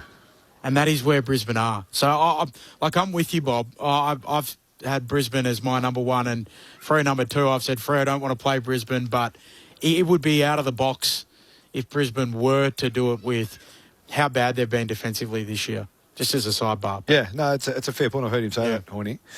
And he knows what he's talking about. But it's what they've had 100 points kicked against them 7 times or something. And 160 odd last night, 150 odd last night. Yep. So you have to go back to 2003.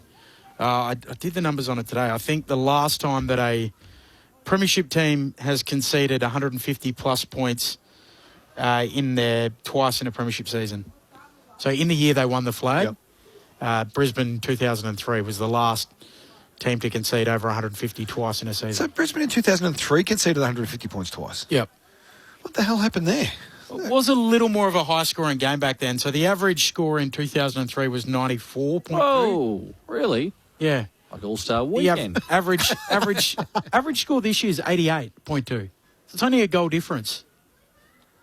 150 is a lot. Yeah.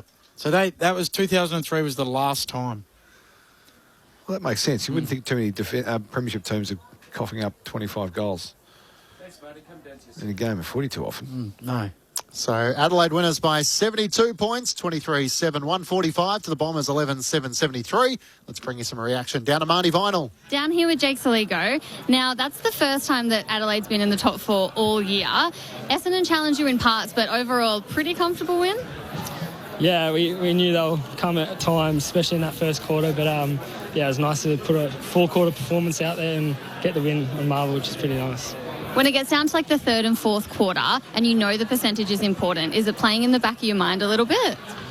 A little bit. You sort of just stick to process, though. You don't get wins if you don't stick to process. So we just go out there and try and do our thing, and then the result comes off the back of our hard work. Feels like the icing on the cake is the 2 debutants had really good games. This might be a very hard question. Do you have a favourite out of those 2 goals? Nah, no favourites. But no, I was super impressed by the boys. And then Hugo kicking the goal as well. I think everyone's pretty up and about. Is there any chance that you got to catch the Ireland-Australia game last night? And another hard question, do you think that your club's Ebony Marinoff was maybe robbed for the best on ground? Yeah, Noffy, she's great at what she does. I reckon she's pretty stiff. But it was a great game. I actually really enjoyed watching it. I thought it was great quality as well. So, it'd be nice to see that once a year. We'll head upstairs to see if they've got any questions for you. You've got Ben Cameron, Matt Clinch, Bob Murphy and Daniel Harford. It's too easy. Thanks. James, so well done to you, mates. Congratulations, Daniel Harford. I'm just wondering if what the question was or what the conversation was. Not question. The conversation was this week on the back of the loss last week. The measurement of success today, obviously the 4 points are important, but were there any sort of areas of the game that Nixie was really focused on trying to make sure you nailed today? I think it's just that full-quarter performance. Like we brought our best in that first half against the Pies. And it shows that if you're 1% off in that second half or in spurts in the game, then you're probably not going to beat the best side. So I thought today was a good step in the right direction for us. So who drove that on the field today? Was it asked of the leaders of the different lines or the areas of the ground to drive that, or is it just something that you all had to take responsibility for? Yeah, I think it's everyone. It's the leaders want to drive it, but they want us young fellas to start stepping up and driving it as well, and that's how we're going to be a better team. So yeah, it's probably everyone. And you kicked 23 goals today, and you ran up a pretty big score against the Bombers, and 23-7. Your accuracy is through the roof. You're the number 1 team for accuracy in the competition. And do you do more goal kicking than anyone else, you reckon, or is it just a part of the way you play the game?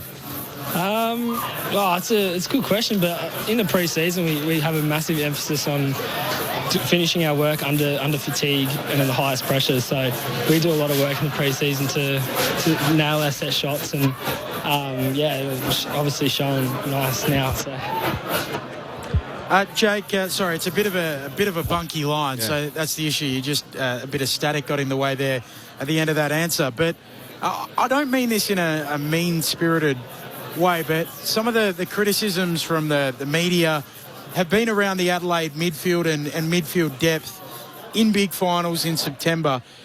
Have you heard that? And do you feel like you can silence that this year? Yeah, it's a good question, mate. It's probably, it's pretty hard to hide away from it when you see it everywhere. So, and Adelaide's a small town with only 2 teams. So it's pretty hard to hide, but we're getting to work in there, and I thought Danny was a good, massive inclusion in there today. Obviously, JP and Bezo were rested, but we're getting to work in there, and we know that's a part of our game. If we get right going forward, it's going to help us in finals. So,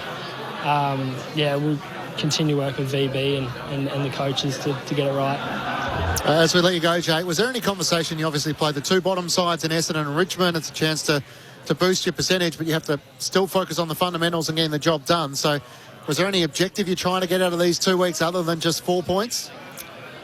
No, not really, to be honest. Like, it's AFL footy in the end of the day, so every team's going to be up to the standard and they're going to bring the fight. So, and last time we versed Richmond, it was a bit of a scare in that first half. We thought they brought the fight, so it's actually it's going to be a tough one next week, but we'll go in hopefully to get the 4 points. Now, as we let you go, Bob Murphy was wondering how much of a steak eater Riley Philthorpe is. Have you got any knowledge for us on this? Oh, he's a big boy. He comes over to our house for dinner and it costs a bit. So, how does he like it cooked, Jake? I imagine like very rare. Oh, mate, just off the bone, just rare, straight up. I thought so. I can pick him. Righto. Congratulations on the win, Jake. Thanks for spending some time with us and safe travels back to Adelaide. So easy. Appreciate it. Cheers, guys. Jake Saligo joining us from the Adelaide Crows rooms. Oh, I follow that house a little bit on TikTok. Oh, hang on. You are a AFL real estate aficionado. Yeah, I love it. Jake Saligo, Josh Rochelle, Luke Nankervis. If we had a bit of a better line, I might have explored this with Jake, but it looks like a fun house. Like they just seem to be doing things that, like they're always doing TikTok dances and that's fun. I probably wouldn't consider that.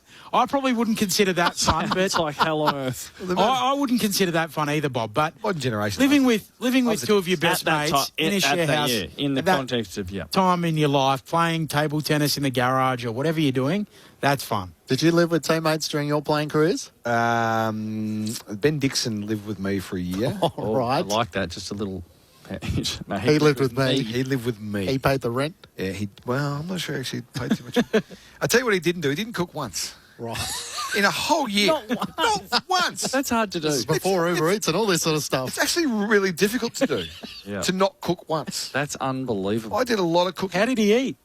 Well, did he know there was a kitchen? He would provide his own food at times for himself, and he would make himself stuff. But there was no sort of I'm making dinner tonight. What do you want? What do you reckon we do this? A bit of chicken teriyaki. Or a little bit something like that. There was no blue steaks going on. No blue ribeye. Wafting over the flame. Drifting across the flame.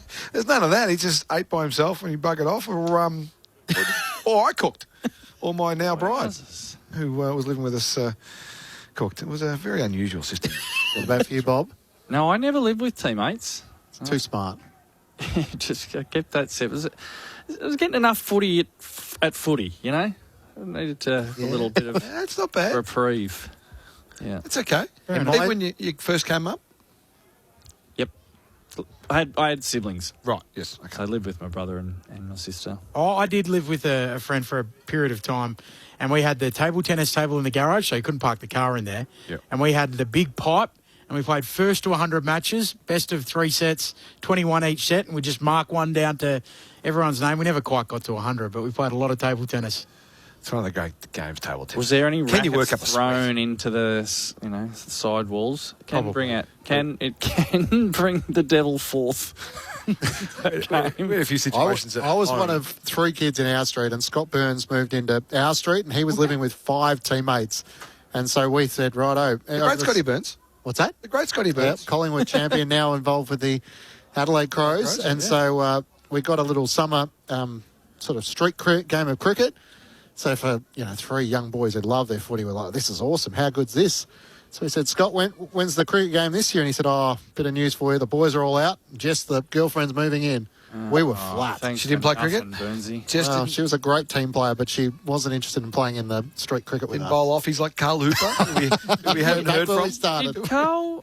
No, nothing. No correspondence, unfortunately. Adelaide was by 72 points. 23-7, 145 to the Bombers, 11-7. 73. The votes in the ABC Footballer of the Year to come. The other winners so far today, the Tigers snapped an 8-game losing streak, prevailing by 11 points over an inaccurate West Coast Eagles, 12-12-84 to the Eagles, 9-19-73, while the Demons recorded a 9-point win, 18-16, 114 to the Gold Coast Suns, 16-9, 105. The curiosity was around Christian Petrarca playing against his former side. Colton Tholstrup had the job on him, and they caught up with the ABC Sport team after the game. Did you have a directive to actually play on Christian Petrarca, or were you just having to run around with him for a bit? No, there was no set person to go to today, but just happened to be on track, and I only spent a short period of 2 years with him, but yeah, I love Truck. He's a funny fella. We have similar brains and mindset, and had a good 2 years. How did you find it though? Because it's not the easiest opponent to come up against, particularly an old one that you know reasonably well. Yeah, I was pretty lucky. Goody always got me to sit with him and watch tape with him every week, and I come to learn pretty good with Truck, and I felt at stoppage, I felt like I don't think he got a good one away. So sitting for a year with him, 2 years watching tape every week, I think I learnt a few points. But mate, Truck's an unbelievable player. It's good to see him up here doing well, and we all a lot of love and respect for him, and I wish him all the best for the future, and I can't wait to come up against him again. Talked about playing on Christian Petrarca, who you know so well. What's it like when you get new guys in halfway through the year?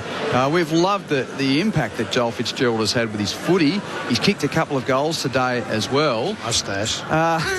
Pretty good moustache as well. What's he like as a guy fitting into the group? Oh, bloody, I could talk all day about this fella. We've got time. Mate, he is a ripper. I'm trying to actually spot him here in the rooms because I just look at his face and start laughing. Mate, I love him that much. He's come in, he's made a good impact, and he's made for the game. He's made for football. He adapted well, and mate, he's fit right in there. He's over the back. Oh, geez, I love looking at him. He's a pisser.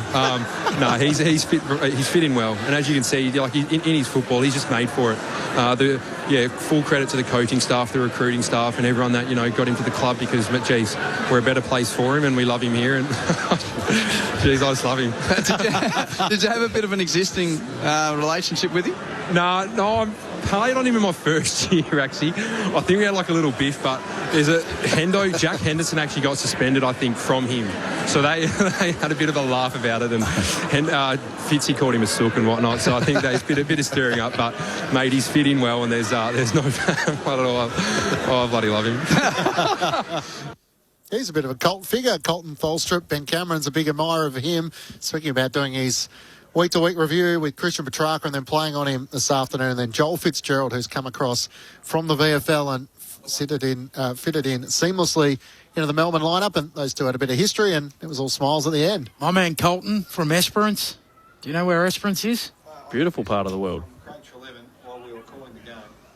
Got to turn your mic on. There you go. I was resting during the finally signed. Craig Trelevin, the great man. Craig Trelevin, the great Jock Trelevin.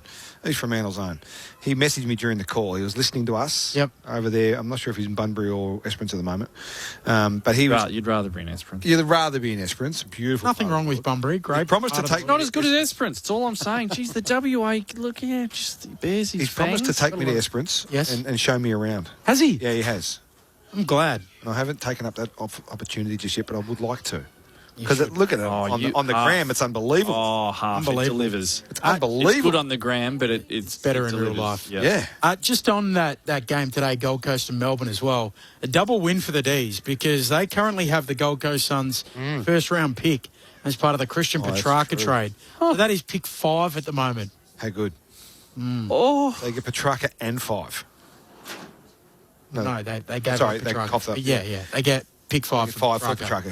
They're dominating, and they get 5. Yeah. Fantastic. Yeah, they'll just be very, very happy with themselves. High-fiving themselves silly. The future picks is one of the biggest gambles getting around.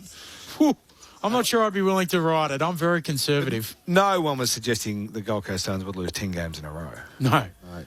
When they did that deal, the Gold Coast would have been thinking, this will be pick 18 or 19. By the time there's a few academy picks or a father-son. And we'll be top 4, no dramas. Yep. Boy, has it turned. And clubs are pretty reluctant to disclose how much of their contract Christian Petrarca and Clayton Oliver are getting paid by Melbourne, but the possibility that they might have got a fair bit of money off their books and they could be shopping in the off-season as well. Yeah. It makes a difference when you can do that. The Bombers going down this afternoon. Adelaide prevailing by 72 points into the top 4 with victory tonight. The votes for the ABC Footballer of the Year, Bob Murphy.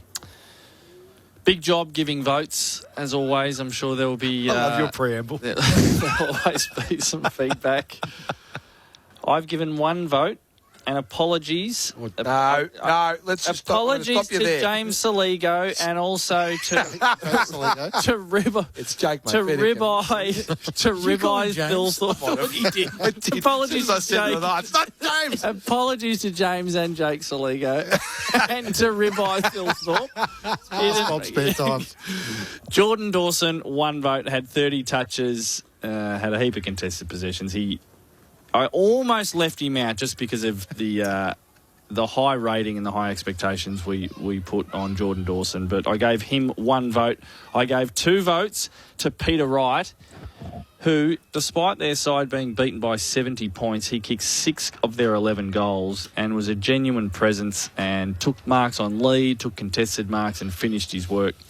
So I gave 2 votes to Peter Wright and I gave 3 votes to the best man on the ground, and that man was Isaac Rankin. He may have only had 23 disposals. He did kick 3 goals, but everything he touched was of an absolute quality that was really symptomatic of the difference between the two sides today. There was a skill and class chasm, and Isaac Rankin was the best of them.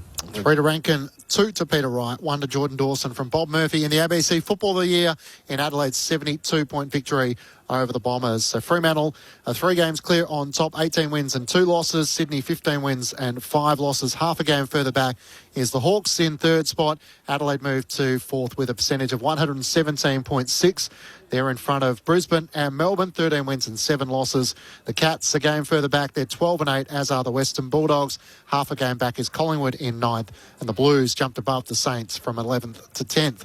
With victory today, the Tigers moved off the bottom, and now the Bombers are on the bottom of the ladder. Round 20 gets underway.